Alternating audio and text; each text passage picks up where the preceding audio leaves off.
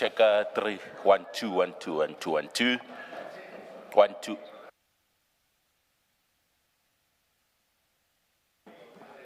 2 1 2 1 2 1 2 1 2 1 2 1 2 1 2 1 2 1 2 1 2 1 2 1 2 1 2 1 2 1 2 1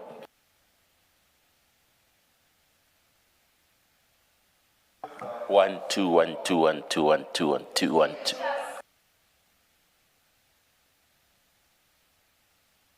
Okay. 1 2 1 2 1 2 1 2.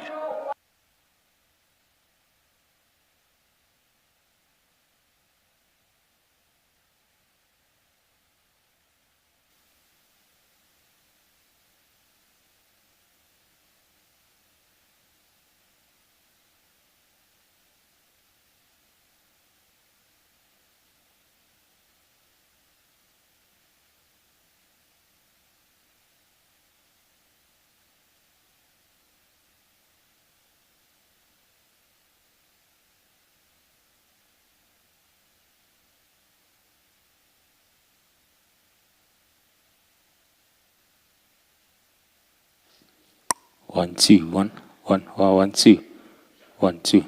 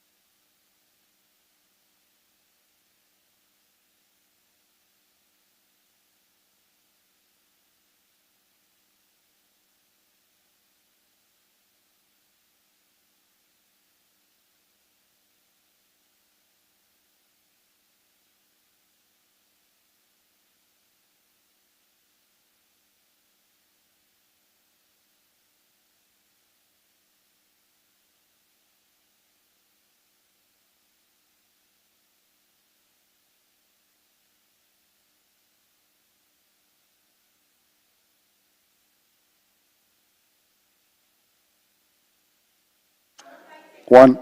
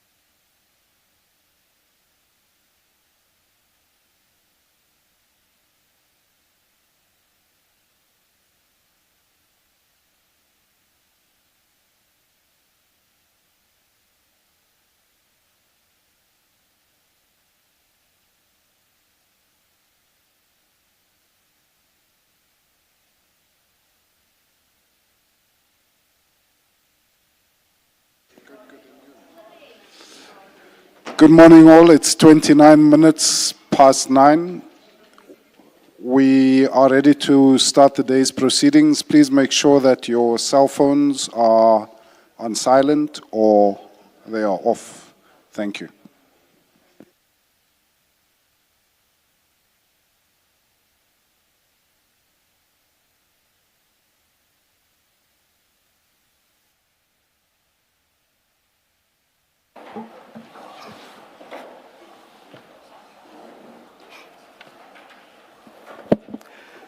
Good morning, Mr. Ramatsekisa. Good morning, Ms. Powe. And good morning, Mr. Sesoko. Good morning, Commissioner. Thank you. Good morning, Chair, Commissioners. The witness this morning is Matthew Sesoko, and the witness is ready to be sworn in. Thank you. Is Matthew Sesoko, are those your full names, or do you want to state your full names? That is correct, Chair. My name is Matthew Sesoko. Thank you. Do you swear that you are going to swear or affirm, or which one? I will swear. Do you swear that the evidence you are going to give is the truth, the whole truth, nothing but the truth? If so, please raise your right hand and say, "So help me God." So help me God. Thank you.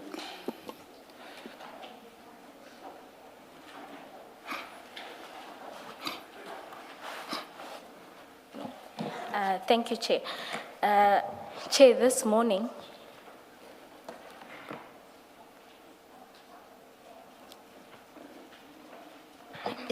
you will, just one housekeeping issue.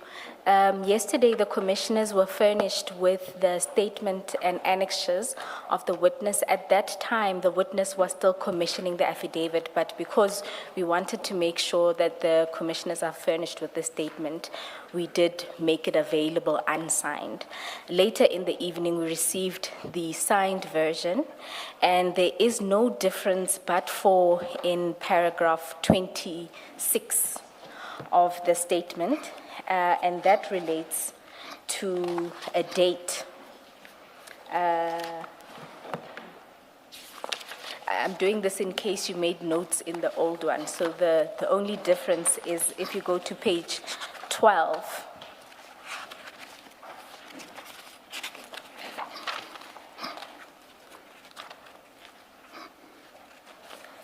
Of the one we were given yesterday, 12 of the one given to us yesterday, It would be paragraph 26. So it will be page 11. yes. Paragraph 26. So the old one, the last sentence, the second last sentence, reads, the Operations Manual version 2.0 was signed by me as Head of Investigations and Operations and by the ID on 16 October 2024, and it was shared with every employee at IDEC. It is in substance and in the manner of its adoption a policy of the unit. The new one inserts the date on which it was shared with all of the employees. And so it says, and it was shared with every employee of IDEC on the 22nd of October 2024 at 11:31. So that's the inclusion.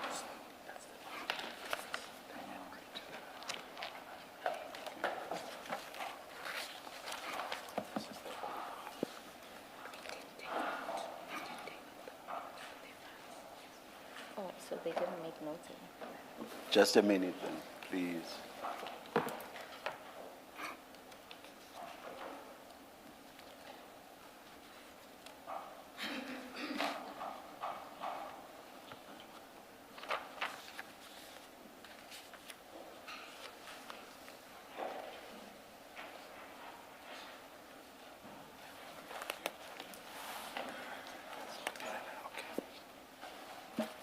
Yes, we are ready. All Thank right, you. thank you. And so whether or not you look at the signed or unsigned, that is really the difference between the two. For this morning, Chair, I can't guarantee for about this afternoon, but certainly this morning we'll be using one file, and that's the statement file with the, they have two files. Oh, I have one file, but I'm advised you have two files, Yes, one yes. containing the statement and the other containing the annexures. Yes. Mr. Sesoko, you also would have two files in front of you, one containing your statement and the other containing your annexures. Can we then go on to just confirm your statement? If you look at the statement file, the first document should be your statement. Can you confirm that this is a statement that you have prepared for purposes of giving your testimony before the commission? That is correct. And if you can go to page 25, is that your signature? That is correct. And do you confirm that the contents of the statement are true and correct to the best of your knowledge? That is correct. All right, thank you. Chair, Commissioners, I've discussed it with the witness, and I have informed the witness that we have read the statement, and so our approach to the statement this morning will be to highlight certain aspects, and then we will focus in on the parts of the operations manual and then his involvement in the cases that the Commission is looking into. Mr. Sesoko, if we can then start at page 2 of your statement where you deal with your background and experience. Can you summarize for us your background and experience with particular reference to paragraph 4 of your statement? Just state only the salient features of your background, your qualifications and your experience, just the salient features, because I see this is quite a lengthy one. Will do so, Chair. We have read everything. Yeah. I will do so, Chair. Basically, my career in the criminal justice system started as a prosecutor. Sorry, maybe before you go there, your current position at IDEC and then move to the All right. other. All right. My current position at IDEC is the National Head of Investigation and Operations. I assumed that position in October of 2021 as a seconded employee from IPID and then formally transferred to the NPA in 2022 December. Before then, I was the head of investigations at IPID, and then I had an illustrious career within IPID and its predecessor, ICD, from 1997 until 2021. And ICD... And before then, My apologies, and ICD is? the ICD is the predecessor to IPID. Yes, it's the Independent Complaints Directorate. Independent Complaints Directorate. Thank you.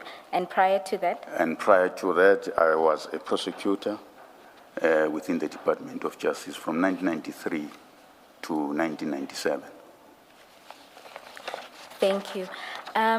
You then say in your statement, after you deal with the various trainings you've attended, that there are two features of your background that will be relevant to what we will be discussing. At paragraph 7 of your statement, can you deal with those two aspects? Thanks, Chair. First, I'm the former head of investigation at IPID. Sorry, so why is the statement? Oh, there it is, okay. Thank you. No, I wanted to ask why it's not being flighted. I see it's on screen now. All right. And together with the former IPID Executive Director, Mr. McBride, I testified before the Zondo Commission about police corruption. When the ID was established, investigation relating to police corruption arising from that testimony were authorized and moved into ID, which is now IDEC, together with certain investigators who worked on those matters. That is how investigators such as Mr. Mansara Peso, Mr. Timani Binang, Mr. Anthony Sihas, and Mr. Stanton Govender came into the IDEC. On the 20th of July 2026, I forwarded to the ID documents that I was able to source relating to discussions between the former ID and the acting executive director of IPID relating to the process of case handover to ID and secondment of IPID investigators in IDEC, then ID. The documents are attached and marked MS01. The bundle of document is a memo from the former ID, Advocate Cronje, and has annexures A to H. Annexure G of the attached document is a list of cases that were requested from IPID. Chair, I put this in the statement because the Commission asked me to deal with this issue, but also importantly that Advocate Johnson testified about it, that he had asked me to get this information, assist her to get the information from IPID. And this is the information I got. Mr. Sesoko, just out of interest, good morning. Are you an attorney or an advocate? No, I'm not either. So you were a prosecutor Yes. and then rose through the ranks Yes. as a prosecutor? Yes, so I moved from prosecution side and went to investigation side. So in your role at IDEC, you cannot prosecute? No. Thank you.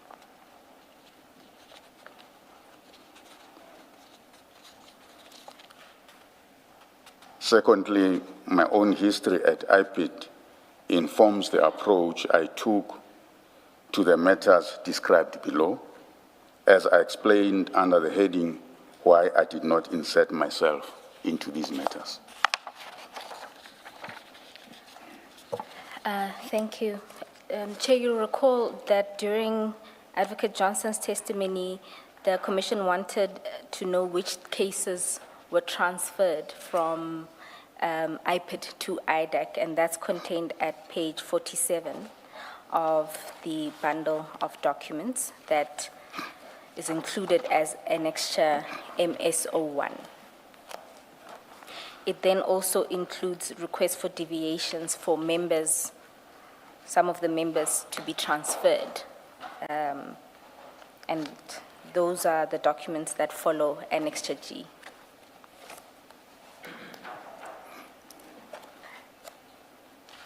You don't have to.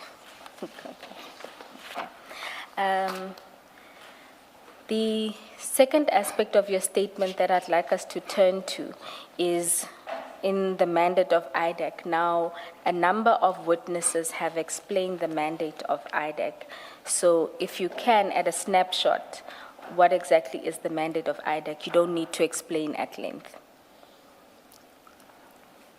So, Chair, the mandate of IDEC is to investigate complex corruption commercial crimes, high-profile commercial crimes, and financial crimes. And those investigations should be looked at within the context of other statutory offenses and common law offenses. But the primary issue is that there must be complex, high-profile corruption, commercial, and financial. And is it that when it's a corruption case, it must have the features of being serious, high-profile, and complex, or is it or each one of those three, serious, high-profile, and complex? Yes, so it must be either of those.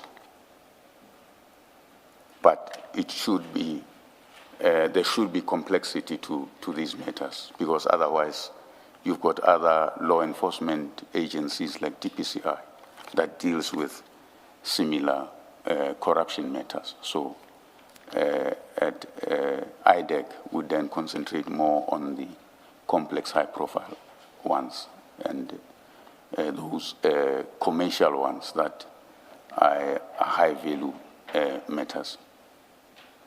Okay, thank you. And then we can then move to the operations, or the operations model of IDEC. And you deal there with it at paragraph 10 of your statement. And I think the DDPP Advocate Sirunye dealt with in some detail on the principle of prosecution-led investigations and what their roles are. But can you, in summary, deal with, at its core, how do you operate within IDEC? So, how we operate at IDEC, Chair? The prosecution-led investigation presupposes that it is a multidisciplinary team that is led by the DDPP. It will have a lead prosecutor, a lead investigator, a lead criminal investigator, a lead financial investigator. Then there will be also other lower-ranking investigators and lower-ranking financial investigators. You'll also have a data analyst as part of the team. In practice, the DDPP will be the one that would normally submit an authorization for investigation to the ID and even propose the team that is to be designated into that investigation to be part of that investigation. Once the ID approves that authorization, then the project manager who is designated to that project will then convene a team meeting of everyone who is part of that team. Then they will start to plan for that project in terms of the investigation and prosecution strategy, and they will then develop a project plan for that investigation. Then there will be taskings that will be issued to the different functionaries who will then execute the taskings as per the project plan.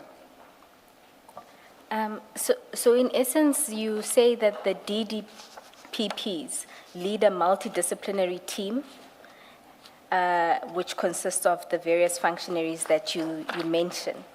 Now, you then say at paragraph 11 that in terms of how the flow of information or how reporting happens, is that then these DDPPs report, one, to the ID, and then in another sense, there are then these operational management committees, That's which you correct. would be the chair of, where they report. That is correct. So the DDPPs report directly to the ID. The operational management meeting, which we call OMC, it's for the management to monitor progress on these investigations as well as the prosecution thereof, and to see that matters progress as per the project plans. And where there are issues that need to be addressed, then there are recommendations made in terms of how this should be addressed. You mentioned the OMC in the past tense. You say you used to chair it. Why the past tense? Yes, Chair, I used to chair it. What happened is that when I came back to work after my unfortunate incident of kidnapping, I found that it had changed. A decision was made that the DDPPs would now chair that committee. Would they rotate because there's what, 4 of them? Or Yes, they would rotate. Not? All right. When did you come back to work for this, to find this new arrangement? I think it was the 13th of January, 2026. And was an explanation given for that? No, there wasn't. Thank you. Advocate Serunye described the relationship between the DDPPs and your office as a dotted line of reporting. Would this new arrangement then change that, or is there any reporting anymore that's done to you? Chair, Or your office, sorry. Chair, there isn't a dotted line of reporting. The DDPPs do not report to me, they report to the ID. What happens is because I'm involved with operations, hence I was chairing that OMC, was just to oversee that all the projects are executed in line with the plans. So in practice, what would happen is that the project managers would then report if there are any issues in the projects, and then they would report to me. I would make interventions to unlock whatever issues that would have been raised with me. And if they needed escalation to the ID, then I would escalate those to the ID. And what would normally happen also is that when the teams are satisfied that investigations are complete and they are ready to enroll a matter, then a meeting would be called. Some colleagues call it the panel, as I had Advocate Serunye testify. A meeting will be called where myself and the ID and the DDPP responsible for that matter will get presentation from the lead prosecutors about that matter, and to assess if their decision to enroll is something that it's valid and based on the factual basis based on their presentation. And then once we are of the view that it's ready to be enrolled, then the ID will give the stamp of approval, and then it will then be enrolled, and the other processes will follow in terms of the takedown and so forth.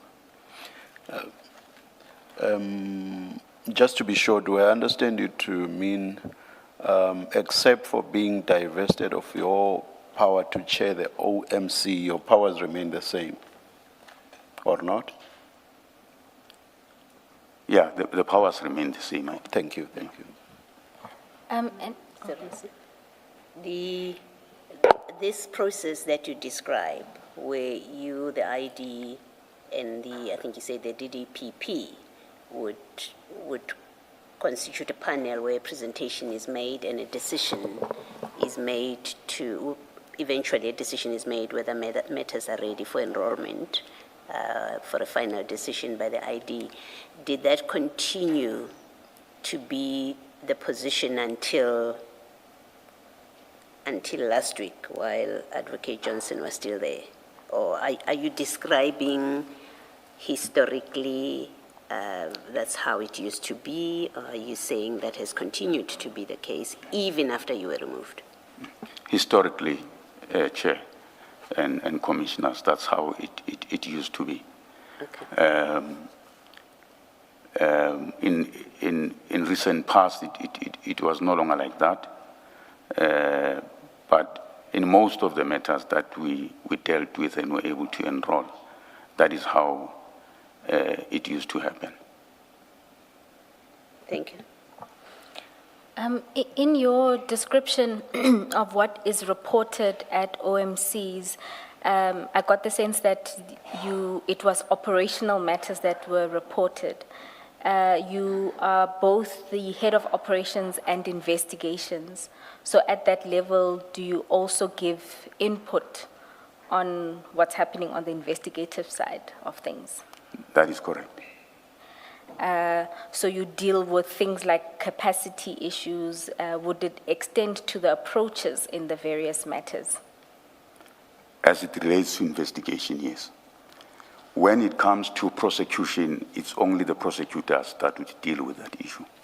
But when it relates to investigation, would make our inputs in relation to that. Please clarify this.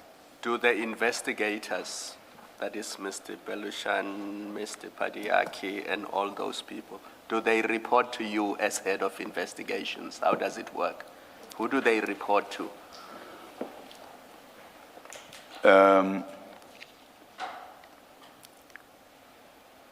Only Mr. Dylan Perumal and Chief Boy reported to me as chiefs. Perumal and who? Boy.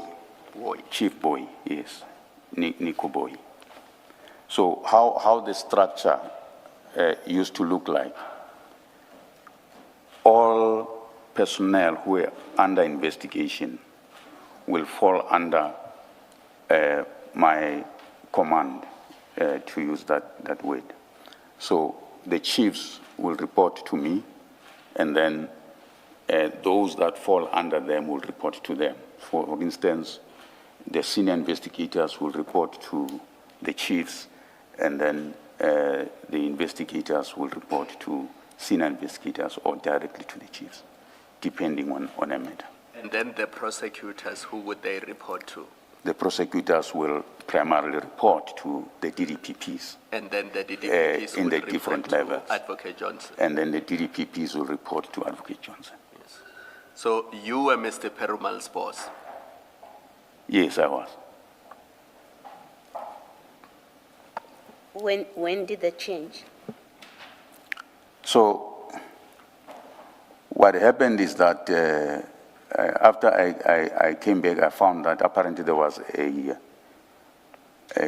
strategic plan that was convened that came with changes to the extent that even the reporting lines were changed. So Chief Boy, Chief Perumal signed their performance agreement with Advocate Johnson, and not with me, as it were previously. So since that plan, they have been reporting directly to the ID, Advocate Johnson? Yes, with their new performance agreement. even though administratively I would sign off on their, which is the letter that the ID issued with me after I raised the issue with her, and then she issued me a delegation letter, basically to deal with administrative issues relating to their work, like leave, travel, and so forth. So you were divested of more than just the power to chair the MOC. Remember, I asked you whether the only power you were divested of was chairing the OMC, and you said yes. So you know, that's my mistake, Chair. Yeah. I didn't think about this one at the time. Yes. Yeah. No, thank you. No problem. Sorry, just lastly. How long were you away from work? You say you came back in January 2026, having been away since when? The incident happened on the 6th or 7th of November. So I was away from work from then until... For about 2 months? About 2 months, yes. Okay. Thank you. So just to be clear, prior to this, the roundabout, I think you said in your statement, the 8th of November, Chief Peramore and Chief Boy reported to you? Yes, they did. Okay, thank you. And then at paragraph 12, we deal with that, the teams don't share the details of each team's matters. And that has been explained. But one thing that I was particularly interested in is what you say about reporting of the ID's matters at OMC. Can you explain what you say there in paragraph 12? So, Chair, there were matters that would come directly to the ID's office. And colloquially in the office, they would call them ID matters. Because the ID would have taken decision on those matters. And in the OMC, they wouldn't be discussed. All other matters will be discussed except for those, because of it was indicated there were sensitive matters. So the CI matters would be one of those where there wasn't discussion really about them, except in those teams where they were dealing with them. Outside of the CI matters, what other matters existed that were deemed ID matters? I think one matter that I can think of is the speaker matter. There's also Project Golden. My apologies, Project? Project Golden. Golden. Okay. Yes. So those were the matters that were authorized from ID's office. But my understanding is that those matters, even though they were authorized from ID's office, for instance, the speaker matter, she did call a meeting. I was part of that meeting, and the assessment of that matter was done with us and the prosecutors. The Project Golden, I wasn't part of that assessment, but I'm informed that the DDPP responsible for that matter did the assessment with the prosecutors, and that's how those matters were authorized. Just to be clear, if the speaker matter, As I understand it, and you've confirmed it now, you were involved in that authorization process. Yes, so the ID called a meeting to say she received this matter and that invited also the prosecutors that they must assess it and then advise her. And then she was in fact advised. We did have a conversation about it. And then I think there was a general consensus that it falls within our mandate. But the prosecutors went further to do further assessment and then advised her that it does fall within our mandate and it should be authorized. And an authorization submission was prepared for her. So although it came in through her office, it ran through the ordinary process Yes. of an evaluation Yes. and recommendation for her to authorize and proper Yes. authorization. Now, with the Golden matter, you say that similarly there, although you weren't involved, a DDP was involved Yes. in the processes. Yes, and other prosecutors. So the only one that is truly different would be the CI matters, because we know from testimony before this commission that it didn't go through any of that process. That's correct. Just ask the Project Golden, you were not part of it because you were excluded or you were not available. I'm just trying to understand why you would have been involved with the speaker matter or referral, and then you don't get involved with Project Golden. Chair, to be honest, I sometimes the decisions that the ID would take, I wouldn't really understand. Sometimes she would say to me, so I forgot to inform you, and then inform me of a matter after the fact that she had taken this decision, you know. So I think it's the same also with Project Golden. From what I understood, she called the deputy, discussed the matter with the deputy, with the prosecutors, and then they then did the assessment and prepared submissions to her for authorization. So is it one of those that she said, I forgot to I'm just trying to understand, you were at work in that period, I assume. Yes. You don't become involved, is it because, does she then subsequently say, I forgot? Or she says nothing, the project just continues to run and you're not involved with it? Yeah, I only got to know about it when I was discussing with the project managers. Then I found out that there is this authorization on Project Golden.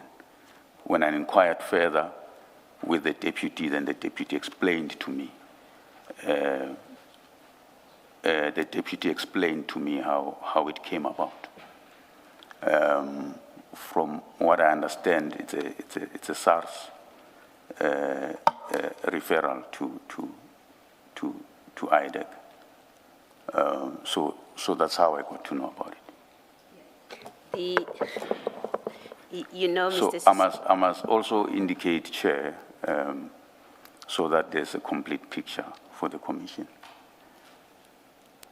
There was a point, I just can't remember exactly when, it might have been 2 years or so earlier, where she called me into a meeting with the management of SARS, and there was a discussion about the same issue, but it was much bigger, from what I understand.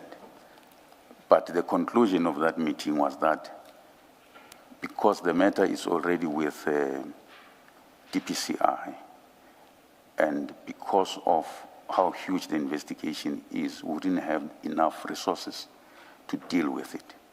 And it was agreed that it will be left with DPCI. So I only learned, it must have been a year later or so, that now it's been authorized. But it's only some part of that, not the entire investigation. I have to ask, and I ask because we now know a lot happened, a lot of wrong happened in the way things were done.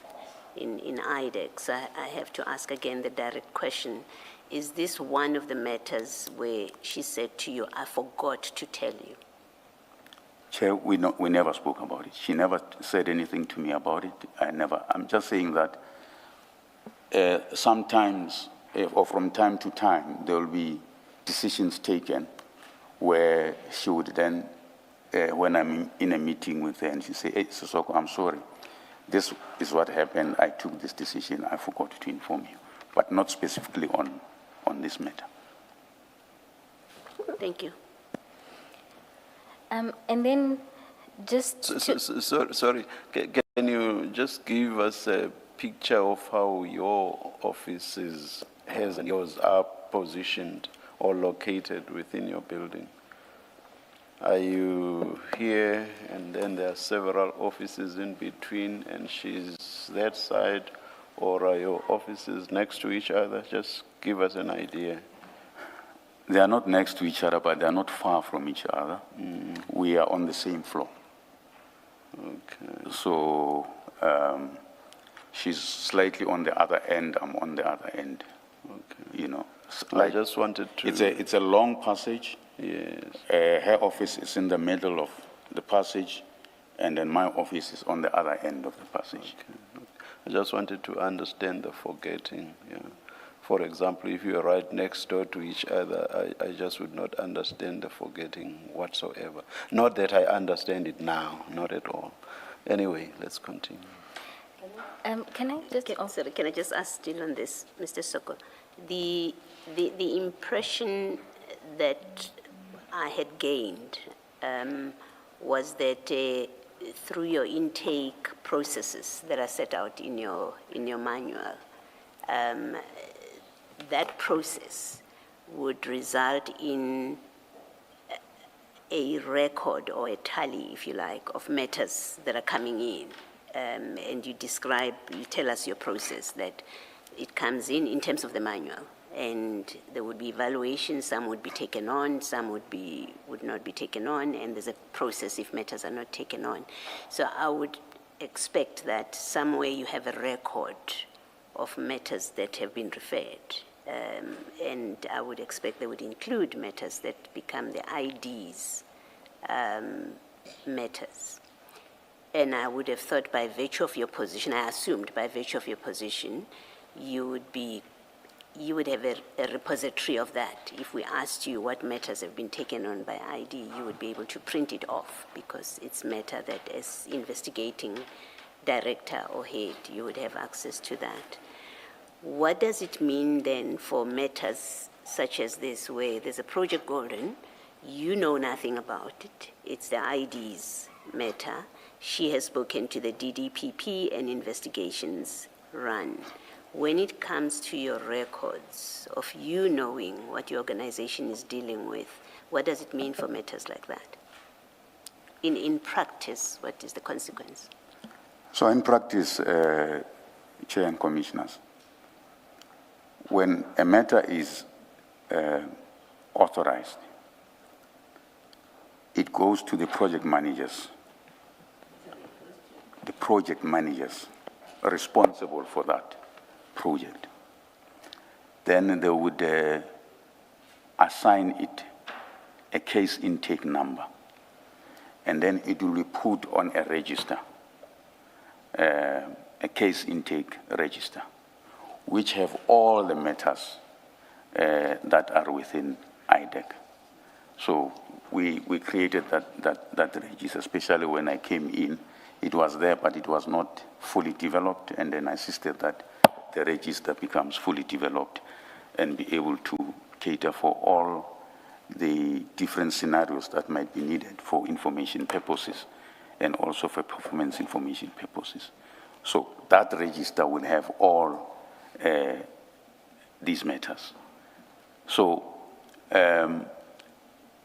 how I get to know, for instance, is when I see in the register does not have full details of the matter, except like in that case, it will say CIN number so and so, and then it's maybe we give it, each project has a name, so it will be Project Golden, for instance, in this case. So when I have a meeting with project managers, then I ask what this matter is about, because I wasn't aware of it. Then they would explain, no, this is what it's about, and I would engage the deputy concerned about it.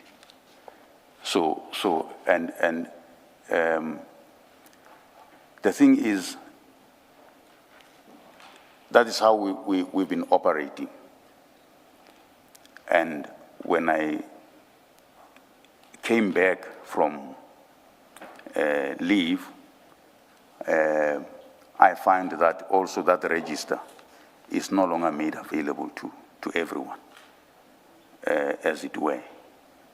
And hence later I talked to a matter that I became aware of, which was authorized in my absence, which I found also concerning. Thank you. That's very helpful. It gives meaning to CI, and I've seen CIN a number of times, and I didn't think it actually stands for something. Case intake number. CIN stands for case intake number. Thank you very much. Thank you. Mr. Sesoko, what I wanted to know, just one more aspect in relation to the 3 cases that were sort of deemed ID matters. The first one, Speaker, if I'm not mistaken, was in 2023. Yes, I think it Correct. was. Now, when you sit at OM, and this ran through the process, as we know, and you were involved in the process. When you then sit at OMC and you no longer get reports about this, was this then raised with the ID?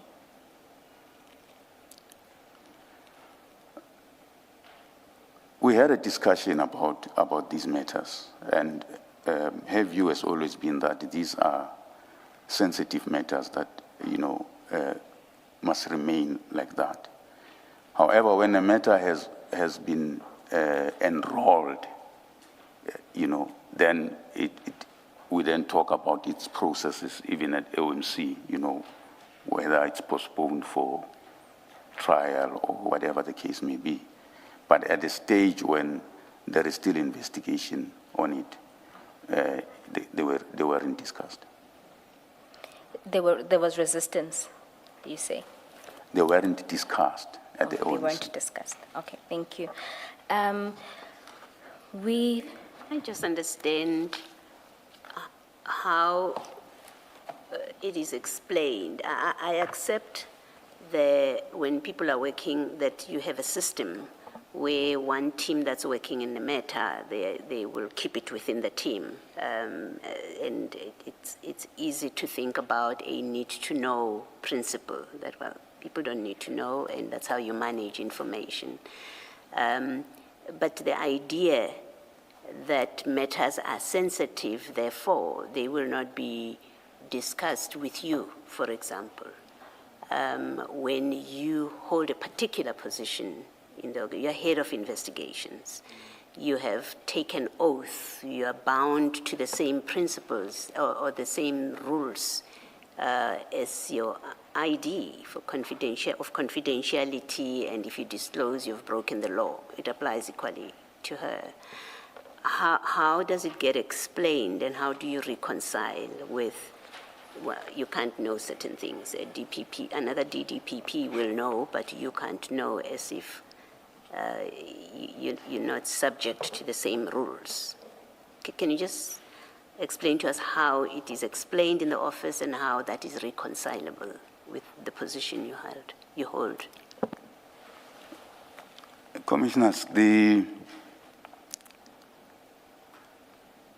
some of those sensitive matters, as it were, like I indicated, like your speaker matter, they were discussed with me.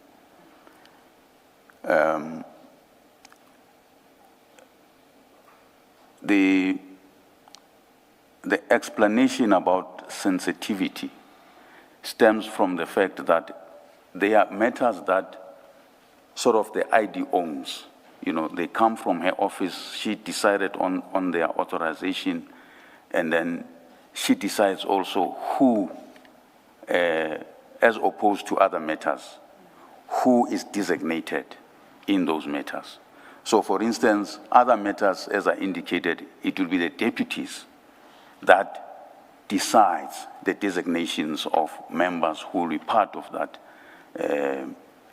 team. However, in those matters, the ID herself will decide who she wants to be in those matters. So that is how it worked. And I would, from time to time, get complaints, for instance, from even deputies that you find there are resources in their projects who have been roped in to the ID matters, and they would want them to task them on other matters, and an investigator, for instance, will say, no, I'm busy with an ID matter, you know, and there would be those kind of issues that I have now to deal with, to say, how do I then assist with resources so that the other projects do not suffer, because some resources are put on those matters. And by that, sorry, and by that you mean they will be taken out of their teams? Because Yes. as I understand it, Yes. they all belong to those 4 teams. So they would be taken out of those teams and plonked elsewhere altogether. Yes, on these projects. Maybe lastly, so it sounds from your explanation, including the answer to the chair, that there was no, or there was no objective criteria. You've told us about the intake process and what criteria and the scoring that you do about matters that eventually get taken or rejected. The ID matters, as you call them, there was no objective organizational criteria. It was entirely up to the ID. She gets a matter and she decides, however she gets it. If it came to her directly, she decides whether this gets treated like the speaker matter or gets treated like your Project Golden matter, where it's entirely up to her to make the decision. Yes, that is correct, Commissioner. And that's why I'm saying not all, in fact, almost all matters were dealt with in line with, what I previously said about, being assessed and so forth, either by me or by my other colleagues, the deputies. But those that she made decisions on, that's where there was that a difference, because the approach would be different as compared to other matters. Thank you. Thanks, Ms. Bond. And just one more question on this. At a stage where it's clear now, I mean, you are now implementing this process where ID matters are not discussed, at a stage that you can't do your job because there are complaints coming in about resources, there are investigations you know nothing about. Do you again raise this as an impediment to your job and your ability to function? Chair, we would always find ways, because what we always understood is that when they came from the ID's office, those are priority matters. So we'll always find ways to make sure that these other projects, still continue with whatever, resources we have, move people around so that they can assist. So for instance, if there is a particular tasking in another matter, and then the resource working on another matter is being used in the ID project, then we would find another resource somewhere to deal with whatever tasking that needs to be done on this other matter. So we'll always find ways to ameliorate that challenge. Okay. Now, you've described in detail the intake process, and we've heard testimony from other witnesses about how it works and how it ordinarily unfolded. Unless the commissioners want to go into detail, my proposal would be, because I think what's different is your explanation of why this multi-level intake process was important.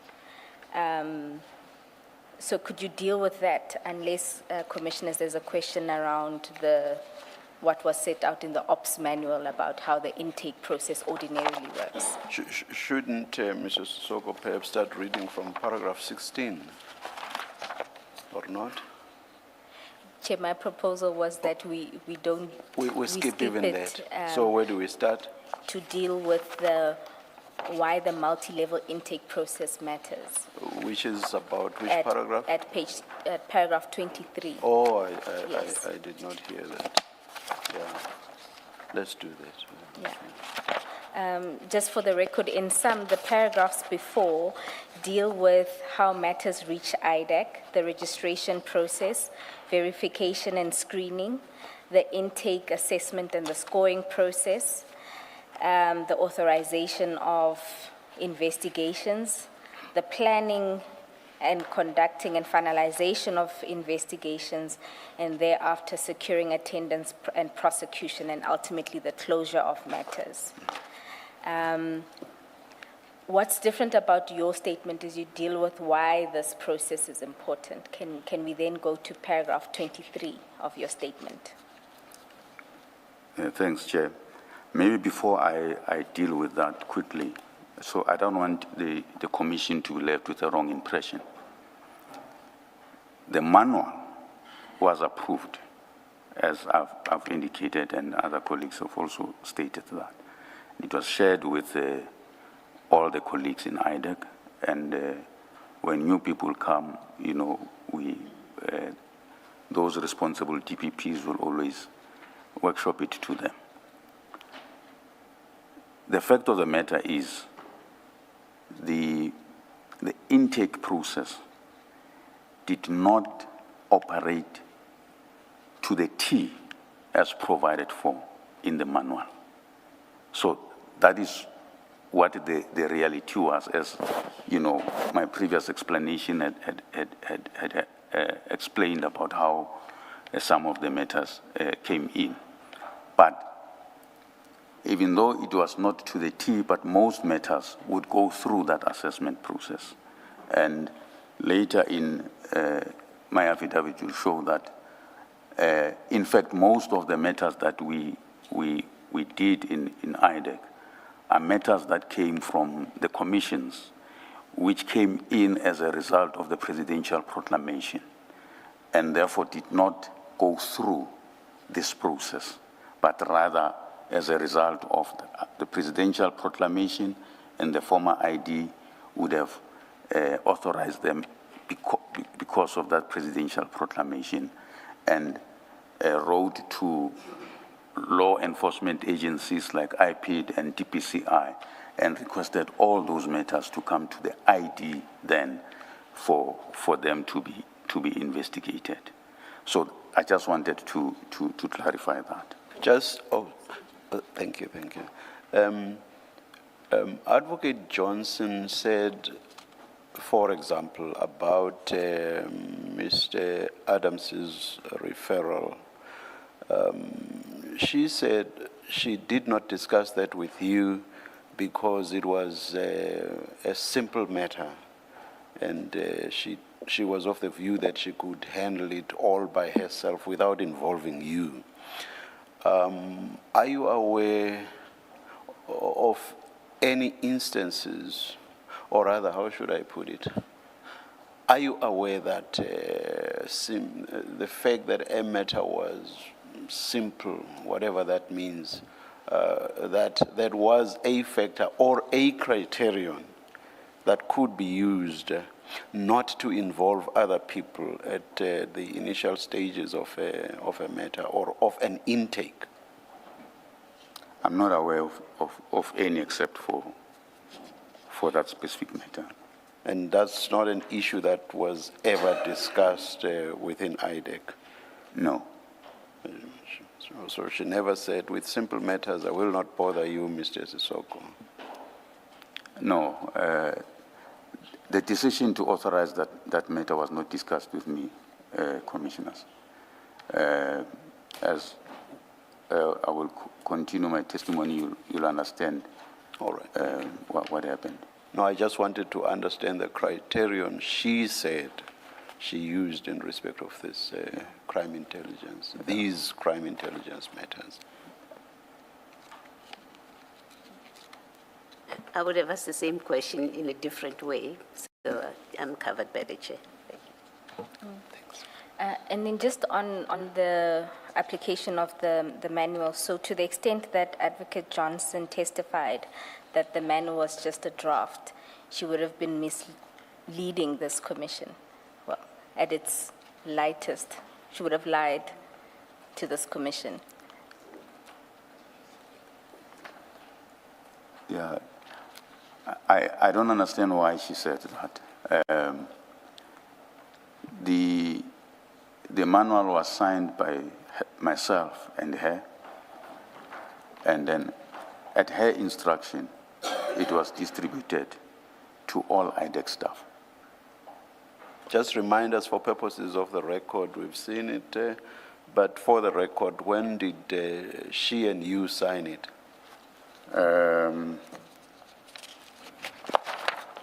I have a date somewhere. I can't remember the paragraph now. But I do indicate that in my affidavit.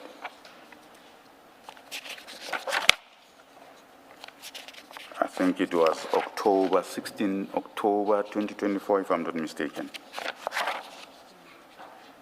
Chair, it is at file 10. Paragraph, but in the affidavit, it's paragraph 26, top of foot of Yes, page, yes, foot of page 11, paragraph 26. top of page 12. Yes, yes. But Ms. Bowe wants to take us to the document itself.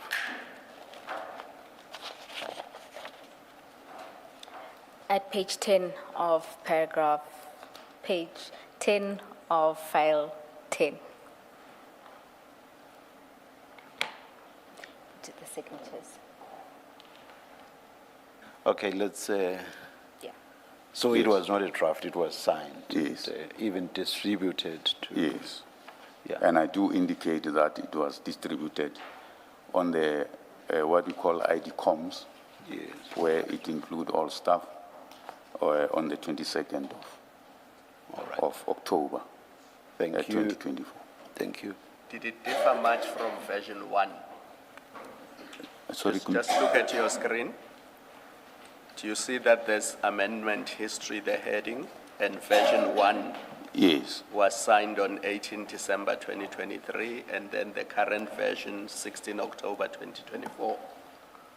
So did the current version differ much from version 1? so Commissioners, version 1 was never signed. Was never signed. It was a discussion document. As you'll see from my affidavit, I indicated that it was a consultative process.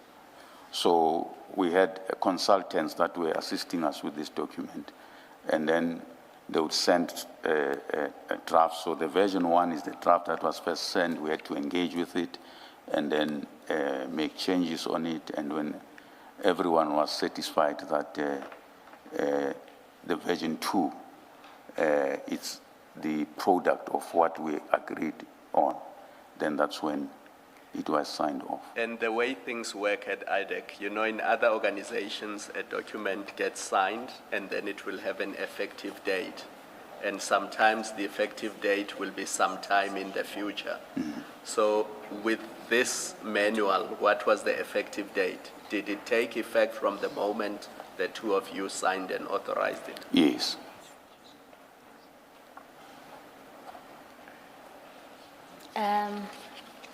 Thank you.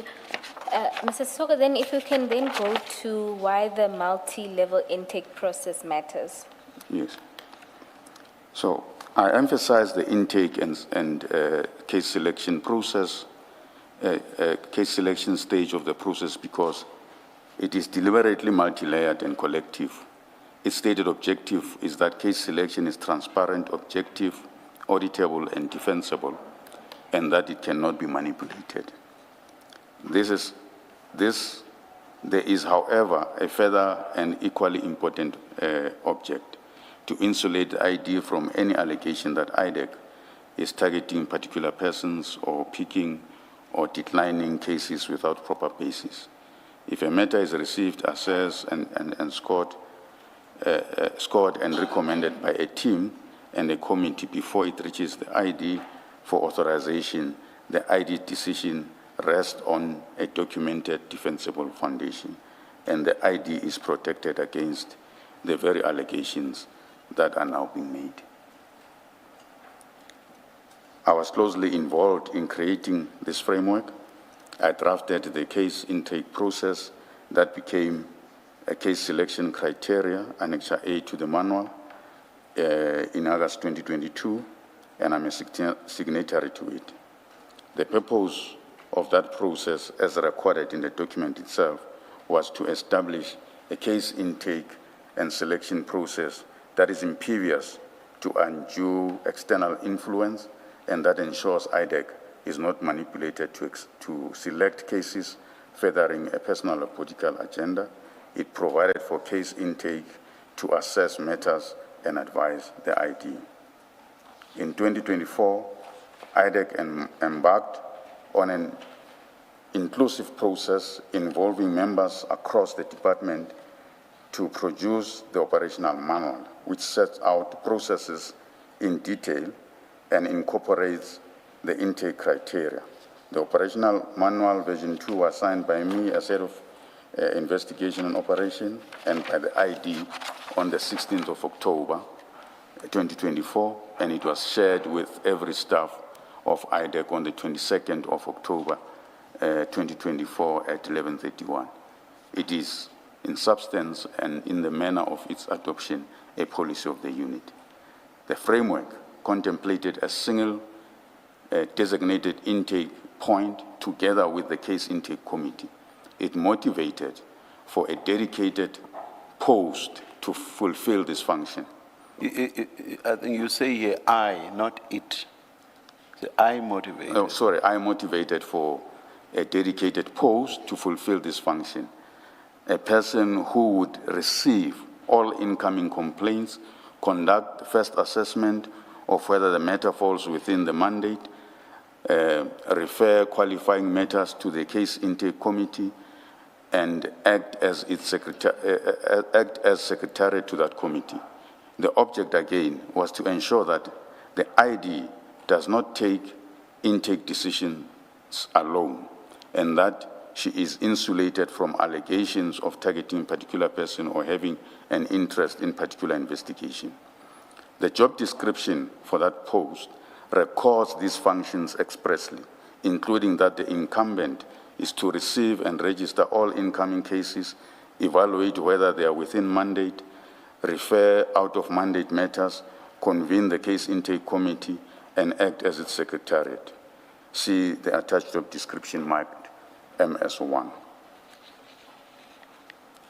I initially designated the post investigating coordinator. Through the organizational development and job evaluation process, it was retitled Deputy Director, IDEC Operations Support, and graded. The post was placed before the job evaluation panel on the 25th of November 2025. The recommendations were approved by the minister on the 31st January 2026. The post was graded at level 12, and feedback on the outcome was provided on the 5th of March 2026. I attached the confirmation of the job grading marked MS2. The process to create and fill that post was, however, not carried through. When I followed up with the organizational development unit, I was informed that they had been instructed to stop the process on the basis that the post would not exist and that the responsibilities would not lie with it, pending a restructuring. The outcome was not communicated to me at the time. I only learned of it on the 27th of July, 2026. You say this in the passive voice. You say you were informed that they had been instructed to stop the process. And who had instructed them? The ID. Thank you.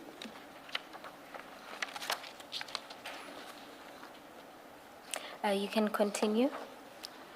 The consequence is that the single intake point and the case intake committee were never fully operationalized. In practice, matters continued to be received directly, mainly through the IDEC spokesperson, including by the ID herself and me, and were not always routed through the collective assessment that the manual and the case intake criteria contemplates. It is against this background that I raise a concern of general application and not as a comment on the guilt or innocence of any person. Where a multi-level intake process is bypassed and a matter is received, assessed, and authorized by ID alone, the very protection that the process was designed to provide objectively, auditably, and the insulation of the ID from allegations of targeting falls away. That, in my respectful view, is the significance of the process for the Commission work.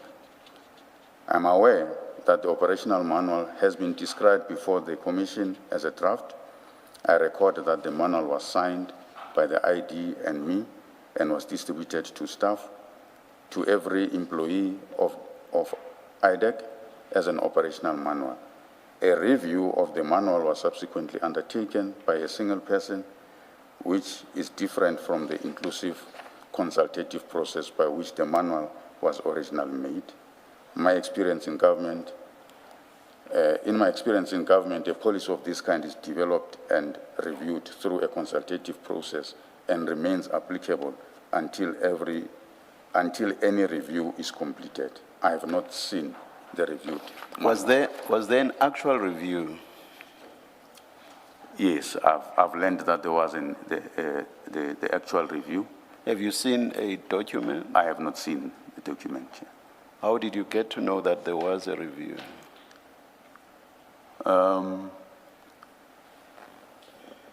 It was discussed in my discussion with the ID. She indicated that she had instructed Advocate Mohammed to do the review.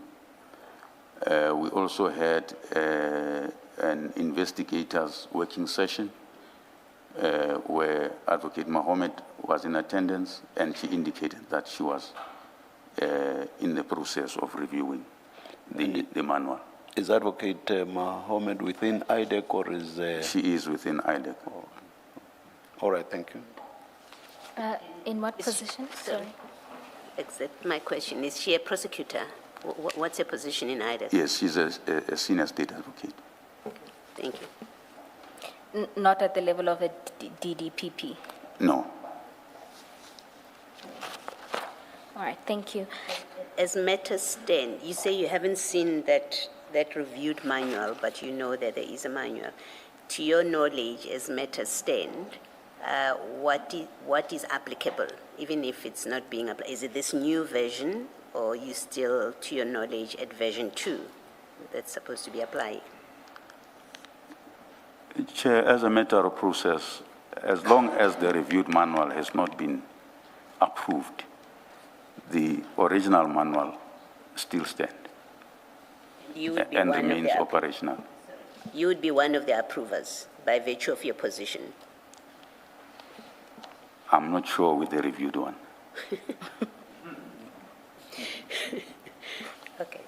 So because I was not part of the review. Okay. Now, I'm just trying to understand. You were a signatory to version 2. Yes. And I have assumed by virtue of your position as the investigator, you are the head of investigations. Yes. So I assume that's why you signed this manual. That is correct, because it was, as I said, a consultative process. And we would discuss extensively also with the ID and the other colleagues. So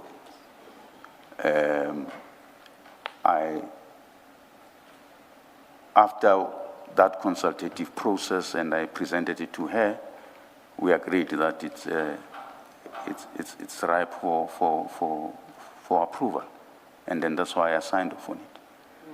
The review process, as I said, I wasn't part of it, so I cannot say to the commissioners now that I was going to sign or not, because I'm not sure. Okay. Thank you. What does the manual say about consequences for failure to follow its processes? Does it say anything at all? Yes, So say, for example, a case comes in, the case assessment report is not there, that CIS process that you mentioned, I hope I'm saying it correctly, if all of those processes are not followed, what does the manual say will be the consequence? I think the manual does allude to the fact that failure to comply may lead to a disciplinary process. But the ID can discipline herself, so if she's the one who's flouting the manual, does the investigation continue even if the processes set out in the manual are not followed? That's really what I'm getting at.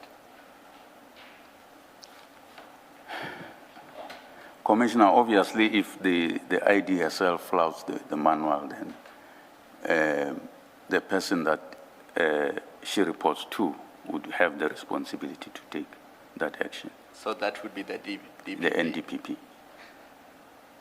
Does the manual say it applies to her or only those below her? Can we just clarify that? Does it apply to everyone at IDEC or only those below the ID? It applies to everyone. Including the ID? Yes. Let me ask a related question. Are exceptions provided for? There is exceptions not to follow the process strictly. Are there provisions for exceptions? Chair, on the top of my head, I can't remember if there were exceptions. But can you? My understanding of yes. the architecture of the NPA Amendment Act is such that the investigating director has got all the powers to decide on anything, including deviating. So, for instance, even with authorization, that she can, Meromutu, decide on an authorization. Can you please look at the manual during the T adjournment and see if the manual itself does provide for exceptions? I hear you on what you say about the Act. Did you refer to a specific section? Yes, it's section 28.1, I think. 20. Yes. Isn't 28.1 about investigations? Yes, on the authorization that she can, Meromutu. But I'm not sure that that answers my question about exceptions with regard to the application of the manual. Yes, no, that does not deal with that. Yeah, I will check the manual as suggested. All right, please, thank you. Mr. Sesoko, you said that I think it was in response to Commissioner Khumalo that it would be the NDPP that would have to deal with that matter. That is correct. And how would the NDPP know? Obviously, there should be reports that go to the NDPP. And the reports would come from the ID? No. If I understand you well, you mean if there is an issue about non-compliance? Yes. Yes. So if there's an issue about non-compliance, it means employees who become aware of the non-compliance, who reports it to the NDPP would have to take action about it. So essentially, employees would have to report to the NDPP. Yes. You know, the natural question that follows is, in these instances, we know there was flouting of this manual, and you were well aware of that. Yes. Did you report to the NDPP? I personally did not report, Chair, but I'm aware that I was informed that there were a number of complaints that were referred to the office of the NDPP, the former NDPP.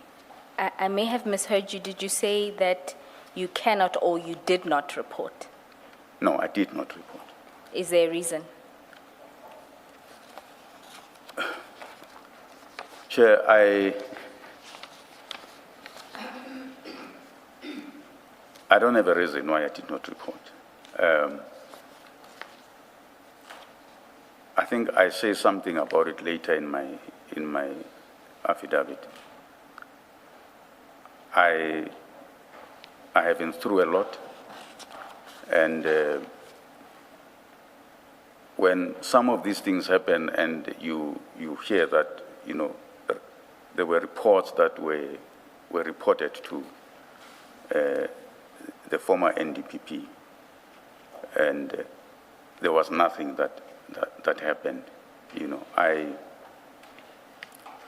just felt that it won't assist me anyway. Now it looks like you were part of the problem.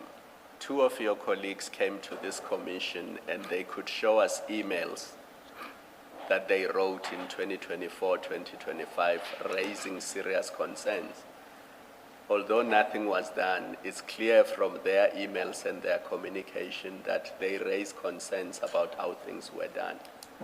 You now have to account to us, and you did not do anything.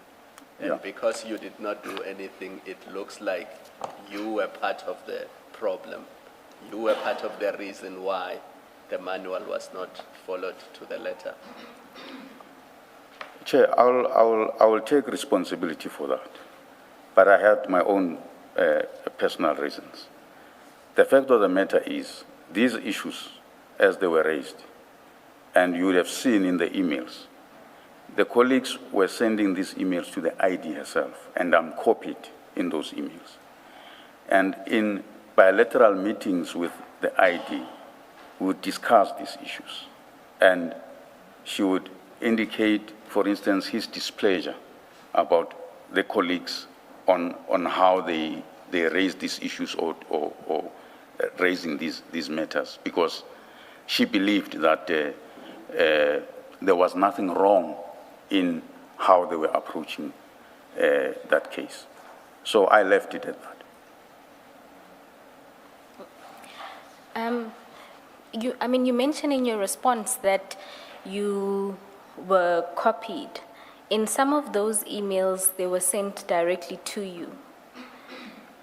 And particularly, I know one of the witnesses, Mr. Rapesu, you would have been also his supervisor, because that would have come out in the investigation side of things. So, and you say that in then discussions with the ID, she would raise displeasure about them raising these issues. And in response to that, then nothing is. Yes, is done. and as it relates to Mr. Rapesu's issues that she raised with me, I took them up with Chief Perumal. And in those discussions, Chief Perumal would make it look like there's a difference of opinion in the investigative approaches. So part of what I would want to do is to try and get the team to be coherent. So I tried to sort of mediate whatever conflict they have about a specific issue and how an issue is dealt with. So that's how I approached it. But I'm sure you could tell that there's a difference between what you call a sort of a difference in approach, or when Chief Perumal says to you, it's more of a difference in approach, that there's a difference between that and blatant disregard of rules, the law. When you are then dealing with those issues and that occurs to you that that's happening, Yeah. surely there's more to be done than just building coherence in the team. So, as far as I can recall, the issues that Rapeso raised with me was in relation to the process of the dockets and the issue relating to one specific witness and how that had been approached, and the instruction from Chief Perumal, which he was uncomfortable with, which, as I said, was discussed with them. But not long after that, that is when he was removed from the investigation.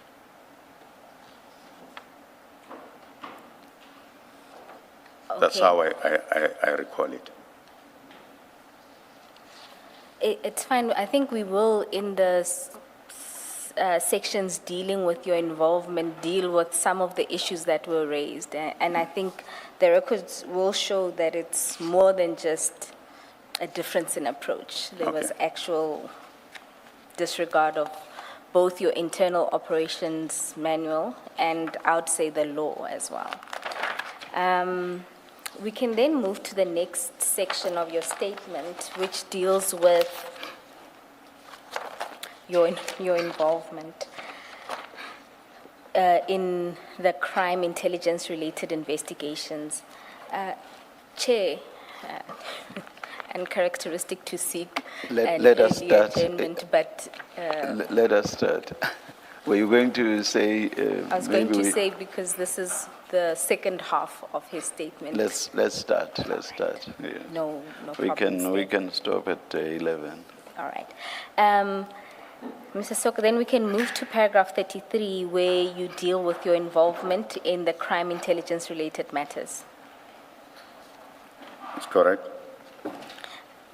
Before dealing with the detail, I stated at the outset that I had no direct or substantial involvement with these matters. I was not included in the team, and in the ordinary course was excluded.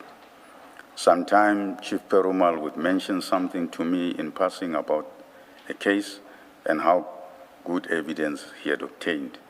I think there were a number of meetings where I was invited, which I cannot remember details of. I came to learn of aspects of the matters largely when complaints were reported. Given the position I hold and the leadership role I ordinarily play, the exclusion was unusual and had not previously occurred in my time at IDEC. I was drawn in only in discrete issues. There were, in essence, 4 occasions on which I had involvement. Assisting Mr. Rapeso to obtain the docket, a meeting convened by the ID to discuss the CI investigation and a report to the minister, a conflict between Advocate Ramsamy and Chief Perumal, and the disciplinary and leak matter concerning Mr. Rapeso. I think it's important to mention which minister. Please reread. Minister Mkunu. Minister of Police Mkunu. I just meant of police. You just said Yes, minister. Minister only. of Police Mkunu. Thank you. You can then deal with the first issue, which is when you were assisting Mr. Rapeso to obtain the dockets. On or about the 6th December, Friday, I received a call from an IDEC investigator, Mr. Rapeso, who informed me that he had been instructed by Chief Dylan Perumal to fetch the dockets containing the allegations against the CI officials from the station, and that he had been told the dockets were held by the inspectorate with General Jacobs. Because of the level involved, he asked me to facilitate. I telephoned General Jacobs and told him that the investigators would like to see him in relation to the dockets in his possession. He did not inquire why. He did not seem surprised. It was a very short conversation, and he said that I could come and see him. I think I meant he could come and see him. At the time, I did not know. He is in Mr. Rapesu. Rapesu, yes. At the time, I did not know whether the investigation was authorized. I assumed that if an instruction to obtain the docket has been given, the investigation must be authorized. I later learned that when Mr. Rapesu sought to collect the dockets, General Jacobs asked for a letter. Mr. Rapesu reverted to Chief Perumal. The ID wrote the letter. The letter was sent to General Sintumule, and she then dealt with General Jacobs, which is how the dockets were ultimately obtained. I was not involved in those later steps and know of them only from what I was subsequently told. I think at this point, we may take the adjournment. Thank you, Chair. Let's adjourn and resume at 11:30.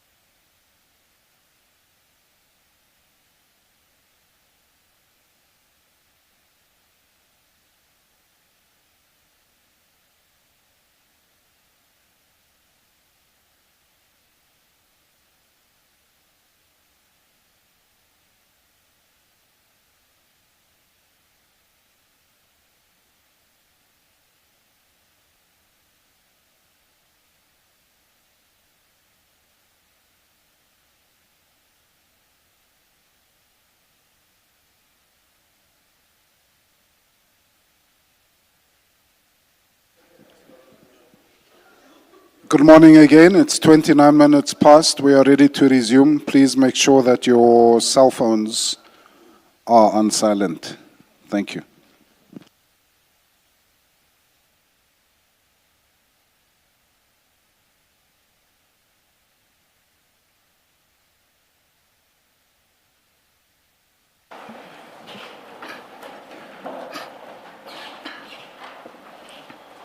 Yes, Ms. Bowe. Chair, just a small matter of housekeeping. I had earlier asked the attorneys to make copies of a set of screenshots. They should be somewhere in front of you, marked CJC 400.29. They'll be added to the next exhibit file. Essentially, there are screenshots of email correspondence involving the CI matters, and these come from Advocate Ramsamy. They are not on the record. They will form part of her upcoming testimony, but I would like to make reference to the fact of her sending the emails at some point during the testimony, so I just thought to provide everyone with it. But it's not for use now. When documents are handed to us at hearings, I always make the request that they should be placed where they should be in the files. I noticed, I think yesterday, that some documents are in the pockets, file pockets on the inside covers, and that this is not always done. This is a request I've always directed at our attorneys, the Commission's attorneys. So it seems we have not always been assisted in this regard. Chair, I'll ensure they not have lunch until they've inserted them properly in your files. Before the tea adjournment, Commissioners, before we return to the statement, Chair had asked the witness to have regard to the operations manual. Perhaps we can start there. Please assist Mr. Sesoko. Thanks, Chair. I think the two issues Chair wanted me to address was the issue of applicability. That issue is addressed in the manual,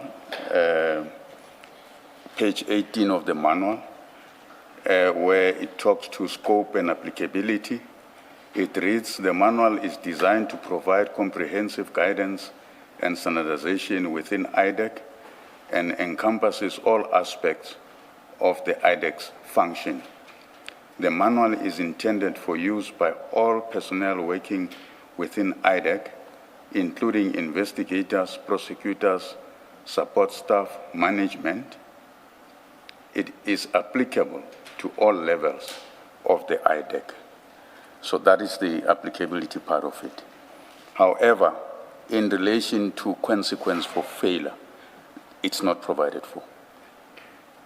And I think I'd also asked a question about whether it provides for exceptions. Oh, yes. I couldn't find anything relating to exception in the manual. Thank you, thank you. Thank you, Chair. Mr. Sesoko, if we can then return to the section that you dealt with before the tea adjournment, and that relates to assisting Mr. Rapesu with the docket. Am I correct to understand that this would have been the first time you learn of the CI matters? That is correct, Chair. The call I received was already after hours. If I'm not mistaken, it should have been around 6, around there in the evening. And as I said, after the conversation with Investigator Rapesu, I called General Jacobs and facilitated that meeting. And then I gave Mr. Rapesu that feedback, as I said, that only later I've learned what transpired after. Yes. My interest is in when he tells you he's seeking these dockets, and he's essentially alerting you of this new investigation. This was the first time you're finding out about that investigation? Yes, it was the first time I found out that there is such an investigation. As I said, that when he said that he got the instruction from Chief Perumal that he must get the dockets, and he's been to a station, the station said, informed him that they are with inspectorate. And that is why he was asking for me to assist for the facilitation. I assumed at the time that it must be authorized, because otherwise why would you go and look for the dockets without an authorization? But I did not have that discussion with him. All what I did was, because he's asking me to facilitate, I just facilitated that. And then, of course, I learned later that there was this matter which has been authorized. So in this instance, you are now finding out that there is Chief Perumal is issuing instructions related to an investigation you know nothing about. Yeah. And then at this time, Chief Perumal was reporting to you, is Yes. that correct? Did you then go to Chief Perumal and say, what is this investigation? Yes, I think subsequent to that, we would have had a discussion with Chief Perumal. And as usual, with these matters where he says, no, it's a matter that comes from ID's office, who are investigating CI. Oh, So that would have been subsequent to my discussion with Mr. Rapiso. In any event, I would have expected that Chief Perumal would brief me about it. But as I said, that it was a test conversation about it to say it's a CI investigation authorized by ID, and there is a team already working on it. And in this instance, did you then approach the ID to inquire about it? No, I did not approach the ID to Okay. inquire about it. Thank you. I think then you can move on in your statement. Okay. I assume then that you did not see the Section 27 referral. No, I did not see a section. I had not seen anything in relation to the matter at that point. I did not see anything in relation to the matter. I think the first time I saw anything about it, it would have been in one of the meetings where there was a presentation, if my memory serves me well.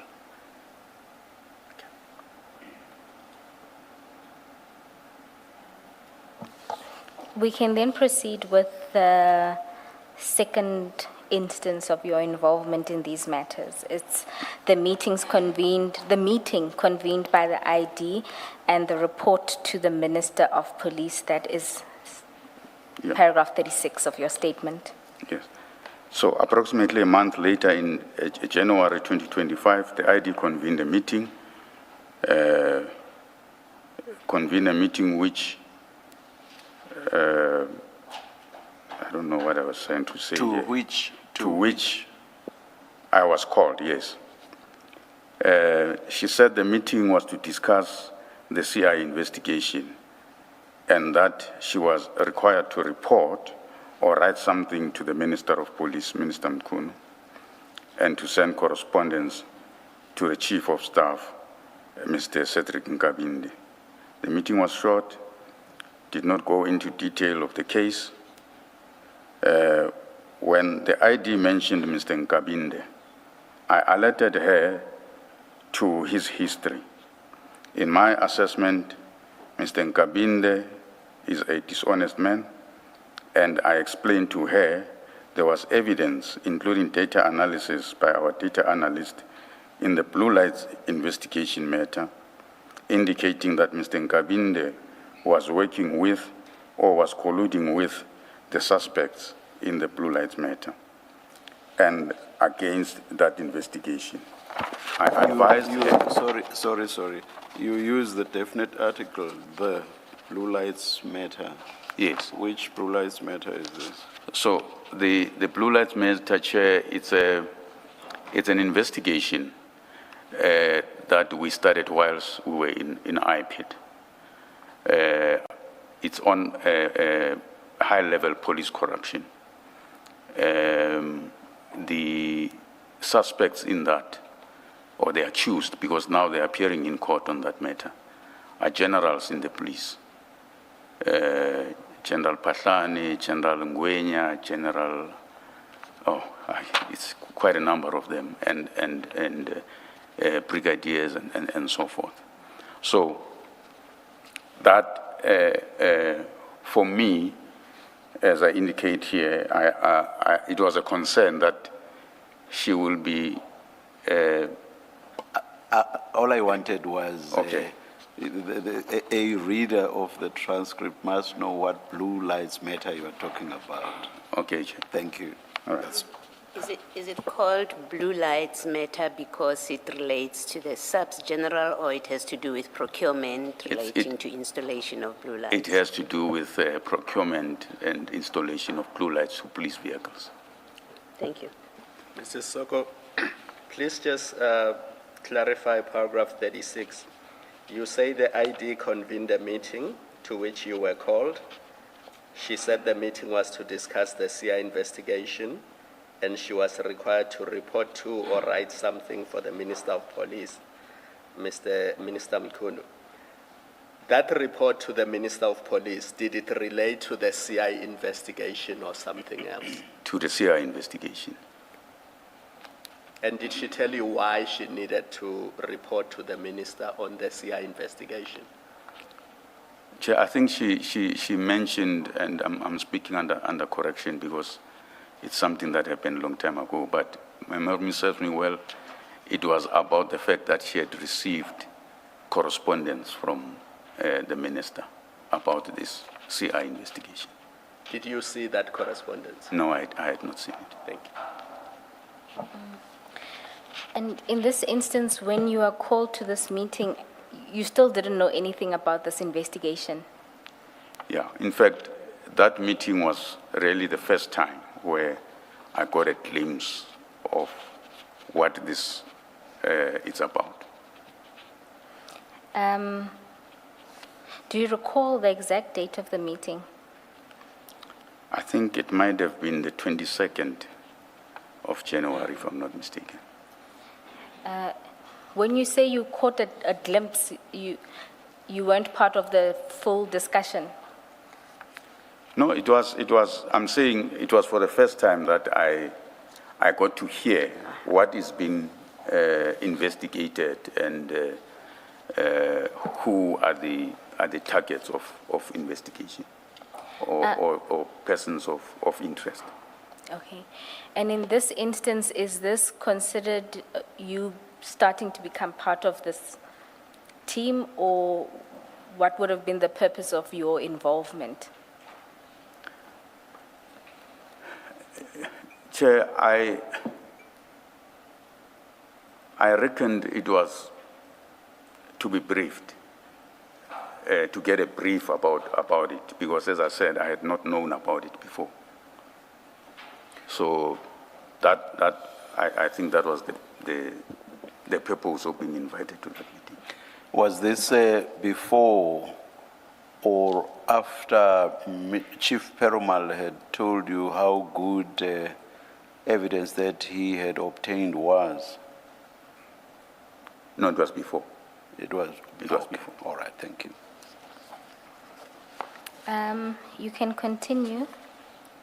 You were at the last sentence. I where advised her to be careful. Advised her. Yes.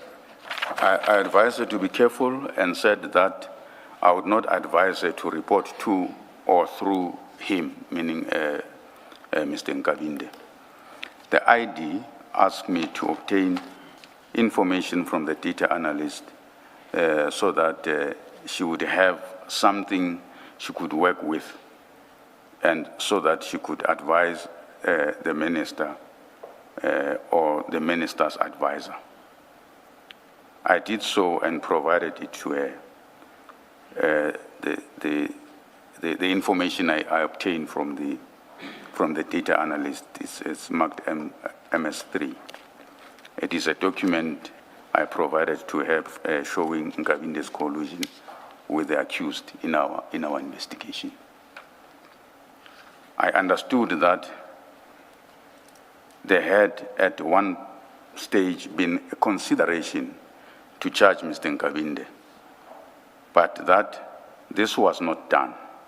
The DPP at the time, Advocate Low, decided to defer the question of Mr. Nkabinde and focus on the matters involving the police generals and other police officials and service provider, in part out of concern about possible Section 342A of the Criminal Procedure Act application to remove the matter from the court roll.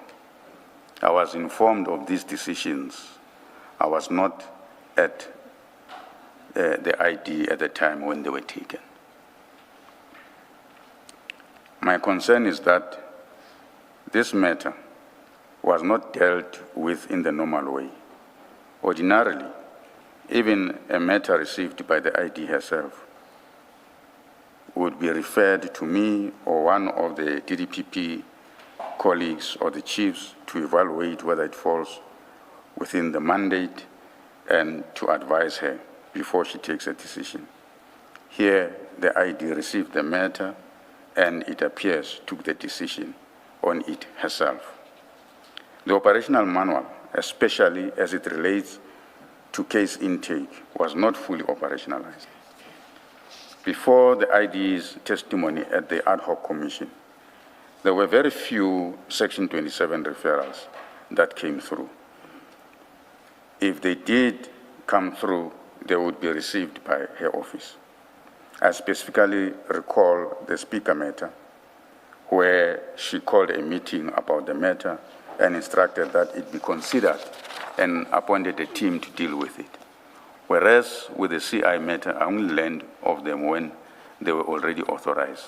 They were not discussed with me before they were authorized. I did not see Honorable Adams' Section 27 referral either. Even when Advocate Surunye asked me about it, I informed him that I did not see it. By way of context, on referrals generally, historically, most of our matters flowed from the Zondo Commission, Mpati Commission, and the Nugent Commission, in respect of which the former ID had already granted sweeping authorizations under the presidential proclamation establishing the ID. Attached is the presidential proclamation marked MS4. There was therefore no need for Section 27 referral. As per practice, most matters are referred to the DDPPs, who then prepare a submission to the ID for authorization.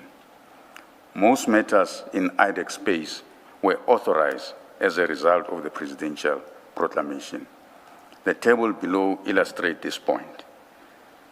So the table shows that the security cluster and commission matters are 137 in number, which represent 88% of matters that are within IDEC.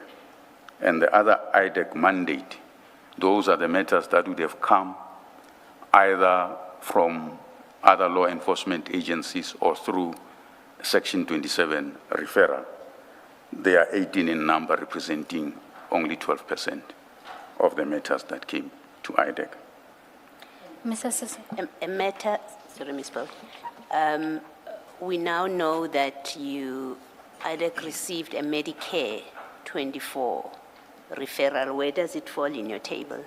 It will fall under the IDEC matters, IDEC mandate matters. Mr. Sesoko, you say that very few Section 27 referrals from previous witnesses. What we heard was that there was only one other referral prior to this. Is that your recollection? And that would have been the speaker matter. And that the one that comes under Medicare would have been the third. No, as I said, I'm working from our register. This statistical information comes from the register. As I said, that these IDEC mandate matters, which are 18, would be matters that either come from law enforcement, which they refer to us, or they come as a result of Section 27 referral. The ones that are Section 27 referral that I can think of right away is like your speaker matter, your Project Golden, and which one am I missing now? Yes, the Medicare one. Does the register delineate with that number of 18 which ones were Section 27 referrals and which ones emanated from other law enforcement agencies? No, the register will show that these matters are the matters that came after those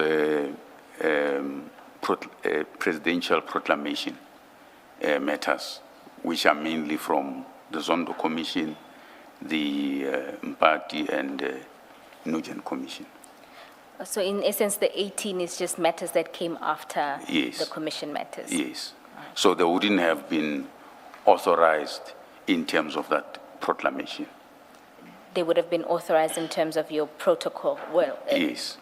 except for Project Golden and Yes. the speaker matter. Yes, and of course the CI matters. Excuse me? And the CI Oh, the matter. CI yes, of course. All right, thank you. You can proceed with paragraph 44.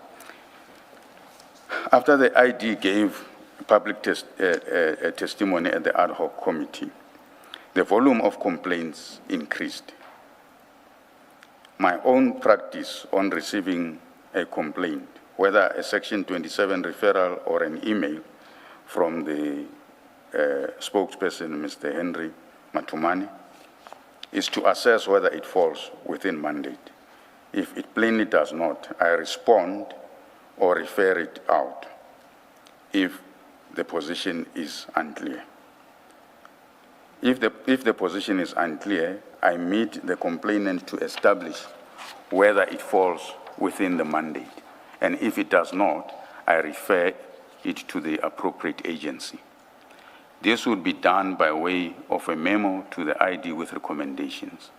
Of the matters I have received, I recommended only one for authorization. Attached MS5 is the register of matters that went through my office or I became aware of. Of the 27 matters that were recorded in the register, 13 of them were received by me. I only recommended one for authorization. Chief Boy received 5 matters and Chief Perumal received 10 matters. At the time when the CI matters were authorized, I was on duty and no one was acting in my position. I went on sick leave on the 10th of November after I was kidnapped. Then Chief Perumal was appointed to act in my position until I returned to work on the 13th of January 2026. Just to understand, the matters that Chief Boy authorized, when would that have been?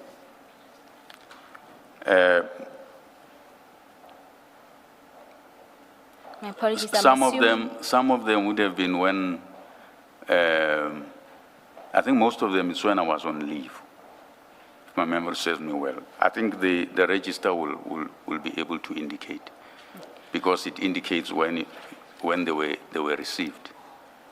The MS5 would show when they were received either by me or Chief Perumal or Chief Boy, and what was done with those matters.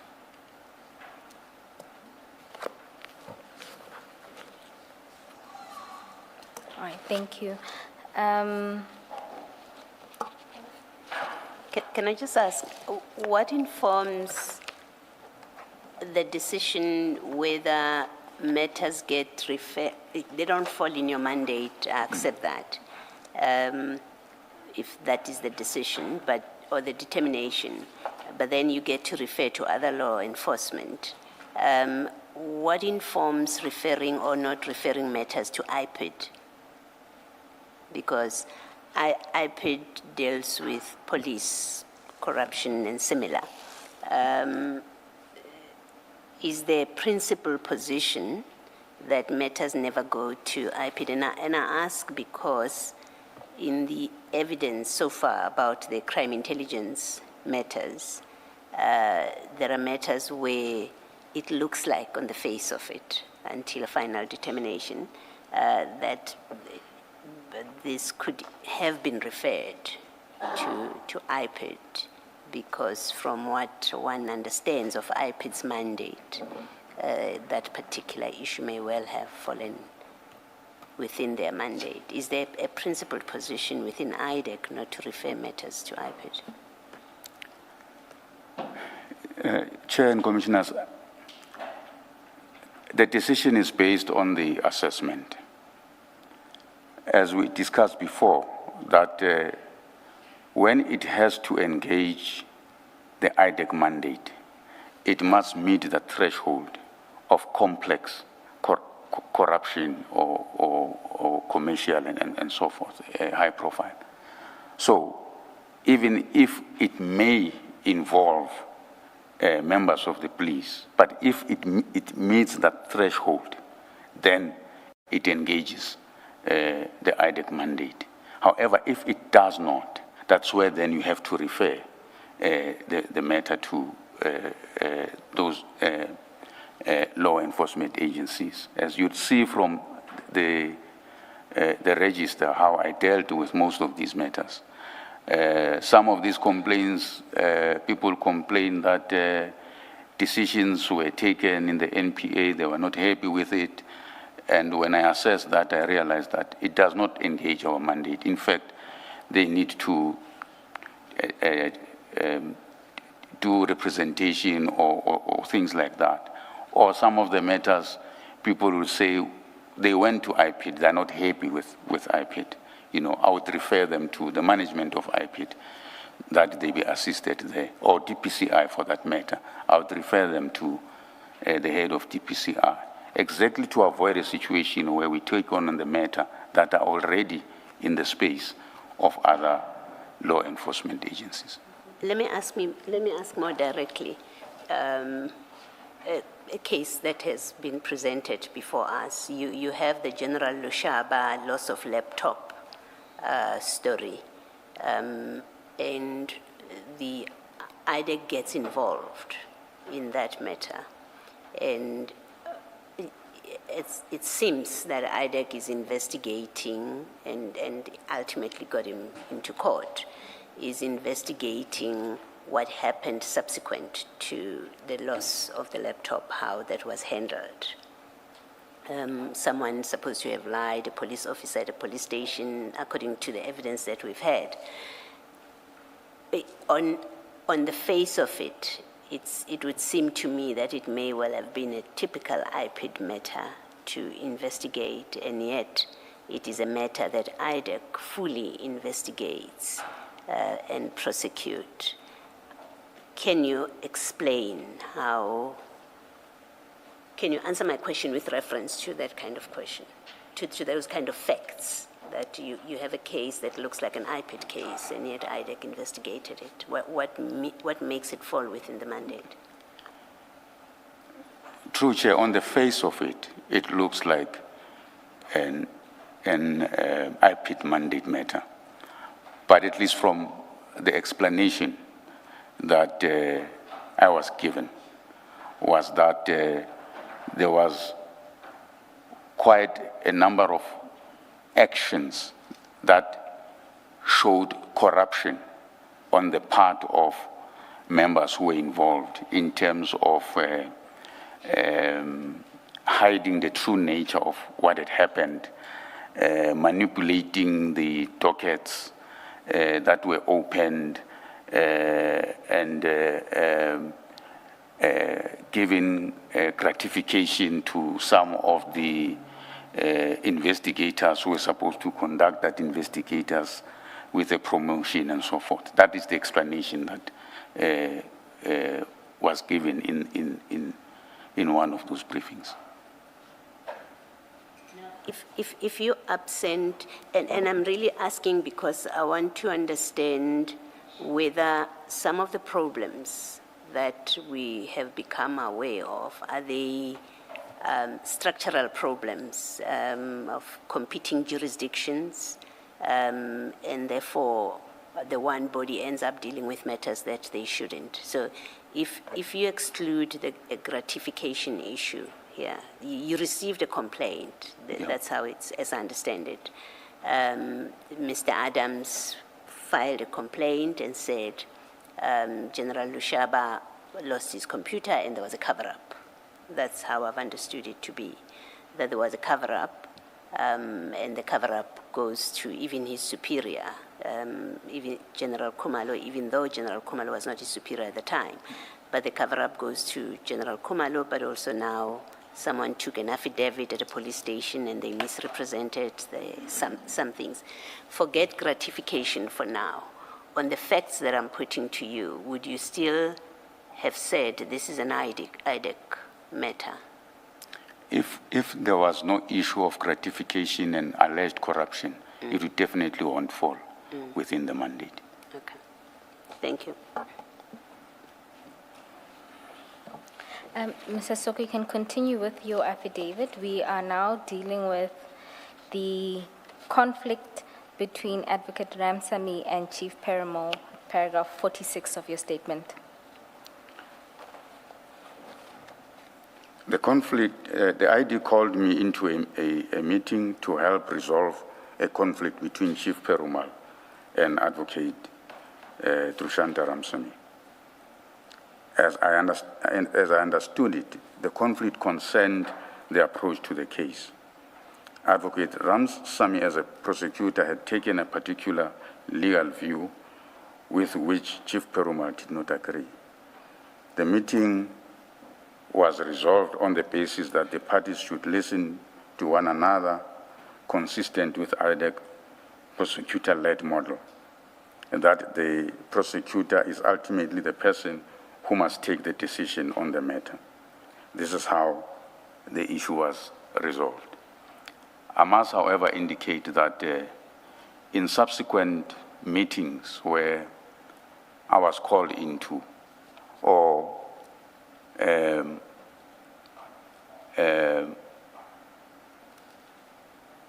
brought to my attention, it appeared that these conflicts continued. And Advocate Ramsamy was concerned that as a prosecutor, her views seemed to be overruled by those of Chief Perumal, and that the ID seemed to take more the side of Chief Perumal than her side.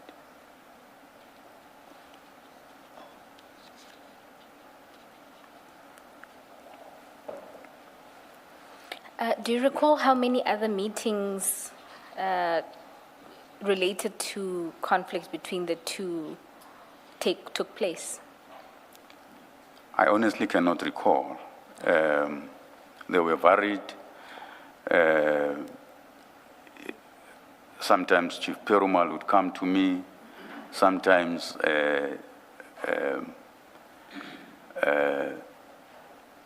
Advocate Ramsamy would come to me, would have a discussion with the ID, you know, so they were varied. I think because of that and the fact that Chief Perumal was not happy with Advocate Ramsamy, ultimately she was also removed from the matters. Did you not supervise Chief Perumal's work? I mean, if there was conflict between him and the lead prosecutor in the matter, because he reported to you, was that not an opportunity to then look at what he has done and supervise him and provide guidance? Chair, we would have a discussion about these conflicts, as I said. And in the nature of how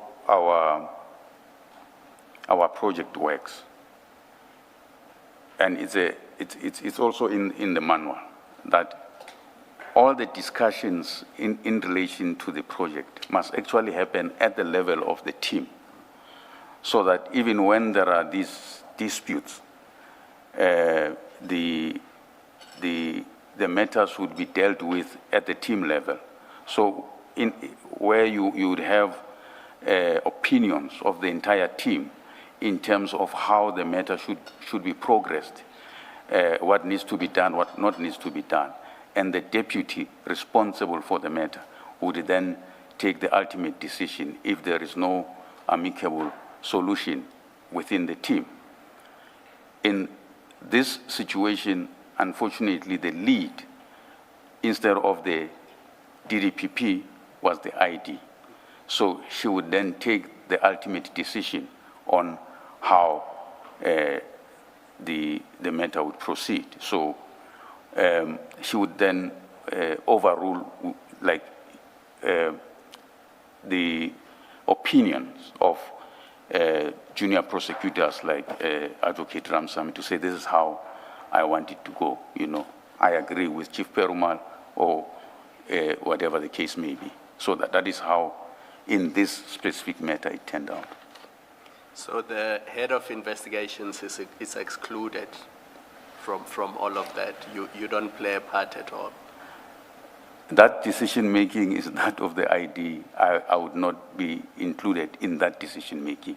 We can have a discussion, but you ultimately take a decision. This is how it is going to happen, and it would happen that way.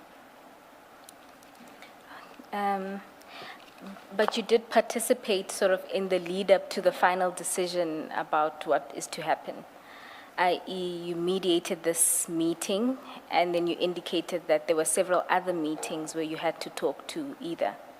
Yes.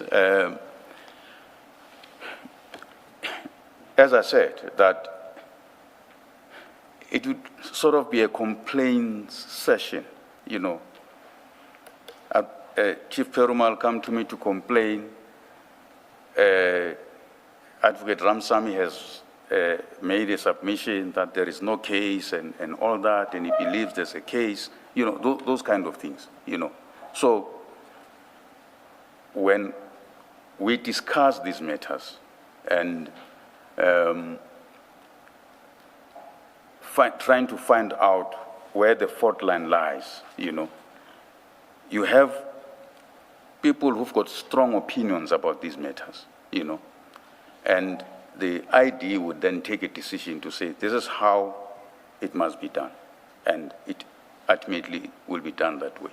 So that is why the decision to proceed the way these matters were proceeded with, the decision to enroll, all these decisions were done by the ID. Right, thank you. We can then proceed to the next topic, which is the disciplinary and leak matter concerning Mr. Rapesu. That's at paragraph 47 of your affidavit. Yeah. The last occasion on which I was involved arose when the ID convened a meeting and informed us that she had received a call from Mr. Nkabinde. Mr. Nkabinde alleged that Mr. Rapesu had telephoned him and informed him that IDEC was conducting an investigation against him and that Mr. Brian Badiache was the investigator. In other words, Mr. Rapesu had leaked information to Mr. Nkabinde, present at the meeting were me, Chief Perumal, Mr. Rapesu, and Mr. Rapesu. Mr. Rapesu denied that he had called Mr. Nkabinde, deposed to an affidavit confirming that he never done so, and offered his cell phone and to take a polygraph test to demonstrate his innocence. I was tasked by the ID to refer the matter to our Security Management Services, SMS, to arrange a polygraph. The SMS began the process by referring the request to the State Security Agency, but then reverted to us to say the State Security Agency does not conduct polygraph tests for internal disciplinary matters, and that if IDEC wished to have one conducted, it would have to procure the services itself. That was never achieved, and the matter was left there. Mr. Rapesu continued to ask about progress, and I gave him what I knew through his supervisor. I was later told that he had lodged the grievance about the issue. I subsequently learned that the grievance had been dismissed on the grounds of a time lapse. At the time I was asked to facilitate the polygraph, I received a report from one of our investigators, Mr. Ndombalo, who had been tasked to investigate the alleged leak. The report recorded that Mr. Nkabinde was refusing to provide a sworn statement about the alleged leak. The ID wrote a letter to Mr. Nkabinde calling on him to provide a statement, and if he's not willing, indicate so in writing. Attached is a letter from the ID marked MS6. Mr. Nkabinde responded to the ID letter with the email dated 27 March 2025. The email is attached as MS7. The ID further wrote to the advisor to the minister, Advocate Pikoli, raising frustration about Mr. Nkabinde's failure to provide a statement. The letter is attached as MS8. Mr. Mbalo expressed that Mr. Rapesu would have leaked the information. Alternatively, that Mr. Binang would have done so, allegedly because he learned that I revealed information to Mr. Binang. Attached is the report by Mr. Mbalo marked MS9. On my reading of the report, I was convinced that it insinuated that I'm also a suspect for leaking the information. So when communicating with SMS, I advised them that I was also volunteering to be subjected to polygraph test based on paragraph 4.2 of the findings of the report. Attached is the email dated 25 June 2025 to SMS marked MS10 communicating same. The obvious difficulty with that report is that the allegation was that ID herself received the call from Mr. Nkabinde. There's no indication in the report that a statement was obtained from the ID about the allegations. And to obtain the records of the alleged call to her, nor were the records of Mr. Rapesu, Mr. Binang, or me obtained. I recently learned a further step that I regard as irregular. While I was on sick leave in January 2026, an investigation was authorized within IDEC in terms of Section 2813 of the NPA Act against Mr. Rapesu for leaking information. The authorization was for the contravention of Section 41(6) of the NPA Act. The application memo indicates that it is from Chief Perumal, even though his signature is not in the memo, and it is authorized by the ID. Attached marked MS11 is the application for authorization. This offense is definitely not within the IDEC mandate and should not have been authorized in IDEC. I regard this as odd for 4 reasons. First, Section 41(6) investigation of this kind is not an IDEC mandate. Second, the ID herself received the initial complaint from Mr. Nkabinde. From Mr. Nkabinde would appear to be conflicted in authorizing an investigation arising from it. She's actually the complainant because Yes. Mr. Nkabinde is not the complainant. Yes, yes, So in a 41(6), the ID is the complainant. yes, yes. So that's why I'm raising that. Third, Chief Perumal, as a witness in the investigation, cannot apply for authorization. Fourth, so maybe to explain this, when the ID called that meeting, she indicated that when she received the call, she was with Chief Perumal and Chief Investigator Padiachi.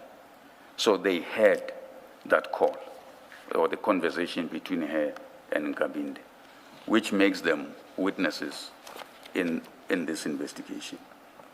So that's why I'm saying that Chief Perumal, as a witness in that investigation, cannot apply for the authorization. Fourth, Had the ID put the call on speaker, or how would they have heard? yes, that's what she indicated. All right, thank you. Fourth, there is no indication that the former IPID officials who are alleged to have attended a meeting with me were approached for their statement. When I returned from leave, Chief Perumal briefed me on the referrals he had dealt with in my absence. So those referrals are those that will be on MS5 that he had dealt with. But he did not mention this one.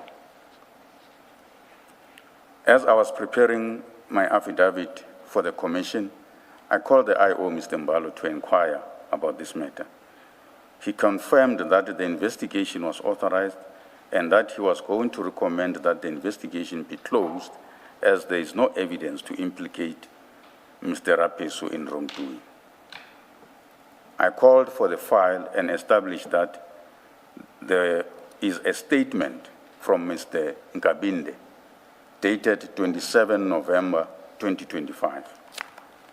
Mr. Nkabinde, who had refused to provide a statement, now deposed to an affidavit which expanded the allegation to implicate me, asserting in substance that on learning of his appointment as Chief of Staff, I had convened a meeting and asked investigators to investigate him and to find anything they could against him. I deny that allegation. Mr. Nkabinde's statement is attached and marked MS-12. What I find odd is that the colleagues who are alleged to have been in a meeting with me are not approached for their statement to corroborate this allegation. I also established that only a subpoena for the cell phone records of Mr. Nkabinde and Rapesu were requested. They were analyzed by Digital Forensics South Africa, and their report confirmed that there is no record of the calls either from Mr. Rapesu's phone or Mr. Nkabinde's phone. No cell phone records were obtained for the ID phone to confirm that the call was indeed made to her.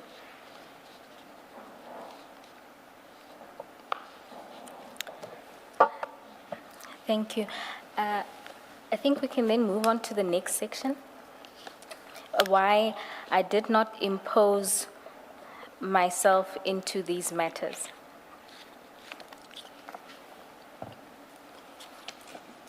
I've been asked why, given my position and the leadership role I ordinarily play, I did not raise concerns at the time or ask to be included in these matters. The answer lies partly in my own history. During my time at IPID, I was involved in serious conflicts. I stood my ground and I paid a heavy price for it. I was suspended in 2015 and subjected to a disciplinary process and criminally charged, which I regarded as unlawful. The charges related to IPID report concerning the rendition of Zimbabwean nationals. In August 2016, I was dismissed in absentia after being found guilty of gross misconduct at a time when I was hospitalized for depression. My request for a postponement had been refused, and I never gave evidence in my own defense. Following the Constitutional Court finding that the suspension of the then Executive Director, Mr. McBride, was unlawful, he was reinstated to his position. I also challenged my dismissal through the Bargaining Council and was reinstated. I was suspended again in March 2020 by an incoming acting head of IPID, and again had approached the Bargaining Council. I was then reinstated. I testified before the Zondo Commission about police corruption and about political interference that I believe lay behind my suspension. These experiences were costly to me, personally and financially, and to my family. I'm 61 years old, near the end of my career. When I found myself excluded from the CI matters, I made a deliberate decision not to force my way in. I took the view that if the ID did not involve me, it was not because she did not want me involved. No, it was because she did not want me involved, and I respected that. There is, in any event, a practice at IDEC that if one is not on a matter, one does not seek to know its details, and there is a related principle of neutrality. I let the matter be, and I did not ask ID why she did not involve me. There was also a further, more recent consideration. On the 7th November 2025, I was kidnapped while driving home. I was assaulted and robbed. My attackers took my state-issued laptop, cell phones, and abandoned me near Rabridge in the early hours of the 8th November. I reported the matter to the police and received medical treatment. While I cannot say with certainty if this event is related to my work, however, there were two distinct occurrences during the robbery that makes me suspicious. First, the kidnappers demanded a firearm. When I told them I did not have one, they assaulted me so much as if they knew I should have one. Second, when they took all the gadgets, laptop, cell phone, tablets, Samsung watch, they asked for PIN numbers and passwords of all these gadgets. However, on the work laptop, they specifically demanded that I write the password on one of the kidnappers' phone, and they took the laptop to a house. They only did this with the laptop. This occurred against a backdrop of public allegations against IDEC and its leadership, and of threats directed at the unit following the CI arrest. That experience had affected how I approach my work and my own safety. In the circumstances, rather than insert myself into these matters from which I had been excluded, I confined myself to assisting on discrete issues on which I was asked to assist, and to advising those members of the team who approached me for guidance. I otherwise left the ID as the head of the unit and my supervisor to deal with these matters as she saw fit. I wish to make one matter clear. I do not say that there was no case to be investigated against CI officials. My concern is not with whether there was a case, but with the manner in which these matters were handled, and in particular with the departure from the established intake and investigation process. Even where there is a case to answer, it must be dealt with in accordance with the process, and where the process is not followed, the integrity of the outcome is placed at risk. Before you go to the conclusion, did you play any part in IDEC's presentation before the ad hoc committee? No, I did not, Commissioner. Because when the former ID went there, she was not going there in an individual capacity. She was going there representing IDEC. So you are head of operations at IDEC. Did you not assist at all with the presentation? Not at all. Not at all. And then after the 6 July 2025 conference, media conference by General Mkhwanazi, serious allegations were made against IDEC. I'm sure you are aware of that. That's correct. Did you not, as head of operations, look within to see if there's nothing wrong that IDEC did so that you can assist the ID if she needs to account to the nation or to Parliament? There were meetings and discussions about those revelations by General Mkhwanazi.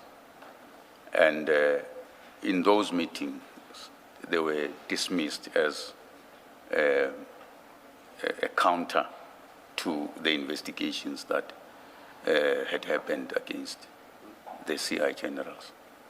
And then internally, Advocate Serunye raised two issues. One was the Section 27 referral affidavit was not there. The investigators did not have it. The prosecutors did not have it. So that was the one issue.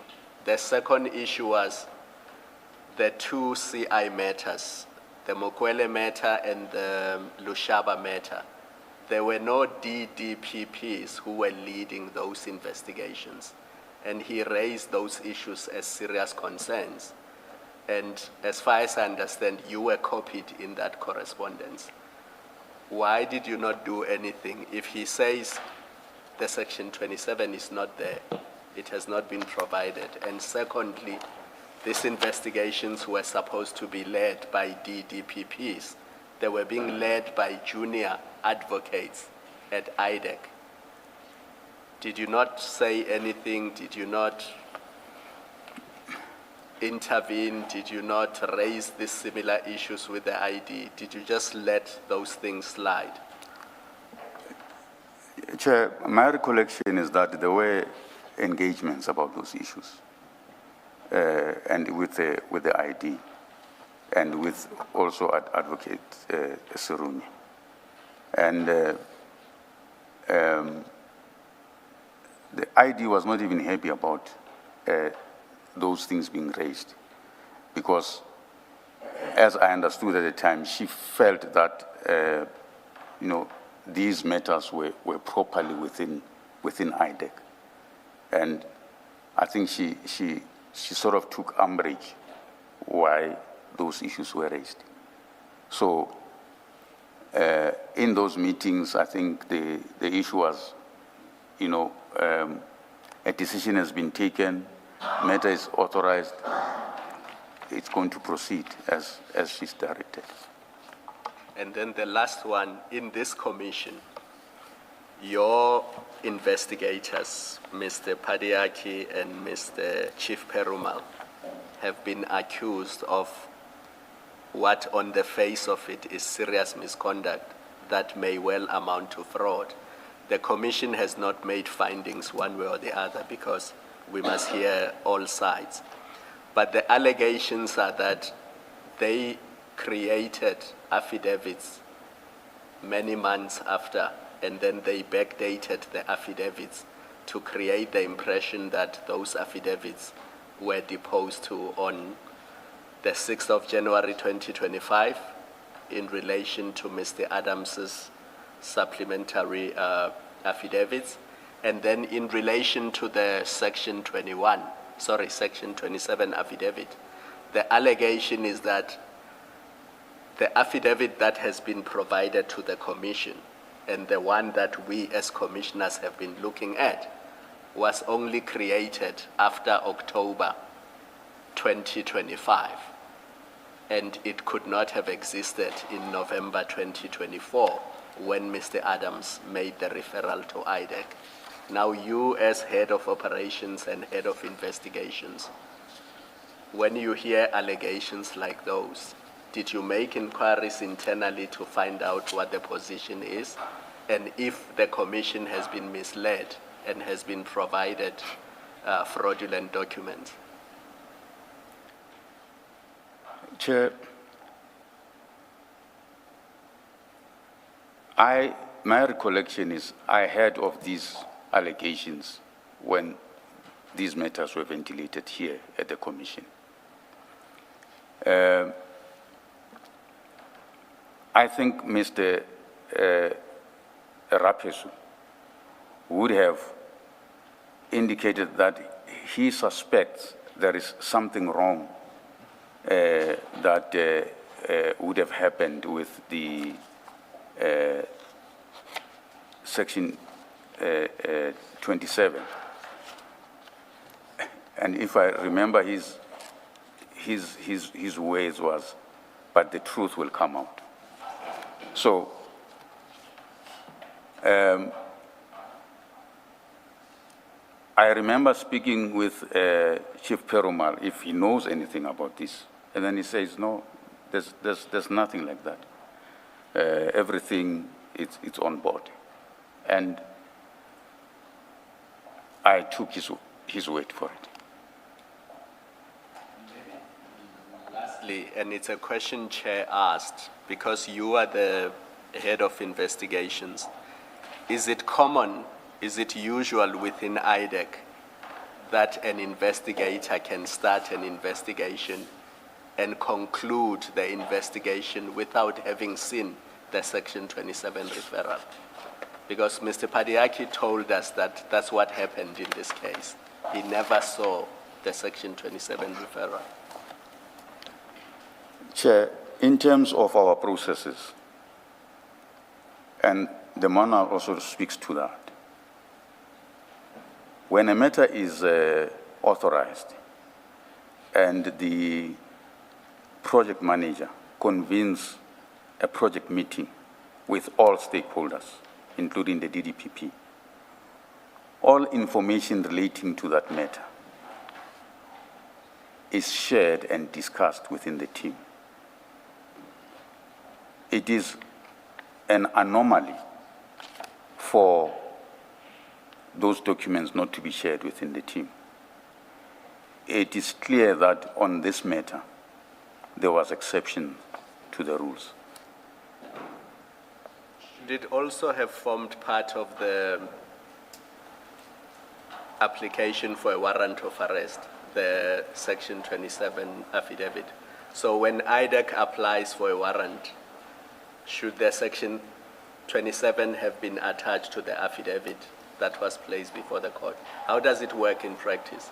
In practice, the investigating officer will draft an affidavit, basically outlining the investigation conducted and the offenses that, that are alleged to have been committed. Sorry to interrupt you. Because the starting point is the Section 27 referral, does he attach it to the affidavit? When No, in practice he it's doesn't not. do that. In practice, it's not. But it forms part of the docket. In practice, it's not. So in practice, it does not form part of the docket. You No, don't even share it with the it's- accused. No, it is part of correspondence, internal correspondence, but it's not attached to the docket. And when they ask for it because they want to challenge IDEC's jurisdiction or IDEC's mandate, how do you deal with that? Well, when they ask for it, in my experience, is that it has been provided when they had asked for it.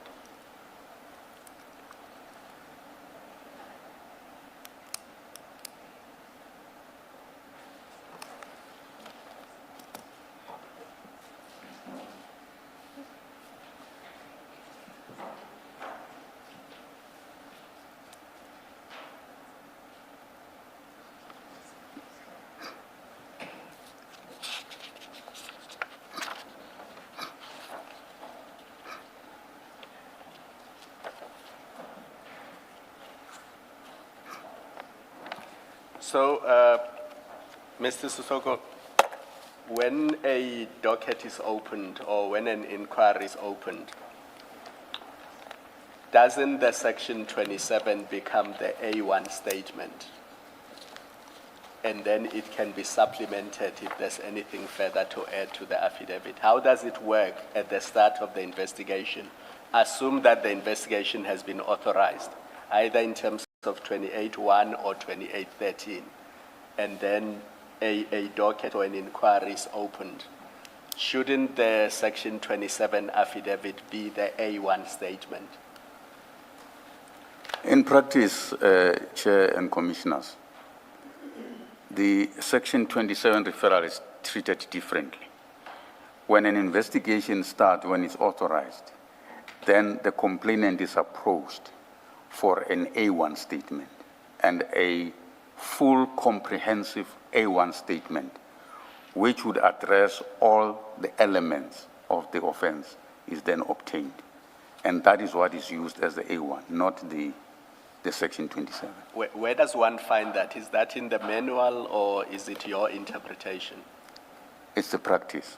But where does one find that? Where is it recorded that that's the practice? I'm not sure if we record it like that in the manual. I must be honest. I'm not sure if we do that. I think the manual states the processes that must be followed, but it does not specifically say what happens in relation to Section 27 or an A1 statement, because it's more of an investigative operational issue that investigators do. And the reason we are asking this is because Mr. Serunia, Peter Serunia, and Ms. Ramsamy, they have testified in this commission that, and I hope I'm not confusing their evidence and the transcript will bear that out, but they said the Section 27 affidavit becomes the A1 statement, and then any further statement obtained from a witness supplements the Section 27.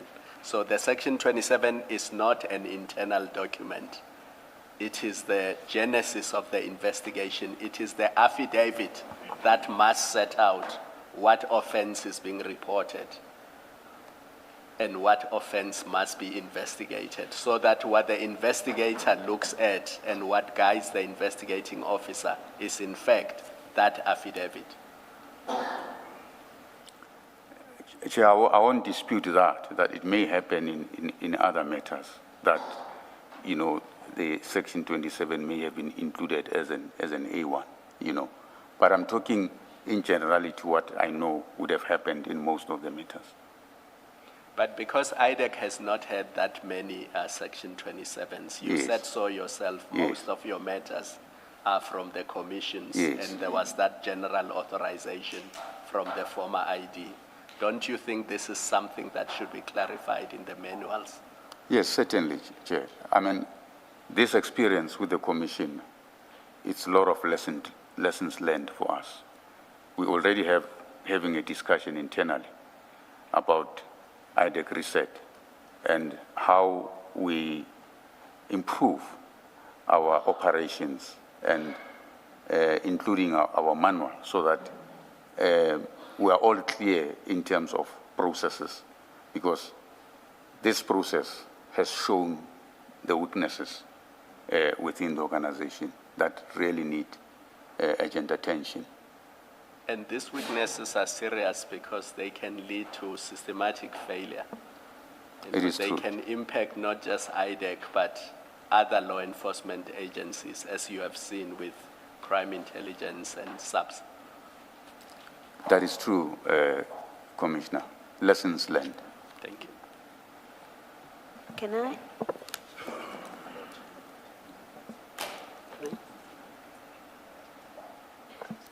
Can I just check? You say in paragraph 59 that there is a practice in IDEC that if you are not involved in a matter, you don't seek to know its details, and this relates to the principle of being neutral. But surely that position in practice does not apply to the ID. Yes, it does not, Commissioner, because she's the ultimate person that takes decision on all these matters. A matter cannot be enrolled without her approving that.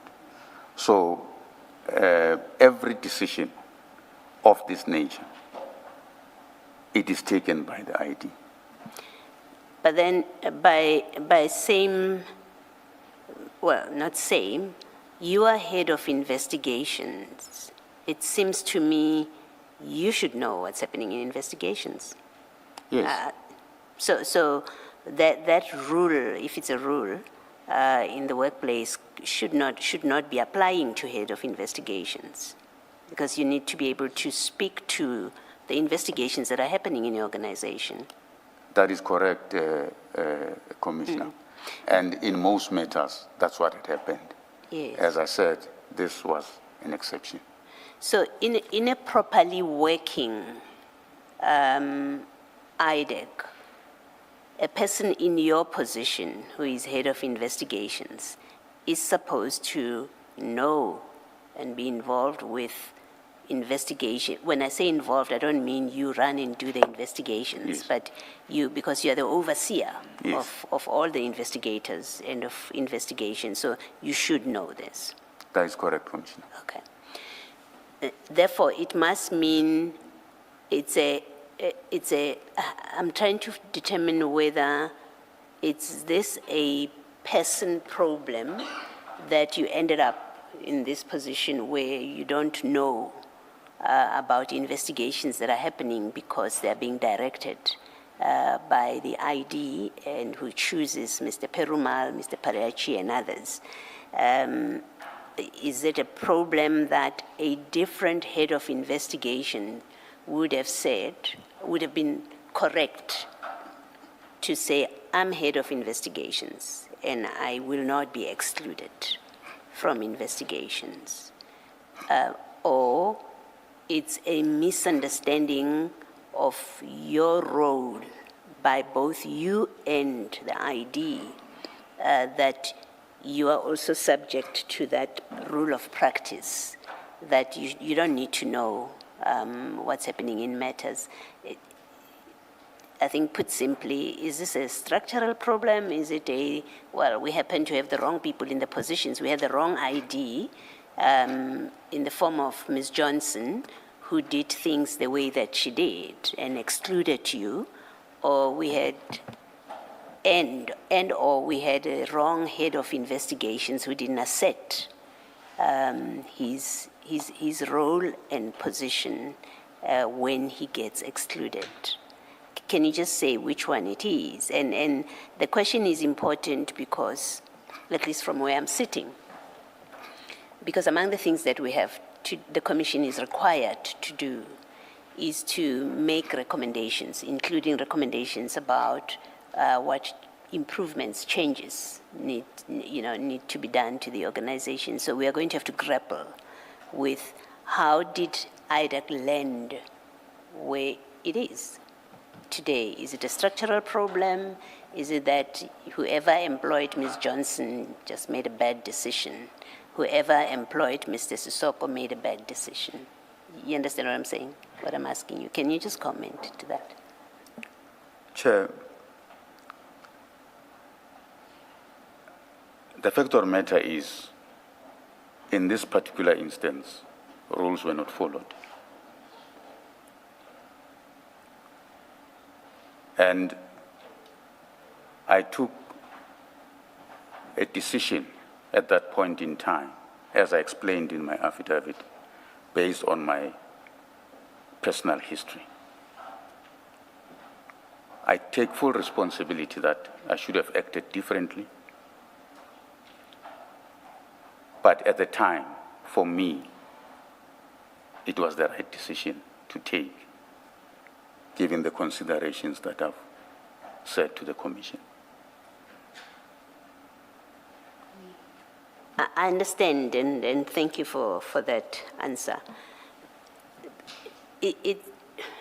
It's trying to understand whether, what's behind my question, whether in terms of your contract of employment, which sets out what your job is, you could have asserted to the ID, even if she didn't like it, you could have said, there is no investigation that will happen that I don't know anything about. Does your contract, the terms of your contract, give you that kind of standing, or it's a problem in the contract because maybe she still gets to make decisions finally about investigations? I'm trying to understand that. So I'm trying not to make it personal to you, but to understand what are the limitations other than your personal circumstances. Another head of investigations, will they not find themselves in exactly the same position for different reasons? Chair and Commissioners. Perhaps to add to that, besides the contract of employment itself, or in addition to rather, in addition to that contract, there are the annual performance, what do you call them, which you sign with your boss, undertaking that you are going to perform in accordance with, and then, as I understand it, there's itemization of all, of everything that you undertake, you are going to do during that year. Am I correct that there is such a thing? What is it called? That is correct. A performance agreement. Yes. Now, I'm adding to what Commissioner Baloyi says, which is a reference to the employment contract itself, and I'm saying there's also this performance agreement. Would what you are required to do not also be, it would obviously be included in that, and would it cover what Commissioner Baloyi is raising, and if it would, what would you be assessed on if not on that? That is what it covers, which includes the issues that Commissioner Baloyi is raising.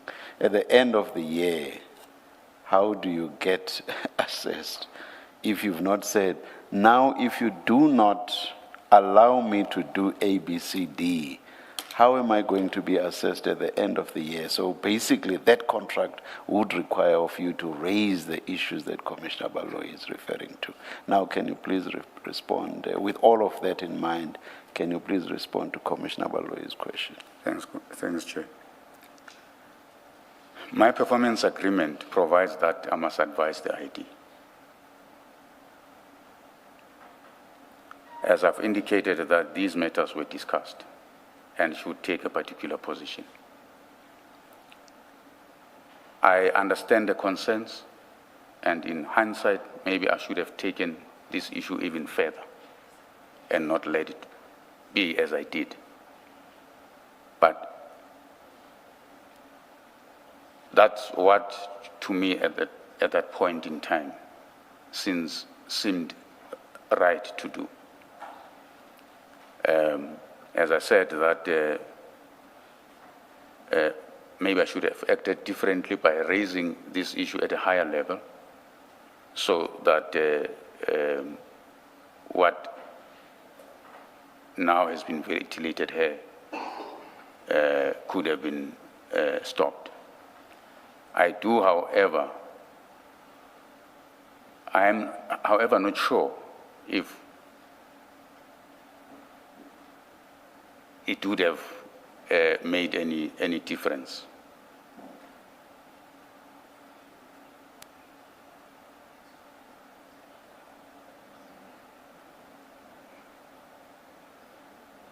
Sorry, you may carry on. No, I was saying that I'm not sure, however, if it would have made any difference.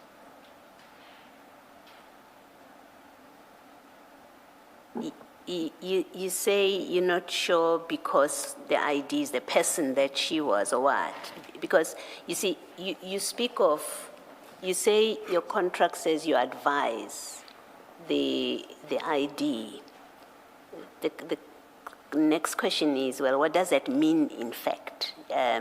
You advise her on investigations that your people are doing and what they put together is that before she makes a decision, does advising mean that you say to her, on this investigation, there's no case? She ultimately, gets to sign off on the next steps. But what does advising her entail?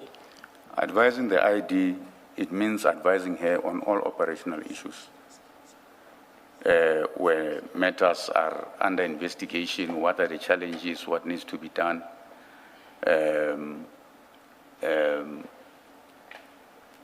Most of the time, what happens in practice is that decisions like enrollment and so forth would happen when there has been a meeting of all stakeholders to discuss that matter, and when there is a consensus that the matter must be enrolled. But my advisory role is where there are issues of that affect the project, so that we can discuss how we overcome those issues. In relation, for instance, to these specific issues that are raised here at the Commission, there would have been discussions about it to say there are issues that have been raised. There is concerns about these things, and she would give that direction to say, no, I'm satisfied about these things. This matter will go on. If there has to be a takedown, the takedown must go on. You see, from the evidence, say, let's take the Mukwele matter, that it has appearances, even we haven't made any final decisions, but concessions made by the witnesses. There seems from those concessions to be an acceptance that there were shortcomings in the investigations. As at least one area, there were shortcomings in the investigations. The question that it prompts for me is, where was the head of investigations when there were these bad shortcomings, these serious shortcomings, and the matter gets J50 issued, people get arrested and they go to court? Where was the head of investigations when this happened, where a poorly investigated case lends at people getting arrested and people getting to court? Even before that, it lends at a decision to prosecute. Now, from your answer, it's still not clear to me that things got that bad because the head of investigation was missing in action for reasons that you give. Or look at the perimeters of my powers, my position. I can't do more than forget that I didn't tell the ID maybe, but if you look at my contract, I can't do more than just saying, ID, this investigation is poor, the matter is not ready to go to court. In the end, she makes the decision, because if that is the case, it may well be that recommendations or thought must be given to how do you give the head of investigations more power, or ensure that in their contract they get to make determinations about investigations, and they are the ones that sign off to the ID to say, yes, I'm happy with the investigation, and until there is that sign off, the ID may not approve, may not give a decision, or may not sign off. I'm trying to get you, to assist us in answering that kind of question. And I must say that in your answer, the way you've answered, I haven't gotten the kind of assistance that I'm looking for, or the answer to my question. I understand, Commissioner. The reality of the matter is that this investigation was directed from the ID's office, not from my office. All decisions relating to it were directed from that office, including the takedown. I learned of it after the fact, when in normal circumstances, when you conduct a takedown, we sit in a meeting, discuss how that takedown would look like, whether there's a warrant of arrest to be applied for or HA175, all those issues. That was not the case in this specific matter. So it was an unusual situation, and I think that's the best way I can answer you, Commissioner. Would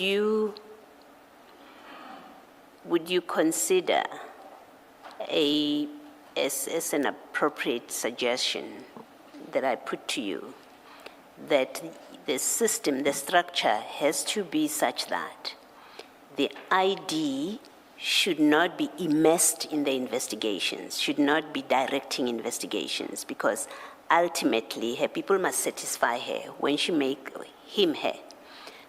When they make the decision now, as they're empowered to do, starting with the 2813, right? 2813. The ID should be sitting as a neutral party, so to speak, where others come and persuade her, we need a 2013, and then she can interrogate what they're doing at that point. And then they go and do their work. Now she must authorize an investigation. She should not have been involved in the process of directing, go find this, go find that, because ultimately when they come to her for the, to her in this case, because it was a her, for a 28-1, she must look at it with a fresh eye, with an unbiased eye, if you like. The same for all the various stages that she must authorize. Would you consider it an appropriate suggestion that the ID should in fact be insulated from all of that, so that by the time she's required to exercise the statutory powers of being the ultimate decision maker on the different steps, she looks at things with a new eye and an unaffected eye? Commissioner, I agree totally. In fact, most of our matters, that's how they have been conducted. She would come at the very tail end. And as I said, that when those meetings happen to discuss where now the team says the matter, the investigation is complete, now we're ready to enroll. And that's how in most matters it would have happened, except for this one. Maybe the exception suggests that it should be an entrenched position in respect of which no ID has an option to deviate, and there's no exceptional matters, because all matters that come to ID to IDEC must meet the criteria, so they cannot be exceptional and sensitive matters that only the ID should look at. That is correct, Commissioner, and that's what motivated me to create the case intake criteria. Okay. Part of the concern you have raised, or an explanation that you have given for not escalating things to the NDPP, you shrugged your shoulders, and we've had evidence as well that where matters have been escalated to the then NDPP, there was no good outcome out of it, and people seem to have ended up in worse positions than they were before they lodged the complaint. How do you suggest to fix for that kind of problem? Is it again a matter of, well, it's about the integrity of the people that you appoint, or it's a problem in this scheme that we have, where you have IDEC falling under the NPA, and ultimately the NDPP is the one that people must escalate things, but the NDPP has a working relationship with the ID because they all belong to the same organization. Is that the problem? And does, in your view, the appointment of the judge, IDEC judge, and whatever his terms of reference are, create a different playing field than what you had when it was just ID and NDPP? Yeah. Commissioners, I think, unfortunately, the issue of the judge came much later, even though it was provided for in the legislation. I think it took time to be implemented. I would venture to say that had it been in place much earlier, some of these issues would have been raised with the office of the judge, and maybe there would have been interventions much earlier. Do you say that because the terms of the terms of reference of the judge? Yes. Okay. Remember, the judge would look at complaints even by IDEC staff, political interference, whatever complaints they might have in relation to how IDEC is run, and of course even public about the work of IDEC. So I think people would have felt even more empowered to take the matters to the IDEC judge. Thank you.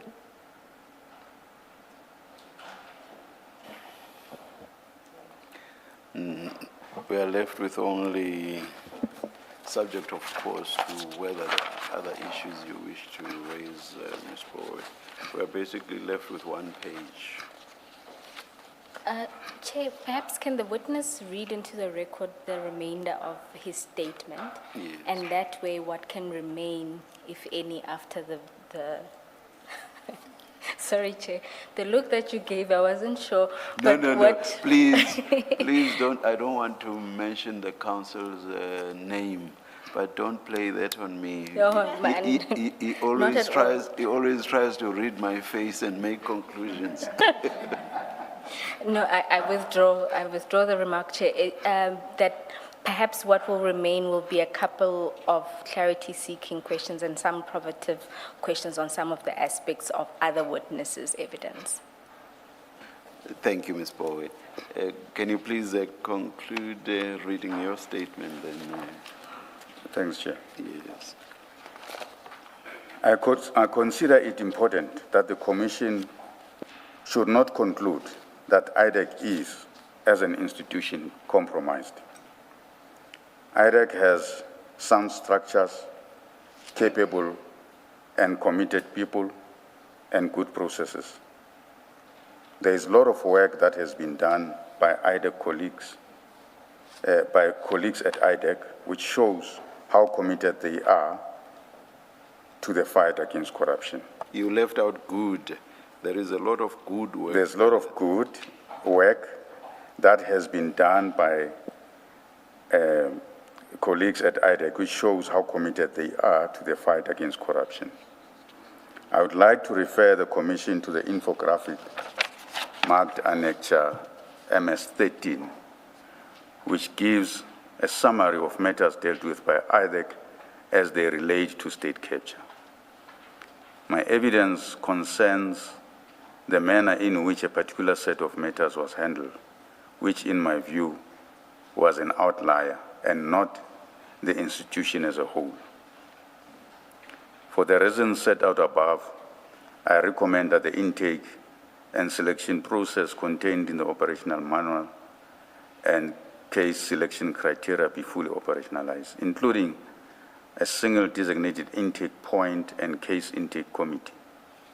That process was designed precisely to guard against difficulties that have arisen, to ensure that case selection is objective, auditable, and defensible, and to insulate the ID from allegations of targeting or selecting cases without proper basis.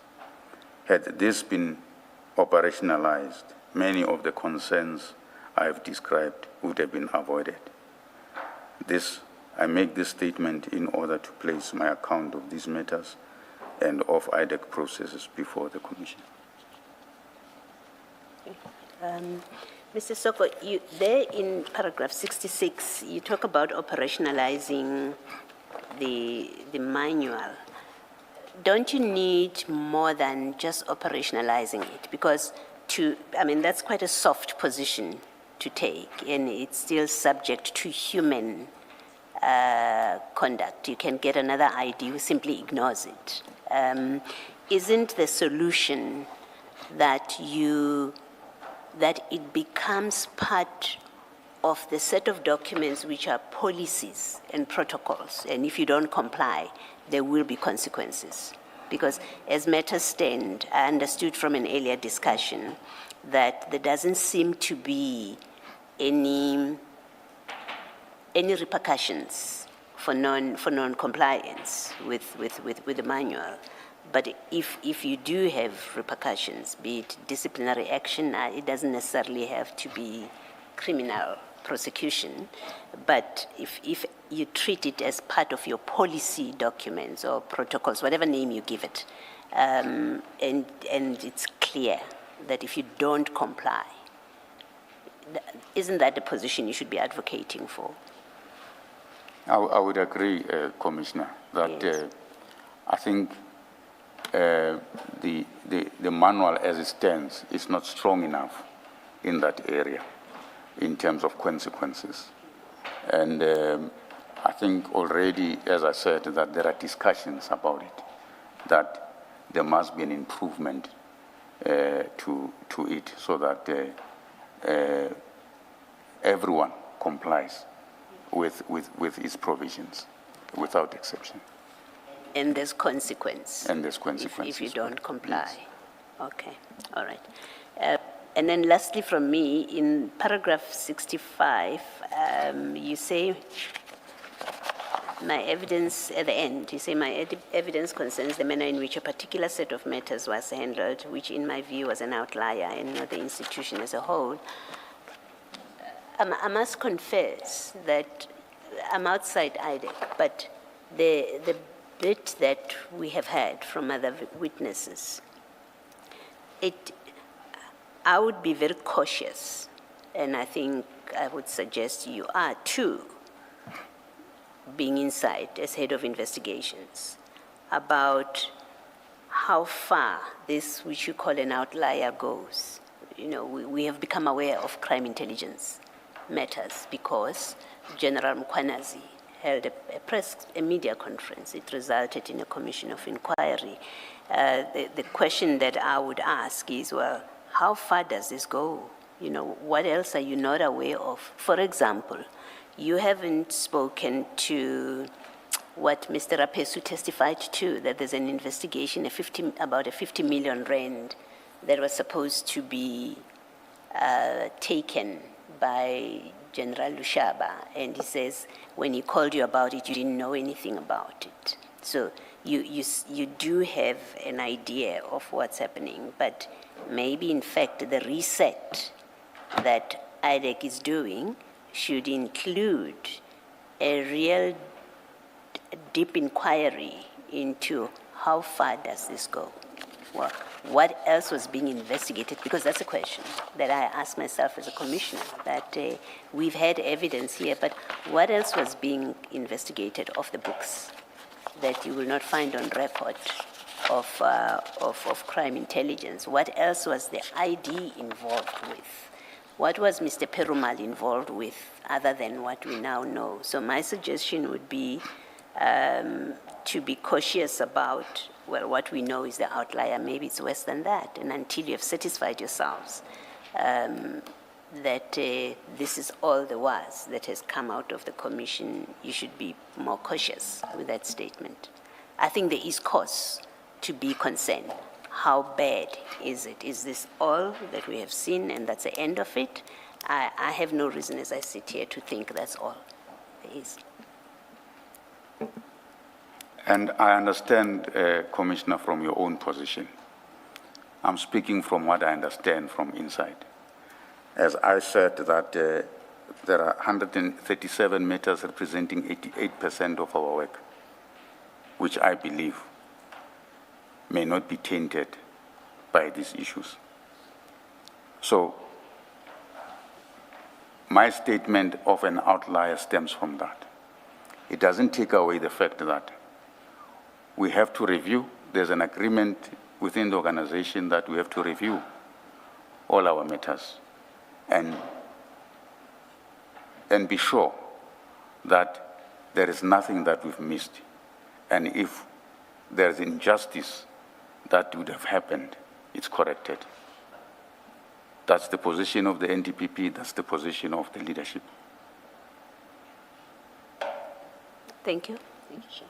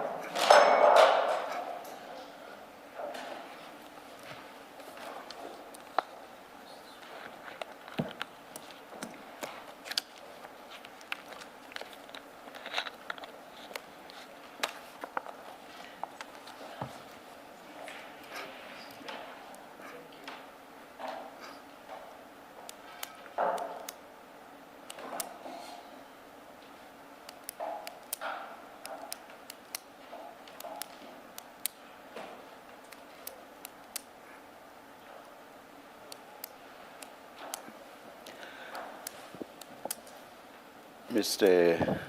Sesoko, before this last engagement by Commissioner Baloyi, my co-commissioner engaged you on what you consider to be necessary, and there was a discussion on policies and how strong the wording of that is, in particular with regard to consequences. I just want your comment on this. I have no idea what we will recommend in the end. It may either be a continuation of an institution called IDEC, or it may be a totally different institution. I do not know. Or the killing of any such institution altogether. But on the assumption that something similar to IDEC, where depending on the acceptance of our recommendations to continue to exist, don't you think it would be better if the processes would actually get legal force from an act, whether it's the NPA Act or whatever other act? So the act itself specifically provides that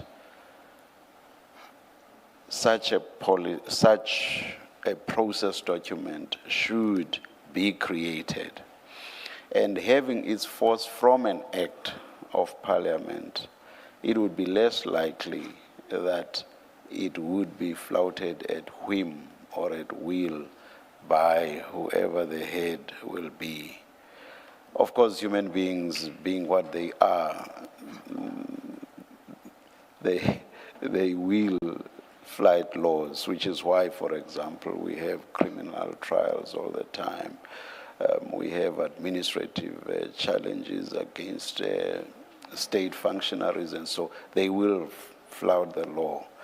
But I think it will give more force to have it provided for by the act itself, and not officials sitting down, crafting their own document as they please and of their own accord. What's your comment on that? Chair, my comment is that I think it will be a good idea that IDEC will have operational regulations.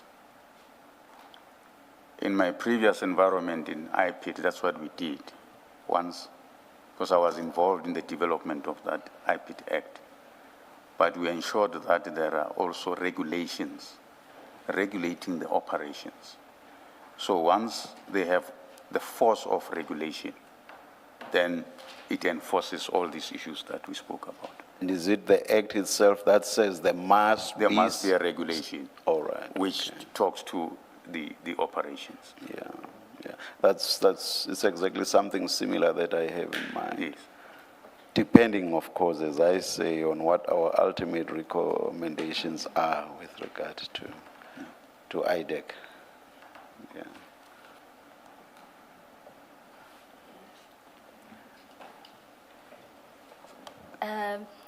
Chair, I assume we agreed that The lunch that we take the adjournment. lunch adjournment. All right.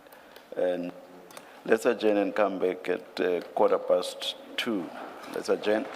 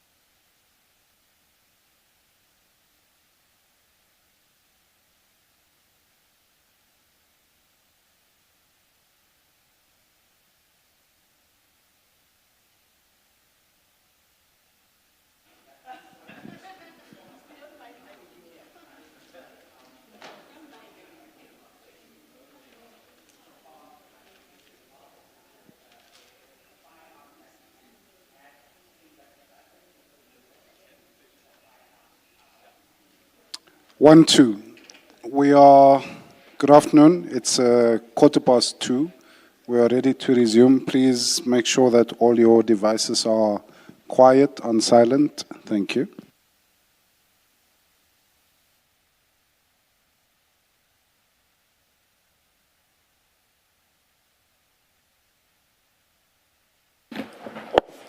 Yes, Ms. Bowe. Thank you, Chair. Mr. Sesoko, there's a couple of issues that I wanted us to go back to in your statement, and I'll try to do so thematically so we can move quickly. The first is short, and it relates to your annexure MS01. Just to note, Commissioners, that there was a mistake with the labeling of the annexures, and there I take full responsibility. You'll see it starts with MS01, and then the next is MS1. But we propose to leave it like that. Alternatively, we'll go 1.1. But for now, if we can turn to MS01, and it's just a clarity-seeking question regarding this document. This document seems to be discussing the secondment of investigators from IPID to the ID, correct? That's correct. When regard is had to it, I think it then lists the individuals to be seconded. That's correct. And then one of the annexures to it is that list of cases that's attached as Annexure G to this. What we wanted to understand is, as far as the dockets themselves and the movement of those dockets from IPID to the ID or IDAC as it now is, what informed that? Because this largely just speaks about the secondment of the investigators. Chairperson and Commissioners, my understanding of MS01 is that it records the correspondence between the former ID and the then acting executive director or directors, acting executive directors, both Mr. Sinne and Mr. Sitsedi. But it records all other discussions that happened, including the issue of the handover of the dockets. At the time when this happened, I was in IPID. It was before my secondment to IDEC or ID. All right. So you weren't involved in these deliberations? Yes. So the deliberations happened between the two, the acting head and the head of ID at the time, Advocate Cronje. My understanding is that, as I had testified earlier, that upon the proclamation by the President of ID, when the ID then, which is IDEC now, started operating, the first thing that the investigating director at the time, Advocate Cronje, did was to write letters to the DPCI and to IPID to request the handover of all the dockets that were related to state capture matters, that were related to Mbati and Nugent Commission, as per the proclamation, but also requested the investigators who were working on these matters, because the ID at the time did not have its own resources. So they relied on secondment, or as the DPCI called it, duty reassignment of these investigators to the ID. And that is how all these matters landed in ID. So there were a number of cases that were opened when there was a lot of discussion about the state capture and the Guptas. There were a lot of dockets that were opened by civil society, by politicians, and so forth. So once the ID was established, then Advocate Grunier asked for all those matters as long as they traversed the issues that were being traversed at Zondo to come to the ID. Now that list came as a result of matters that were in IPID and were dealt with at Zondo. All right, thank you. Are those the only cases that came over into IDEC, the ones that were traversed, that raised issues, also touched upon? And when you say issues, I take it you mean facts that related to these dockets that are now in IPID. The same facts arose in the commission, in Zondo's commission, or commission into state capture. Is that what you mean when you say they traversed those issues? Yes, Commissioner. So, as I understand it, the investigating director at the time, Advocate Grunier, authorized in relation to what they called security sector at that time, matters, authorized all matters that related to the testimony of Robert McBride at the Zondo Commission, but as well as all procurement, alleged procurement corruption that is alleged to have happened within the SAPS and CI and the state security. So it was sort of an all-encompassing authorization.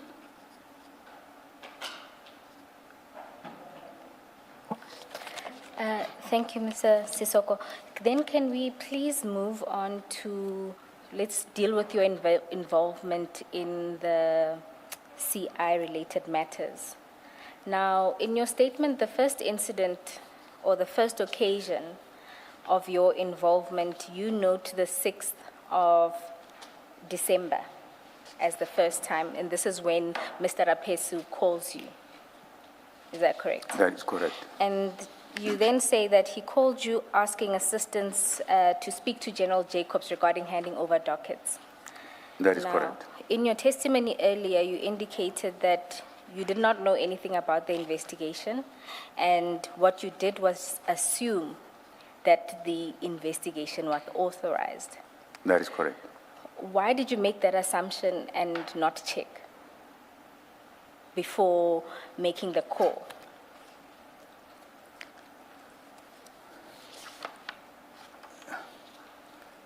Chairperson, I think, as I said earlier, that I wouldn't expect an investigator to ask for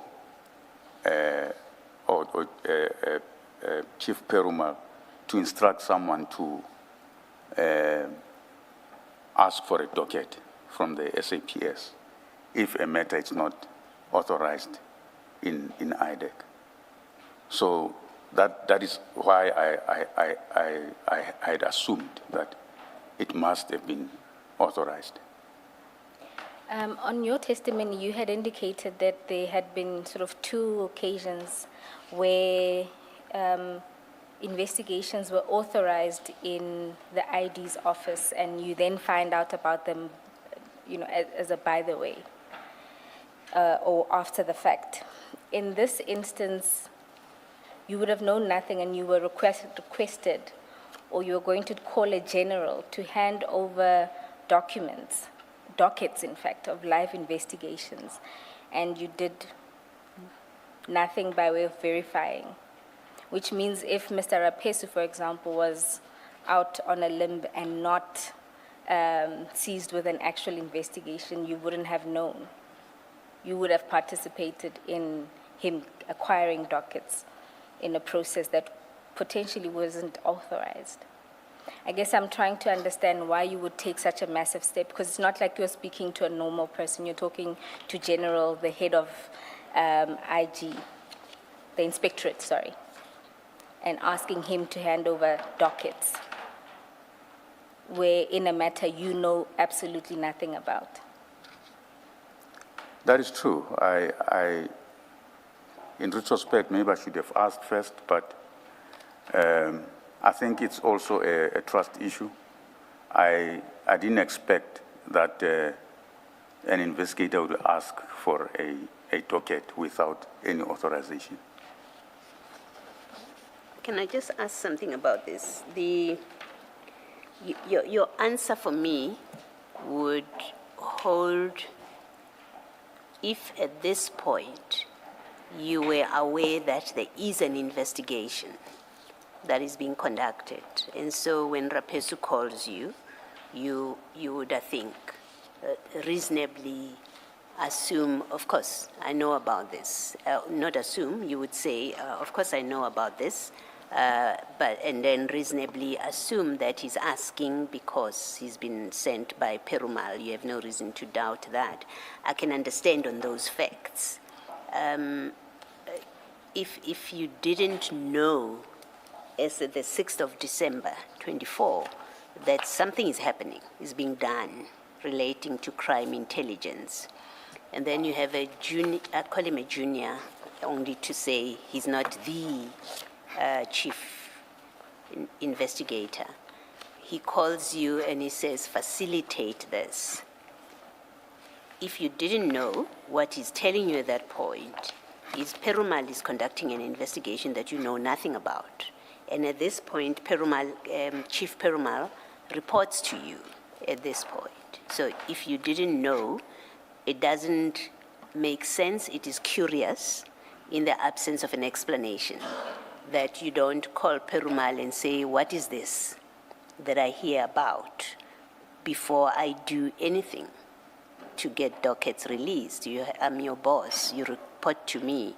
And then have Perumal tell you it's in the ID's office. And then maybe at that point you say, oh well, in that case, I will not interfere. That would make sense. As I say, the alternative is you knew something was happening, and that's why, and that you've been excluded from it, and that's why you respond the way you do to Rapesu. Can you just explain that? Yeah. Commissioners, I think my actions at the time were mainly based also on my discussion with Rapesu, and in terms of how the instruction came and so forth. But I also took a view that I will take it up with Chief Perumal, which I subsequently did. But at that point in time, I must admit, I did not call him immediately. I'm not quite sure, commissioners, because it's quite a while. I think we might have spoken much later on that day with Chief Perumal. But you would probably have actioned already. If you're speaking later in the day, the question really is, before you act on something like this, and we've had evidence that says, actually on the 6th it was very busy. People were very busy. That's the day that I think a section 2813 was issued. Yes. There was clearly lots of activity in the office. And unless you were not in the office, it's difficult to understand that you would not have been aware, even if you are not closely involved, but that you were completely unaware that this is brewing, this is happening. And then, firstly, as a fact, that you were not aware at all. You're the second in command. People report to you. And then Rapesu calls you, and you deal with it so compliantly on your statement. Obviously, he calls you because he thinks you know something about this, you're involved with this, you're the head of investigations.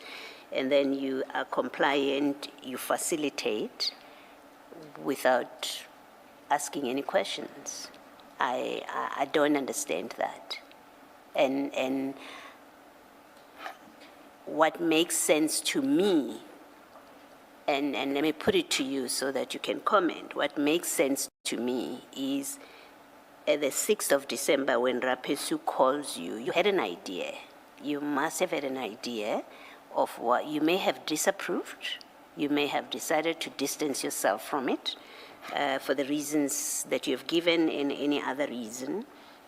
But the picture that this creates is you must have been aware that something about crime intelligence investigations was going on. And I'll just do what they ask me to do, and I don't want any part to it. What do you say to that? Commissioner, if that was the case, I would have considered to it. As I said, and I think even Mr. Rapis would have testified to the fact that when he spoke to me, he realized that I wasn't aware of it. So I wasn't aware of it. Yes, I did facilitate, and in fact, if my memory serves me well, at the time when I spoke with General Jacobs, because that date was on a Friday, and General Jacobs would have indicated that he must come on a Monday, Mr. Rapesu. So my thinking at the time was that I will then follow up with Chief Perumal about this matter. Thank you. And if we can then move on chronologically about what happened next. You then speak about the meeting that was convened by the ID and the report to the Minister of Police. To deal with that one, I'm going to ask that we look at file 10 at page 251.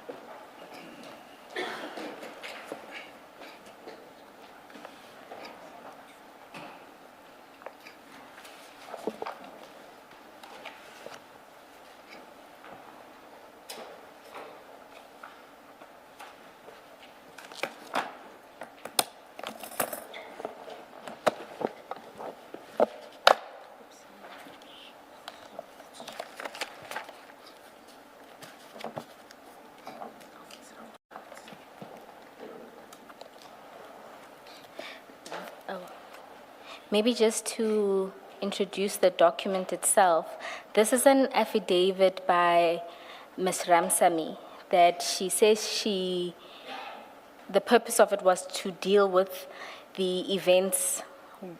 This is around when Mr. Rapesu was being charged with having leaked information. And so she did an affidavit about what she knew surrounding those events. And it was commissioned, I think, on the 3rd of March. Just need to double check. Oh, my apologies. It's dated 1 April 2025. You know why? It's because of this. Oh. Now, if we can then go to paragraph 6.18. You'll see there, I don't propose to read the entire paragraph, but if you look at the last sentence,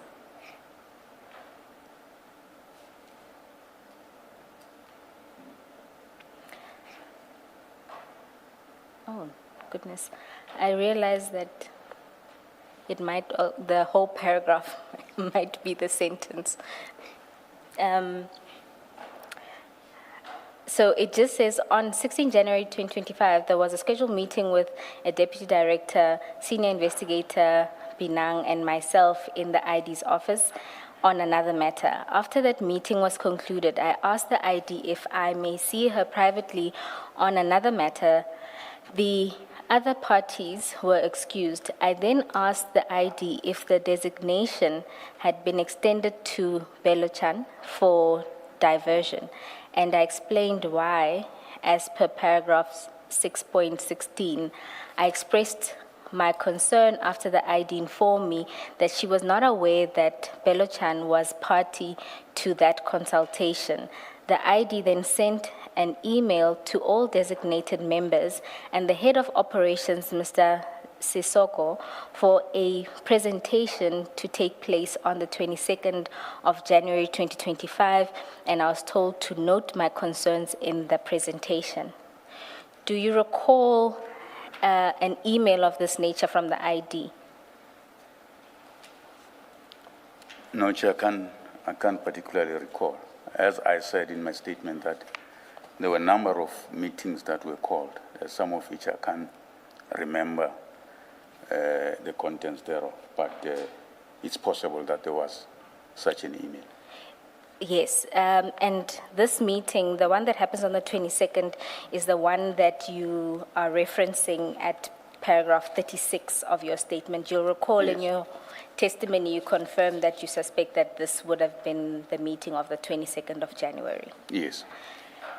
Now, the day before that meeting, Advocate Ransami then emails the presentation, and for that we need to go to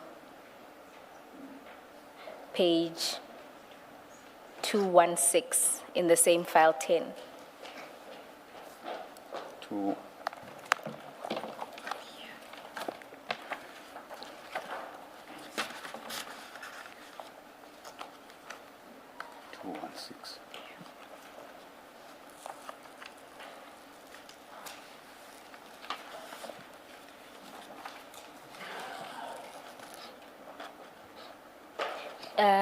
Do you have it?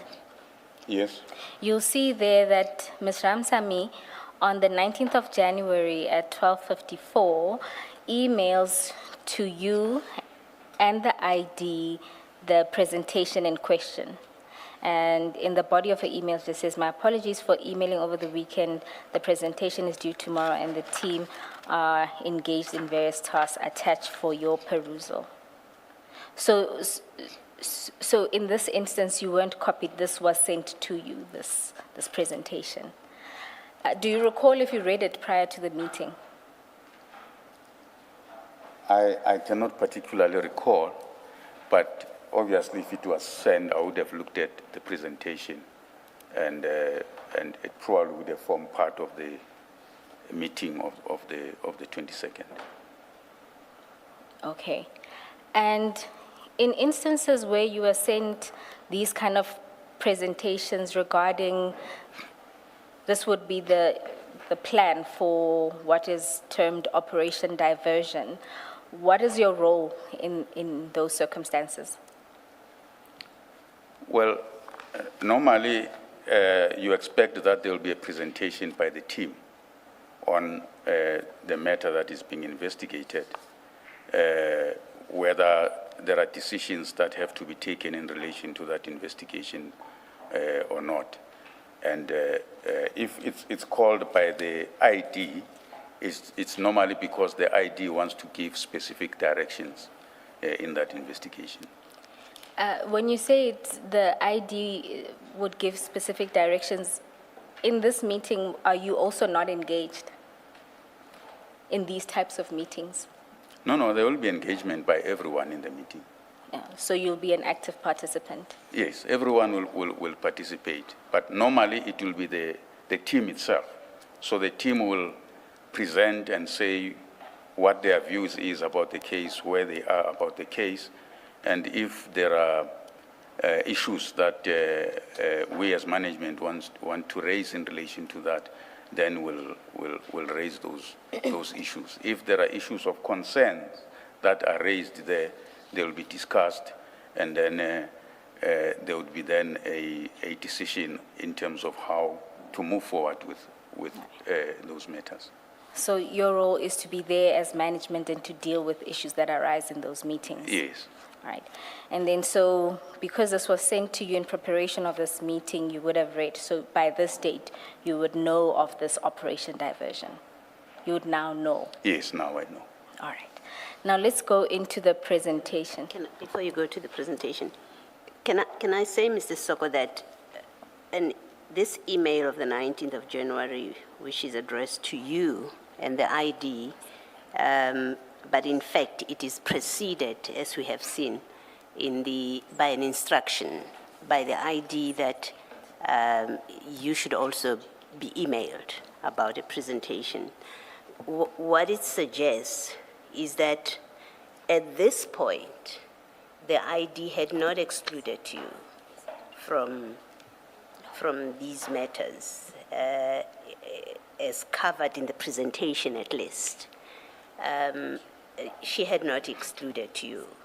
Otherwise, she may well have taken the matter. It's an ID matter in the way that you described it, without going through the process in the manual, without engaging you. She took the matter on.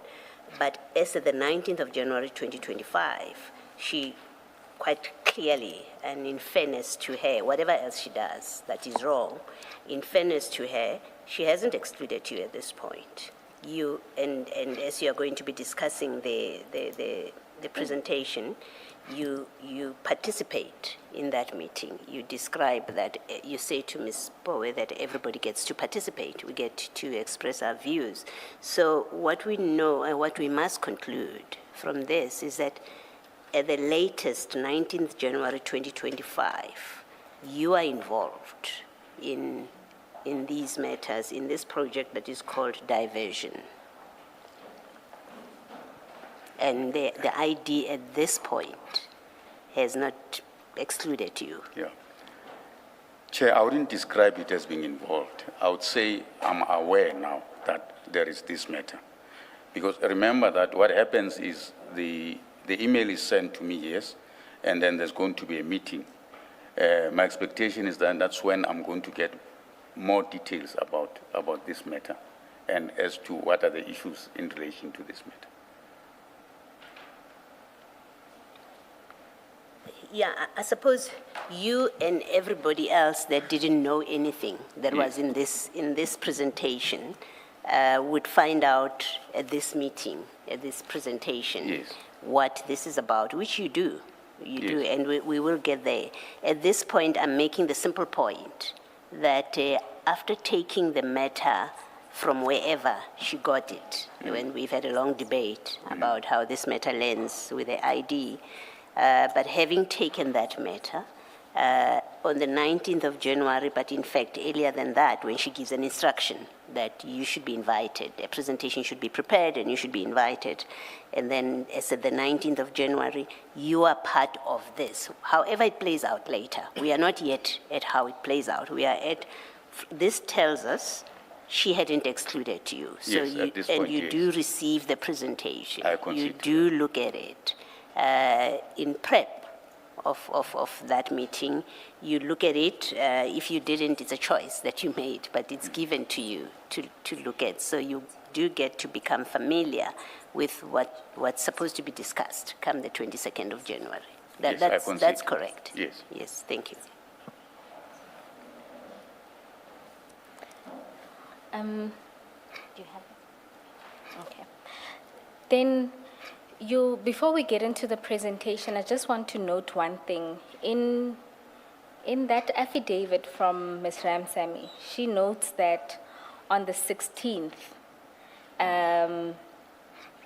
Advocate Johnson had asked for your inclusion, said there'll be a meeting and all of those who are designated would be there as well as yourself. You recall that? That's what we read earlier. Do you recall that? No, I don't recall that.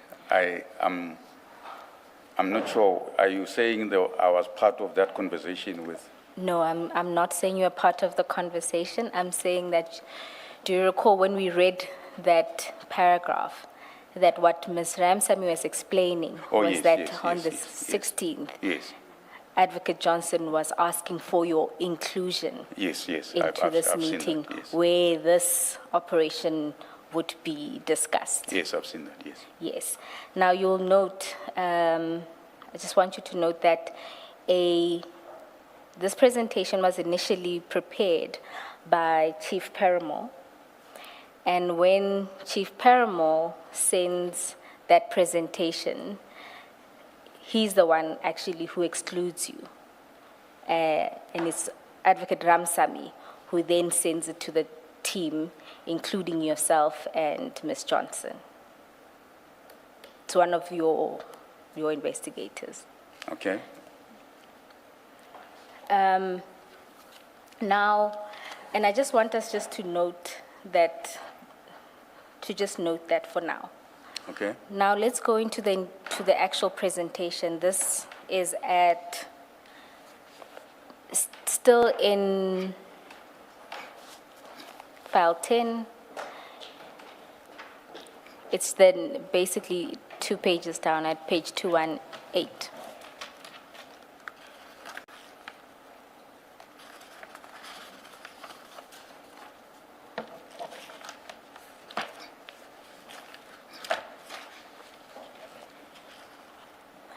You'll see there's an introduction that deals with crime intelligence. My apologies, it starts with the cover page says Operation Diversion. The introduction deals with crime intelligence and that they're plagued with corruption and allegations which threaten, they say, the country's national security. So it's all there in that. But what I want to draw your attention to is the background section.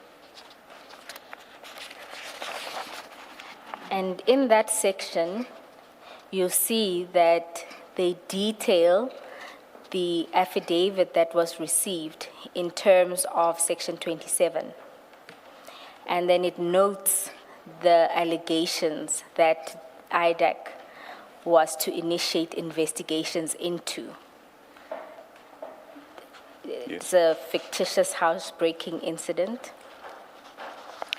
And then there's the procurement of a forklift using CI COVID funds. There is promotions or appointment, in brackets, gratification to specific senior managers. And it goes on about abuse of COVID funds to, and then mentions the purchase of property, the PKTT, and the use of the funds to pay for hotels. Now, you would be reading this and then learning about the nature of the things that IDAC was to investigate. And on the face of it, some of them don't appear to fall under IDAC's mandate. I'll draw an example to the procurement of a forklift, for example. That's point 2 of the allegations. When you're reading those and you're seeing what appears to be things that on the face of it don't fall within the mandate, what goes through your mind? Commissioners, my view at the time, the presentation is not normally a detail. So the meeting would give a detail. So I honestly did not raise eyebrows with it, with the understanding that when we get to the meeting, we'll get to understand what this investigation is about. But did you then get that detail at the meeting? Yes, as I had testified earlier, Chairperson, that when the team members explained what is alleged here, it was how it was presented was that there is corruption, manipulation of processes, there is issues of gratification and so forth. So those were things that were discussed in the meeting that then said, justified why the matter was in IDAC. But also, for me, it was because the ID had authorized it. I did not question much about what is being presented would be something that does not necessarily fall within the mandate. But the issue was about the mandate itself, and as I understand it, the substance of the question by Ms. Poe is whether all these indeed fell under the mandate. And that question cannot be answered purely by the ID having authorized what was going on. The question of the mandate is a legal question answerable in terms of the statutory mandate. So I'm not sure that what you say answers that part of Ms. Bower's question. Chair, as I'm saying that at the time, based on what was presented, that's how I understood it, that what the team members were presenting to say what it's alleged and what is being investigated would then, the offenses would then fall within the IDEC mandate. And Ms. Bower specifically refers to the procurement of a forklift, and she suggests to you that that could not possibly have fallen under IP's mandate. You say all the questions were answered. Was that question or that issue answered? That specific If issue? my memory serves me well, commissioners, If so, how? How? Because unless, for example, you are able to say there's fraud, there's corruption, or there's corruption insofar as the procurement was concerned, if there wasn't corruption in relation to that procurement, then it would have been an offense falling under IDEC's mandate insofar as there is provision for certain specified statutory offenses, but those, at least on our interpretation thus far, those should be additional related offenses, and we interpret the additional related to be additional and related to the other offenses specified as falling under IDEC's mandate. So Ms. Bowe is suggesting to you that the procurement of the forklift could not possibly have fallen under IP's mandate. commissioners, as I remember what was presented at the time, the issue of the forklifts, it was not one forklift, what I remember. It was a number of forklifts. And this irregular procurement was alleged to have cost the SAPS millions. So It's not the amount that would make an offense fall under IP's mandate. It's its nature in terms of what the Act provides for. It's not the magnitude of the amount involved. Commissioners, my understanding... Or don't you agree? My understanding at the time was that... Don't you agree? Don't you agree to the proposition I've just made? That it's not just the magnitude of the amount involved, because that's what you said in response to my last question. Commissioners, how I understood it is that it falls within the mandate in the context of financial, a financial offense as provided for in the Act, and also the fact that the amounts involved also. So when I looked at it, or at least from what the presentation was made, I understood it in that context. And I didn't question why it is not in our mandate. And there were debates about it, but ultimately it was settled that it was within mandate. Am I mistaken? Why do I seem to recall that mention has been of a forklift singular? You are talking about many forklifts. I'm not aware that that's the evidence. Everybody has been talking about forklift singular. Yeah. Chair, even the presentation indicates it's a forklift. Yes. And even what's on evidence was it's a forklift, and it cost around about, I think it was about 200 and something thousand. Have a look at page 322. The very first bullet on that page, procurement of a forklift.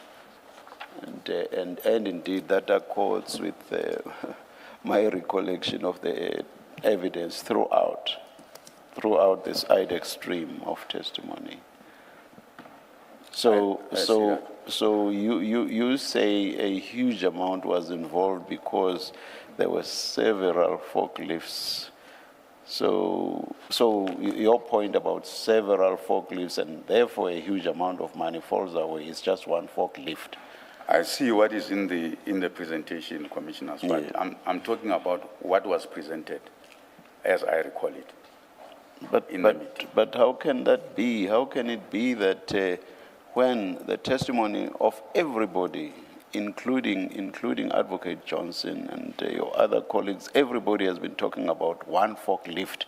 How could they at the presentation have spoken about many forklifts?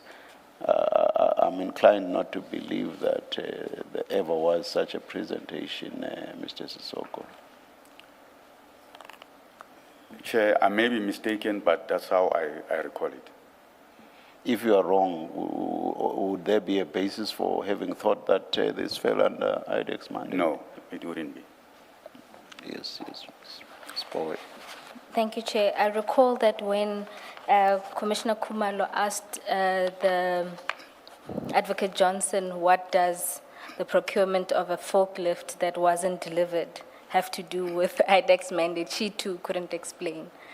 Now, while we're dealing with this meeting, let's leave aside the aspects of the 27 referral. One of the things, major things that happens in this meeting is, and you note that also in your affidavit, is the issue around reporting to the minister comes up. And in particular, the ID indicates that she would do so through the Office of the Chief of Staff, Mr. Ngabinde. Is that correct? That's correct. And when that happens, you then indicate to her that it's not a good idea because Mr. Ngabinde is not is compromised. Right. And then the ID asks for information related to this. And That is then correct. you agree that you would provide this information. That is correct. What did you understand that she would do with this information once obtained? That she would alert the minister and the advisor to the minister, Advocate Pikoli. And to your knowledge, was that the only thing that was intended with this information? Well, at the time, that was at the time of the meeting, that was what was said. But subsequently, when I provided her with the information, then she instructed that senior investigator Padiachi should look into those allegations. And on what basis would senior investigator Padiachi be looking into those matters? Chair, I assumed, I assumed that because they have been raised, and the documentation that I've shown her or given to her that come from the analysts show that there is that collusion. I must hasten to say, as I've indicated in my statement, that this is a matter, what I refer to as the blue light investigation. And as I understood, before I even went to IDEC, that there was a consideration to charge Mr. Nkabinde related to that matter on what was discovered during that investigation.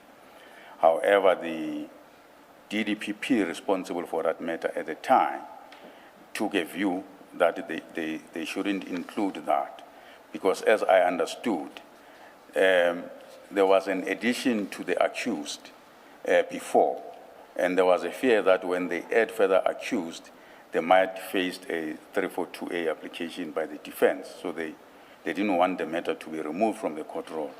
And the view that was taken at the time was that the matter will be dealt with later outside of the Blue Lights investigation.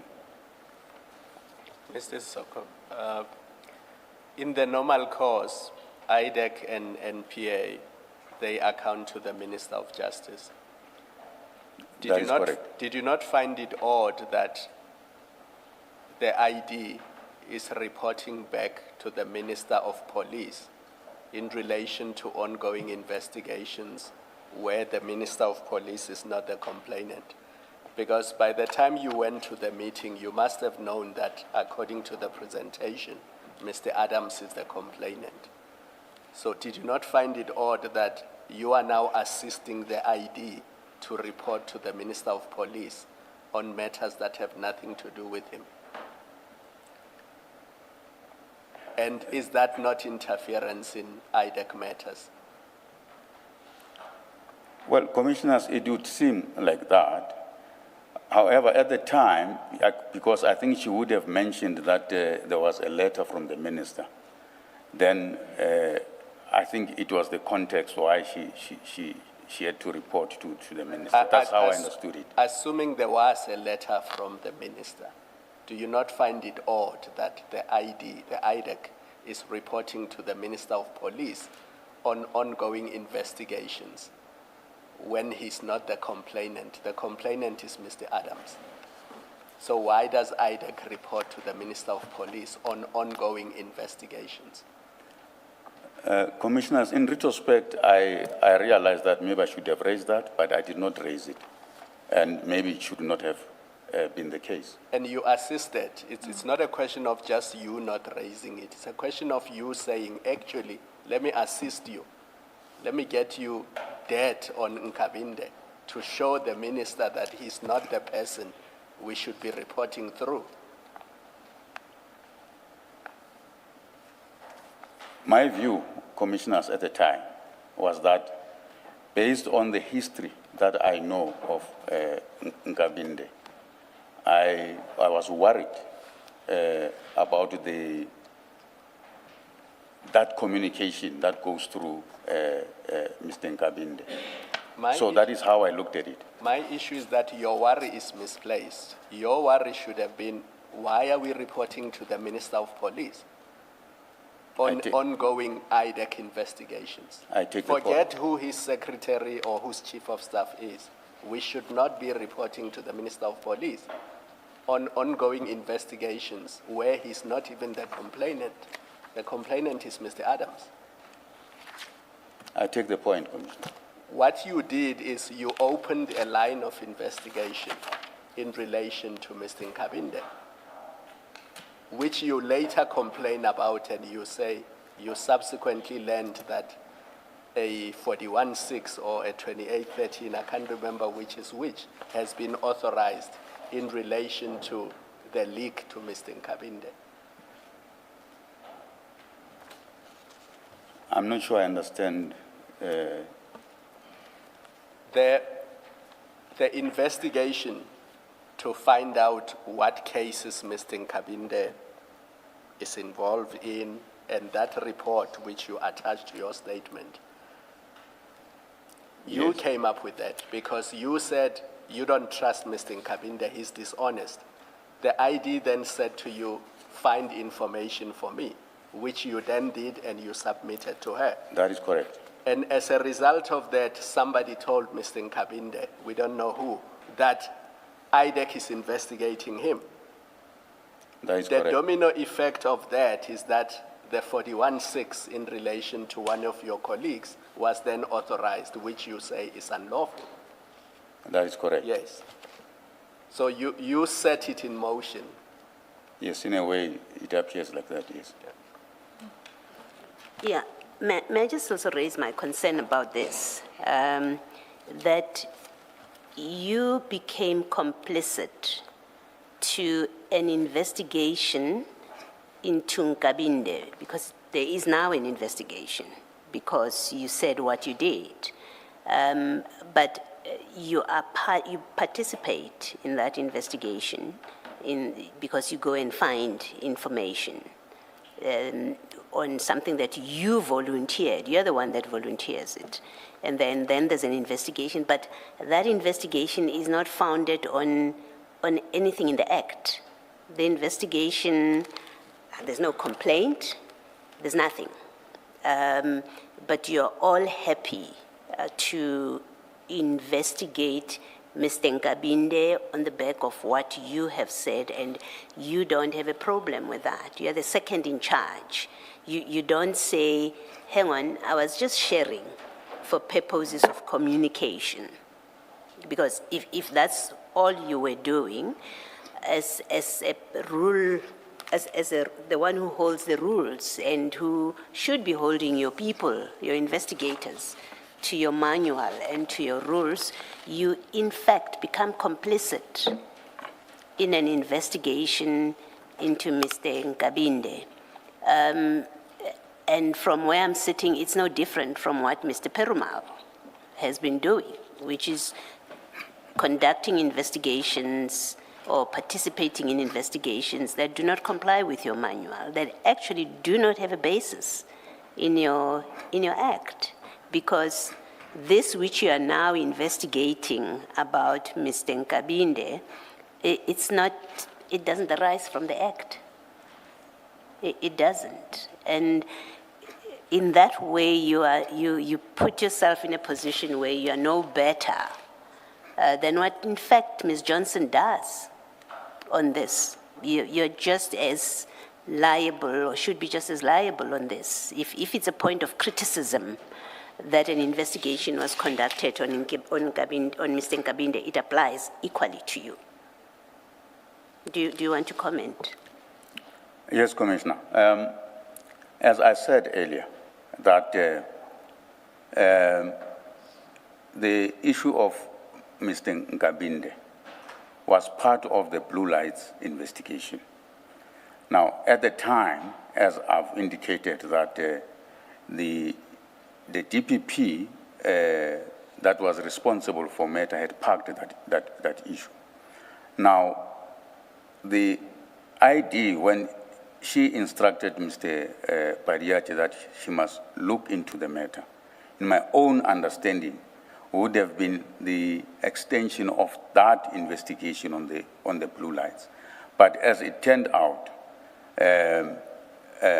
because of what happened in relation to the allegations of the league, my understanding is that even that issue was never taken up. Can be that you believed that it is an extension of that investigation. The DDPP has taken a position how he's going to handle that matter. This investigation arises on your words, and I think Ms. Ramsame's words. It is the ID says, find me dead on this person. It's not, it's in fact an investigation for ulterior purposes, not for the original purpose of the Blue Lights. It has nothing to do with that. It has to do with, he gave the minister, the ID, heebie-jeebies.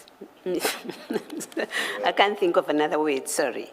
Ms. Ramsame said, that's what the ID said. I don't like this guy, he gave me the heebie-jeebies, and then you say, oh, don't actually send stuff to him because I don't trust him. And then she says, find me stuff about him. That has nothing to do with your Blue Lights investigation, and you must accept that. It is because the ID is looking for something on him that will enable, according to her, warn the minister that do not trust him. So I'm sorry, the answer is not, your explanation now that, well, it was a resuscitation, it's not, that's not what happened here. Can we please accept that? Commissioner, I would concede based on what you are saying to me now. But at the time, that's how I honestly looked at it. Maybe let me ask you a last question. At this point, what was the nature of your relationship with the ID that hopefully provides an explanation of your posture when she's doing clearly things that are wrong? Because it is wrong, this investigation. And that's not me saying there was no merit in the blue lights thing that you've decided to park against him. I'm talking about here what I say the motive had nothing to do with the blue lights, had with how she claims he made her feel, but also now she wants to warn the minister. For you not to say to the ID, no, that's wrong, we shouldn't be doing that, and you're the second in command at this point, your investigators report to you. What's the nature of your relationship at this point?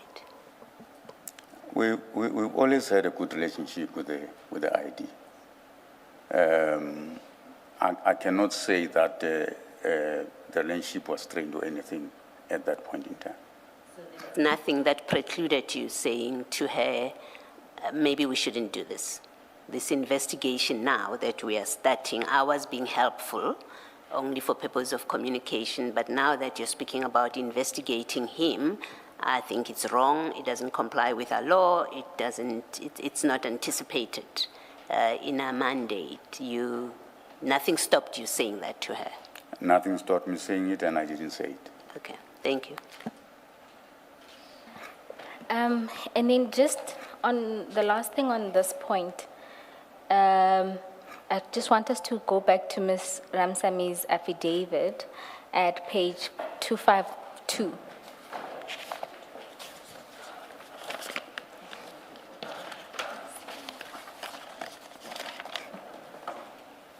At paragraph 2.27. 6.27, my apologies.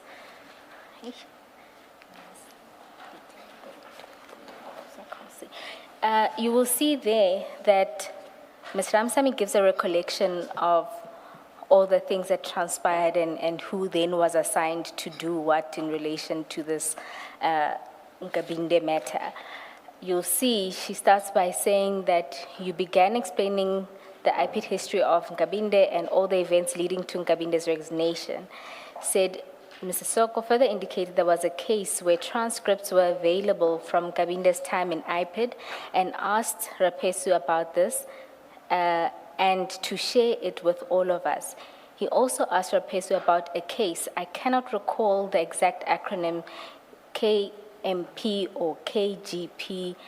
Rapesu then replied that he would send same.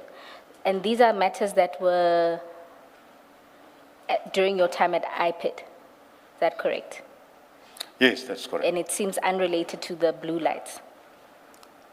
Yes. All right. So those are the first set of documents you are going to provide to Advocate Johnson. No, the documents that I was going to provide was what came from the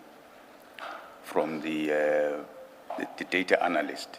Yes, that comes up later. So this Yes. one, you had asked Rapesu about this and that he must share those transcripts with everyone. Yes, that was in relation to the KJP matter where there was a credibility finding against Nkabinde. Yes. So what I want to show you is that it was not only that Mr. White report, there was more that was shared about Mr. Nkabinde. So that's the first, it's the transcript. And do you recall anything about the KMP or KGP matter? It's KGP. That too was was to be shared. Yeah, that relates to the transcript. Okay.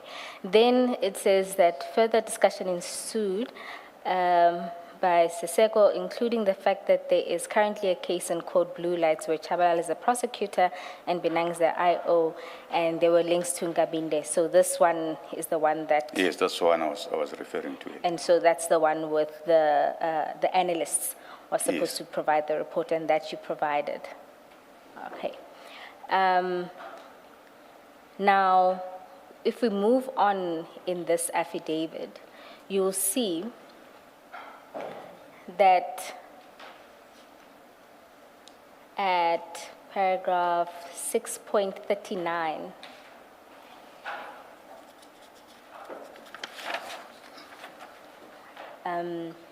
Ms. Ramsamy explains that on the same day, Sesoko contacted me telephonically indicating that he was on his way to the office and wanted to see me. When I went to his office, I found Binang and Chabalala. The discussion was about White's report.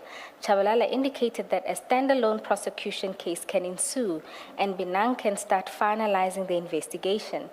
Sesoko indicated that he did not want any of the IPID investigators to deal with this matter and that a neutral IDAC investigator should pursue the investigation. So if you consider the deliberation that you just had with the commissioners, it's clear that you were steeped into this investigation into Mr. Nkabinde. Yes, for And me. you were having meetings to see how you can then further it. Yes, for me, was the issue of furthering what had been parked in relation to the Blue Lights matter. But you are not furthering it because it was parked in the Blue Lights matter. If that was the case, then it would have emanated from a discussion with the team, with the investigator Binang, Chabalala, whoever would have been the DDPP in that instance. This flows directly from your meeting with the ID where you had expressed suspicion about Mr. Nkabinde.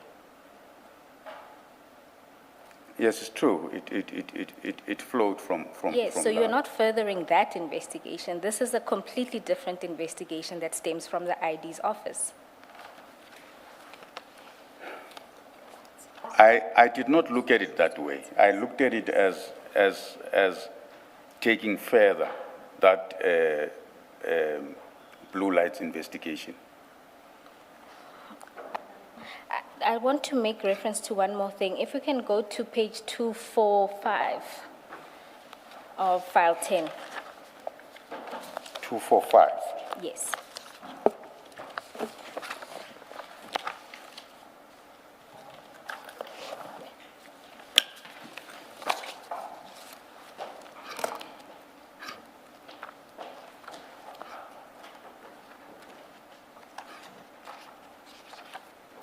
You will see there, it's WhatsApp exchanges.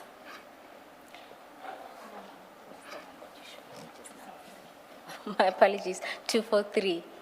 If we can just go up. You'll see those are WhatsApp exchanges between Ms. Ramsamy and Advocate Johnson. And there you'll see that before that, there is communication about other prosecutions that were ongoing, and then there is talk about the White report, which you assisted in obtaining. And then if you go down, you'll see that she then says to Ms. Johnson, can Mr. Sesoko and I brief you in detail when you are available today or Monday to give you a full picture? There is more than what we actually thought, and get direction, because he was supposed to be charged on these things in 2019. Now, when you consider the chronology of what happens from when Mr. Nkabinde's name came up in that meeting, what it seems like happened is that Ms. Johnson referred to Mr. Nkabinde. You may have, at the beginning, innocently indicated your concerns around Mr. Nkabinde, but what follows was an investigation, a full-blown investigation, and using investigations that were ongoing or matters that were ongoing in IDAC in order to deal with Mr. Nkabinde. Chair, I consider that there were these discussions. And as that WhatsApp message shows. Remember, these issues were already part of that blue lights investigation. So the report was already there. So it was not like there was new thing that was to be started in terms of investigating, at least based on the report that was already there on the blue lights investigation. Ms. Boyce, 6.42 of the affidavit.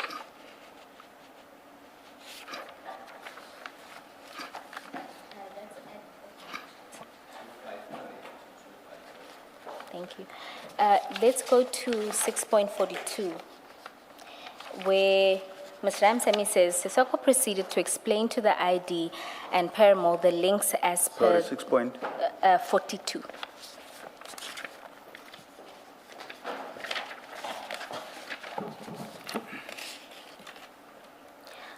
No, Commissioners, I was told that the witnesses file broke, and so this is why it takes slightly longer to get everything sorted. Yes, I'm there. It says, Sesoko proceeded to explain to the ID and Paramount the links as per the charts, I think means chats, provided by White. There were discussions about the investigation that needs to proceed. Paramount indicated that Belachan can continue with the investigation. Sesoko stated the sentiments he shared in the meeting as per paragraph 6.39. The ID agreed and stated that Parayachi would then attend to the investigation.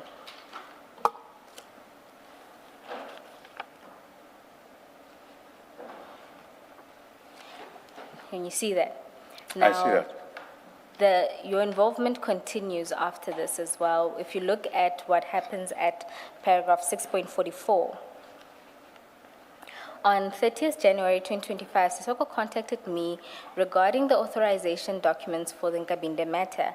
I sent the ID a WhatsApp asking if that authorization should be done in terms of which form of authorization. ID advised me that she will check and further advised that something terrible has happened and I was not to discuss Nkabinde matter with Rapesu or Sesoko. I advised her that my discussions on the matter were limited to herself, Perimo, and Sesoko, but would cease communicating until I had spoken to her personally. Now, what you'll note there is there's a communication there about authorizations and how those would be done. Now, if this was an extension of an ongoing investigation, wouldn't it be simply an authorization in terms of that existing authorization? Yes, that's what it's supposed to be, and that's how at least I understood it at the time.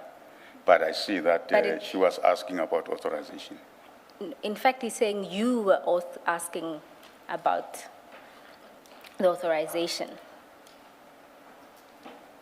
document on the Nkabinde matter. So it couldn't have been an extension of those existing matters.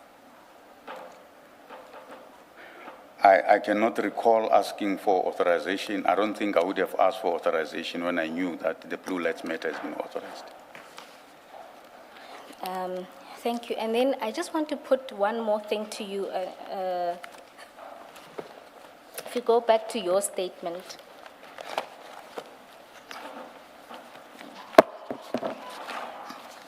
And my apologies, not even your statement, annexure MS7.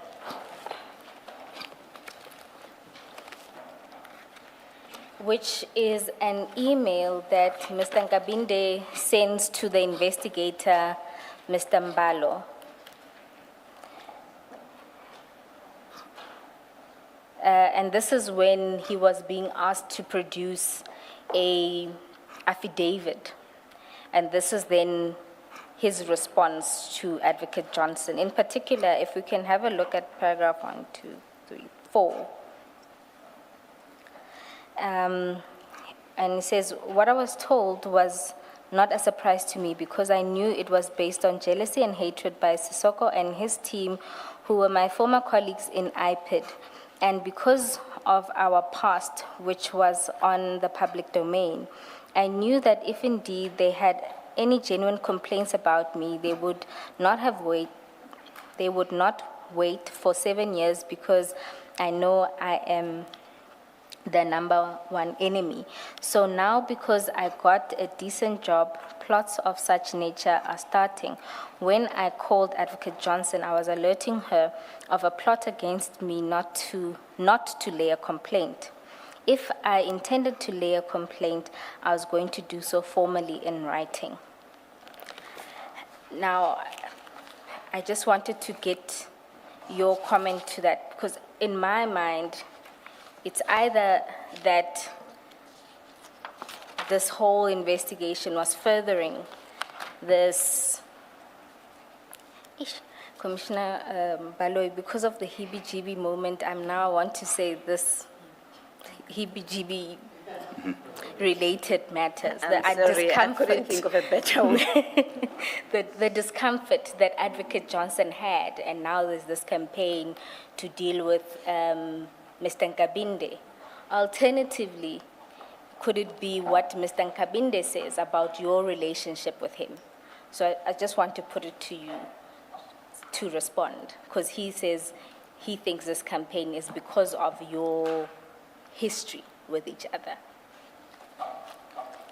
Commissioners, it's true that we have history with Nkabinde, and I'm the one who removed him from an investigation team after we had found that he was colluding with suspects in our investigation. So it's understandable that from his point of view, he thinks that I had an agenda, or I wanted to get back at him for some reason. But I never had that kind of an agenda for him. For me, it has always been that because of what I knew and his involvement in criminality, he had to be held accountable for it. That is all what was in my mind at all given time. Thank you. Then I want to deal with another aspect that emerged from this meeting, and this is a tasking that was given to you in relation to meeting with the IGI. Do you remember that? Maybe Yes, just yes. to show you where that emanates from, if we can go to, we'll display it because I don't recall asking that file 11 be brought, but we'll just display it on the screen. And then it's also in the supplementary statement at paragraph 16. Ms. Ramsamy is supplementary.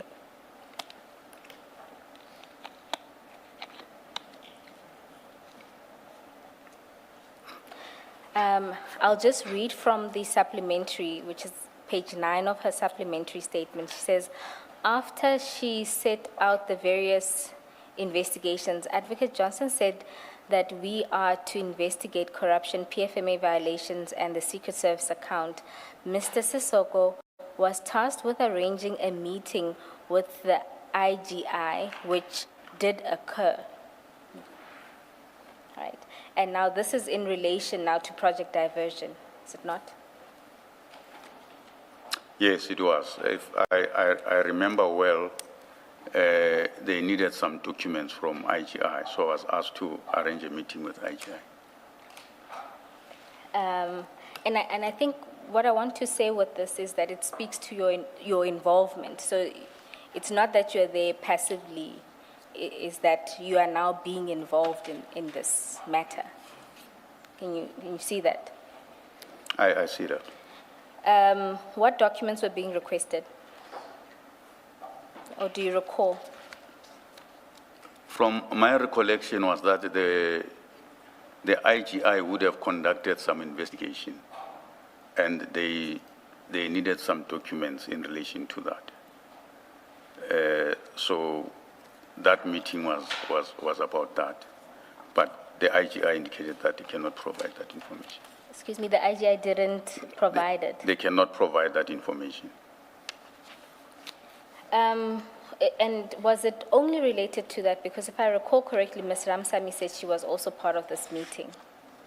Was it only about the documents? That's how I recall it. All right, thank you. Now, the next aspect I wanted to deal with.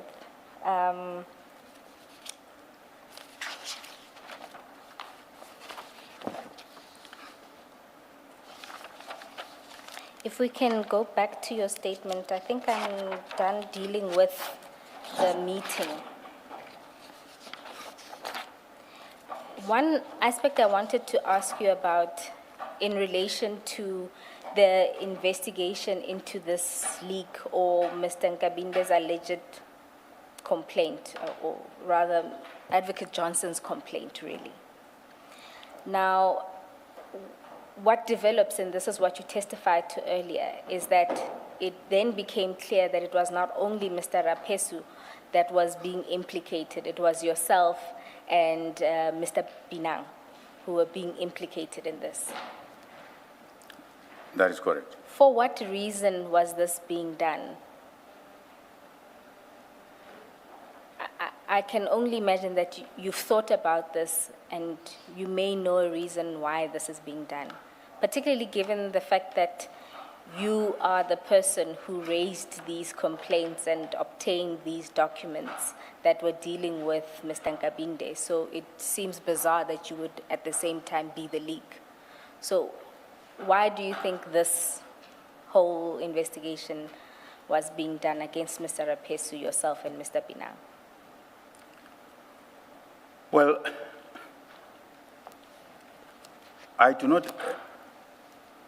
really understand why the investigator would insinuate my involvement, because he says he received information that I revealed something to Mr. Binang. But in retrospect, I'm thinking that it must have to do with the fact that there was a conflict between Mr. Perumal and Mr. Rapesu. And therefore, they just wanted to implicate everyone that is formally from IPID. That's how I thought it could have been the reason. But I'm just speculating. Thank you.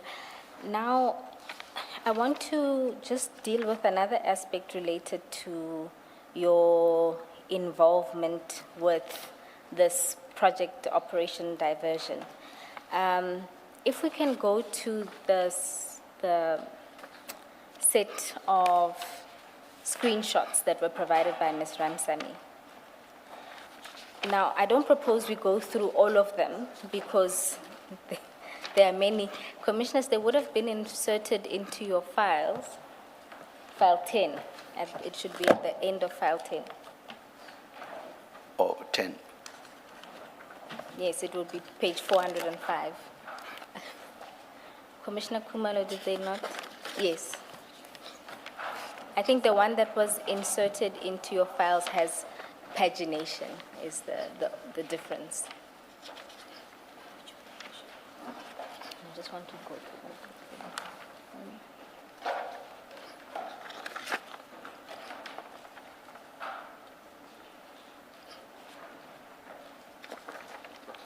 You said we go to page 4 what? 405. 405, thank you. And my file is also about to break. Chair, maybe it's a sign we must stop.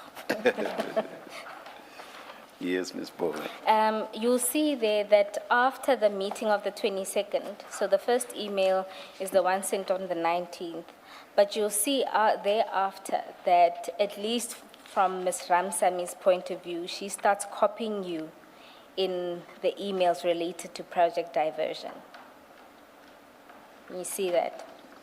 So the next one on page 406 is related to the housebreaking that would have been the Lushaba issue. Yes. Maybe a correction, Ms. Bowe. It's not a copying, it's an address. It's as I see it. He's not copied. He's one of the addresses. My apologies. Yes, this one is addressed to you. And it was in particular in relation to statements and diary entries made by Mr. Rapesu. If you go to the next page, you'll see that this was also addressed to you and Ms. Johnson, and this is in respect of the prosecutor's instructions not being taken or taken as disrespect by the investigators.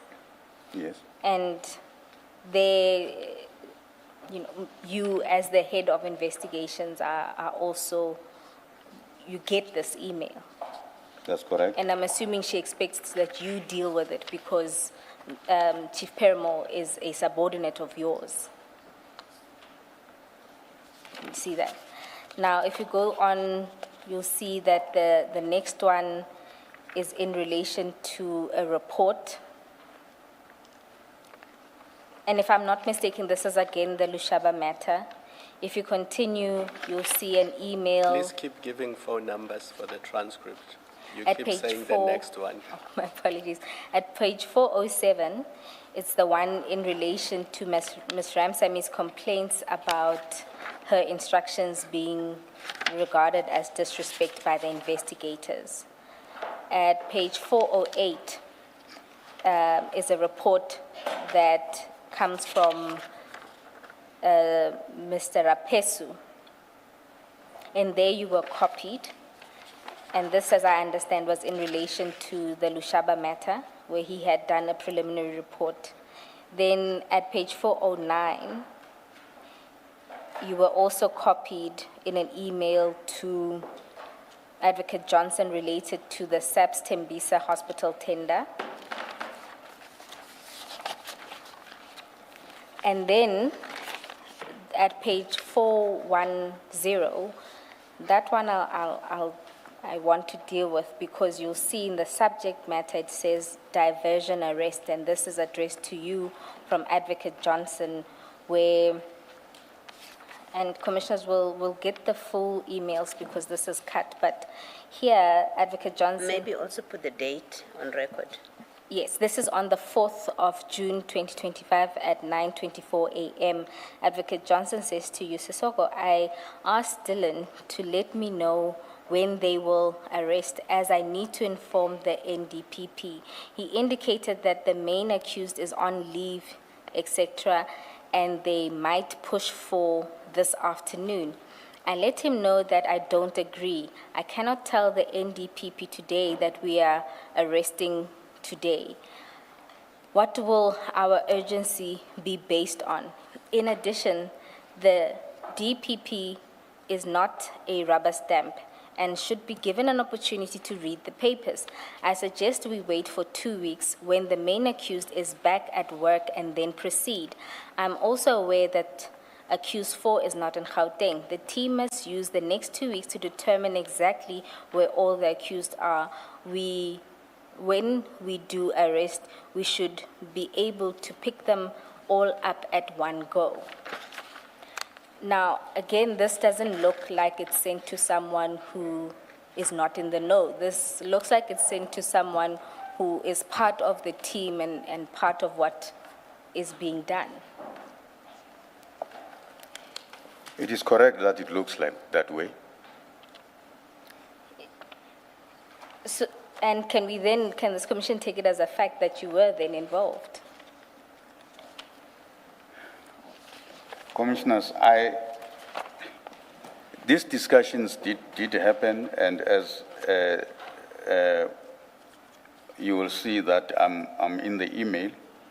Please, can you please answer the question directly? Is it so that you were involved? Yeah, I will concede that I was involved. Thank you.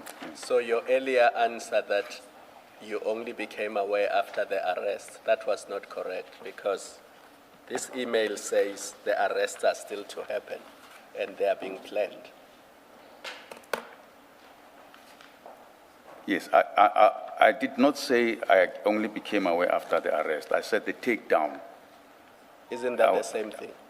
No, because there's a planning on the takedown. But yes, I see from the email that I was made aware that there's an intention to arrest. Then, Having accepted your involvement, I then think a lot of the correspondence makes sense because we know that, for example, when there was an issue with the Section 27, Advocate Sirunye sends a message to you as well, saying there's this issue of this 27. Similarly, Advocate Ramsamy also sends a long explanation about the Section 27, and there too, you are a recipient. I'm just going to go to it. I think you were copied, and that's at page 402 of file 10. You'll see the email was sent on the 9th of October 2025. And it says Section 27 referral F. Adams in the subject line. Yes. And you'll see there she does a long explanation about her account of what happened with the Section 27 referral. And in particular, I want to draw your attention to 1.4, where she says, on the 10th of June 2025 in your office where a meeting was held with myself, Mr. Sesoko, Mr. Perimo, Mr. Padiachi, Mr. Mlambo, and Mr. Charles, I indicated that we needed the documents in the folder. At that point, we were all packing to move offices. You indicated I should text you the following day and that you would look for it through the many boxes. And this was this for the arrest? Because this happens around the time that you were planning and discussing the arrest under Operation Diversion.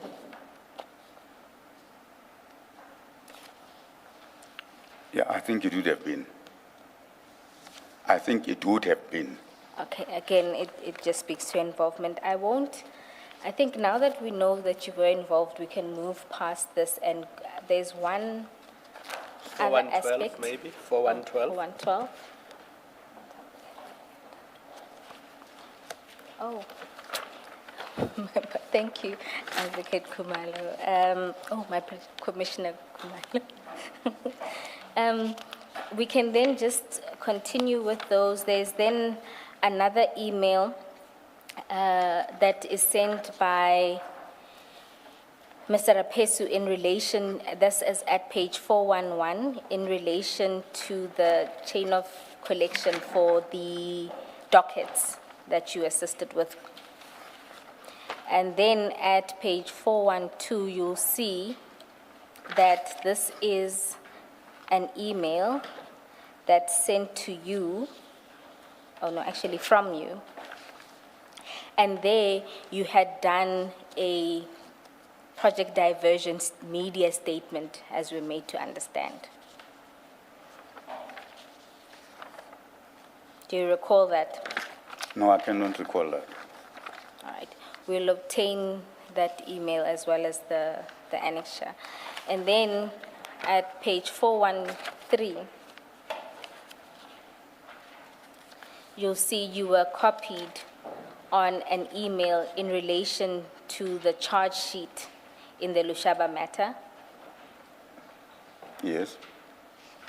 And this was an email that was sent to General Mashamula in June 2025, on the 20th of June 2025. Then at page 414, you'll see that is a calendar invite for a meeting on project diversion. And you were one of the participants. At 415, my apologies, let me just place the date on record. This 24 July at 7:05 a.m. At page 415, you were copied on an email regarding leg 1 of project diversion, which was the Lushaba matter. And this email was on 16 October 2025. At 416, there was a meeting request for further particulars in one of the cases. And again, Here, I'm not sure if you were copied or if it was sent to you, but you were part of that email chain. And that was on 22 October 2025 at page 417. You'll see that was an email with the subject line diversion case 1 and 2. This would have been Lushaba and the Kumalo matters. And there you were copied on an email dated January 27, 2026.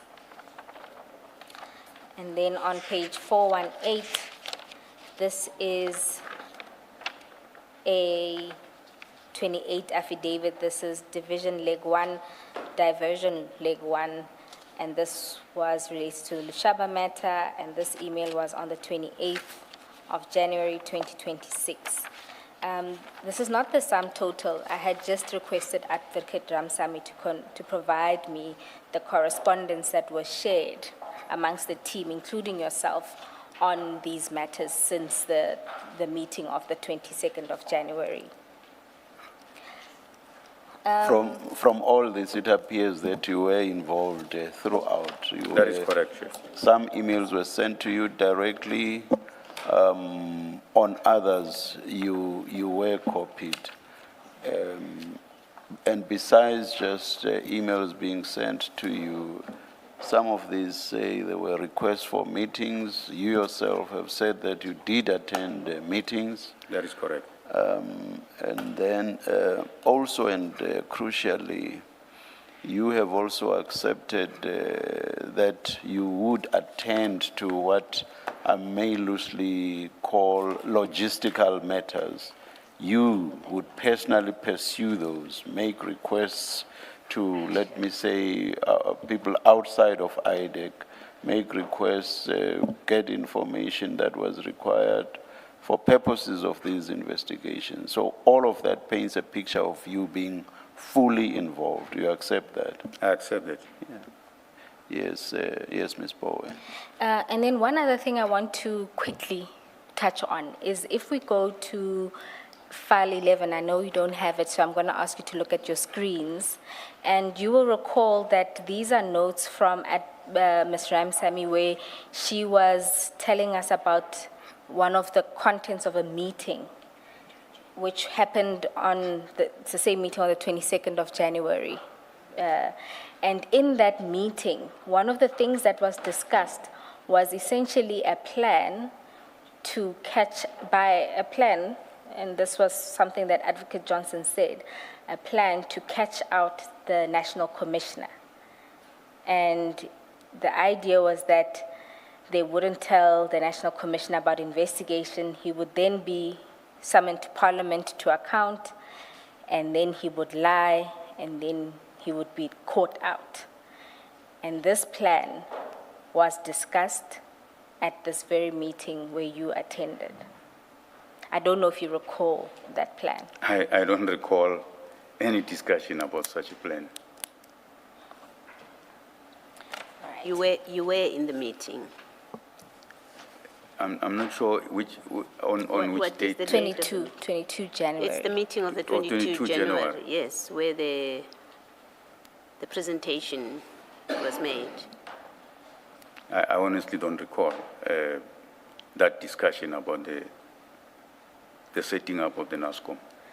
And you'll see it happens just before there's a discussion about that IGI meeting that you were to facilitate. I see that. Mr. Sesoko, it is of sufficient gravity and importance that if you were at that meeting, I would expect you to remember. I don't think it's every day unless you are telling us that you sat in meetings where every day this topic about setting up the National Commissioner came up. Then I would understand, well, it's one of many meetings and we can't pin you down to the 22nd of January. If it's a once-off discussion, it's of sufficient seriousness that I don't understand that you don't remember. If you were in that meeting and you've told us you participated in that meeting. You can comment if you want to. Commissioners, I understand where the commissioner is coming from, but I honestly don't remember that conversation. And if you read those blocks, you'll see that the IGI was to give an intelligence file. Can you see that? Yes, I can see that. Yeah. But if you don't recall, I can't take it any further. Perhaps more accurately, if you say you don't recall, Yes, if you. then there's Yeah, an important nuance there. Yes, Mrs. No, Sesoko. I was talking about the NASCOM one. The IGI one, I did indicate that, yes, there was a request for me to arrange that meeting. Yes, Ms. Bowen. The one last issue that I'll canvass with you, two last issues. My apologies. Two issues that I'll canvass with you, relatively short. Now, when you testified earlier, you told us that there were two experiences that have shaped how you've approached these matters. And you mentioned after your testimony at the Zondo Commission and secondly the kidnapping. Now, the kidnapping happens after a lot of this has happened. So I'll focus on the victimization, right? That you want us to have regard to the victimization that happens at IPID, right? Now, was your view that if you were to say something about what was happening at IDEC, you would be victimized?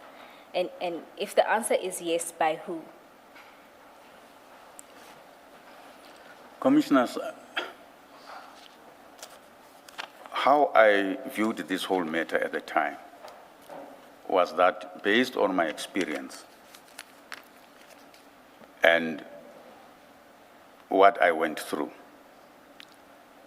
sometimes standing up to things that are wrong, you end up being a victim yourself. And I know that may not be satisfactory, but at that time, I took a view that when the ID takes a particular decision, I fall in with it. And that's what I did. The problem with that is if you want to be a leader, which you are, you should not put up your hand to be appointed as a leader. If that's your attitude, you just should not put up your hand to be a leader. In fact, standing up to authority may even be expected of officials who are by far junior to you. So with you, it's worse. And I accept that, Chair. Yeah. Chair, the last aspect that I wanted to canvass is in relation to an incident that happens around the 24th of July, 2024, 2026. I just want to preface and say the reason why I make mistake with numbers is I have numeric dyslexia. So I see something, but I read something else. So this is 24 July 2026. And this was after a staff meeting. And Ms. Ramsamy wasn't there, and you then spoke to Ms. Ramsamy. Do you recall that? In particular, she was wondering what she had done. Do you recall that? In particular, No. she was asking you what she had done to Advocate Johnson Okay. and Investigator Paramore. Do you recall that incident? I had a lot of conversation with Ms. Ramsam. Maybe So- you can so- remind me. Don't you want to be more direct? I can Because be more direct. It is. Yeah.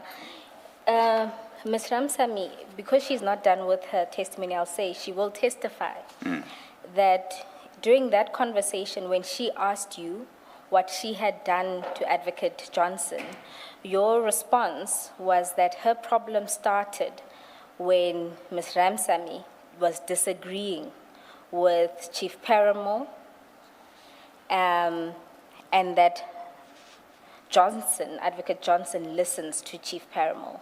Is that the situation that Yeah, I was, think I would was have at the said that. office, and that you were? Yes. And that was the known situation at the office? Yes. Which means that Chief Paramore had an immense power, because in there you said to her that Advocate Johnson listens to Chief Paramore. Yes, that's true. Now, in that conversation, she will testify that you also told her that Chief Paramore approached you after a meeting and told you to speak to her, Advocate Ramsamy, and Mr. Rapesu, so that the situation can be fixed, because if it isn't fixed, they, being Mr. Paramore, would be arrested and charged. Do you recall that? Mr. Paramore would be charged. Do you recall that? Yes, there was that conversation, and yes, Chief Perumal did approach me and to say I must talk to them, and that I don't think that he would have said charge, but they would be in trouble. I think that's how I remember it. And who were the they that would be charged? Was it Chief Paramore? Or, Yes, or so- would be in trouble according to the witness. Yes. He was referring to himself. And do you know why they would have been in trouble? Well, I think at the time it was clear that the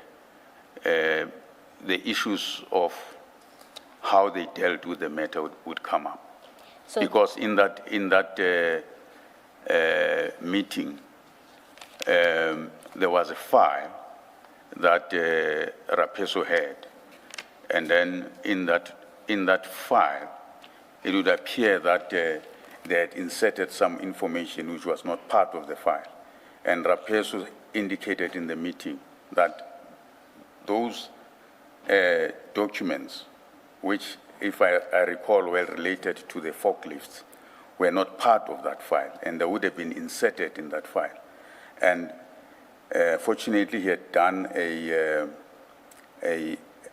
record of everything that is supposed to be in that file, and those documents were not part of that file. and this would have also been after or in the midst of Advocate Johnson's evidence before this commission. Yes, And so Mr. Paramore had approached you so that you talk to those two, because they were the ones who knew about what they were doing. yes. Thank you. Chair, I don't have any further questions for this witness. Thank you, Ms. Bowe.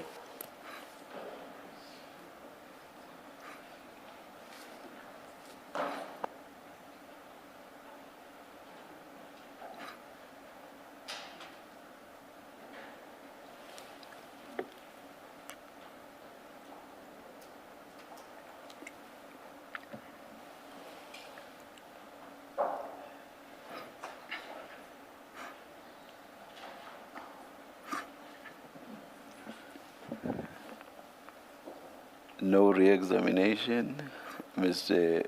Ramatsekisa. None, Chair, and Commissioners. Thank you.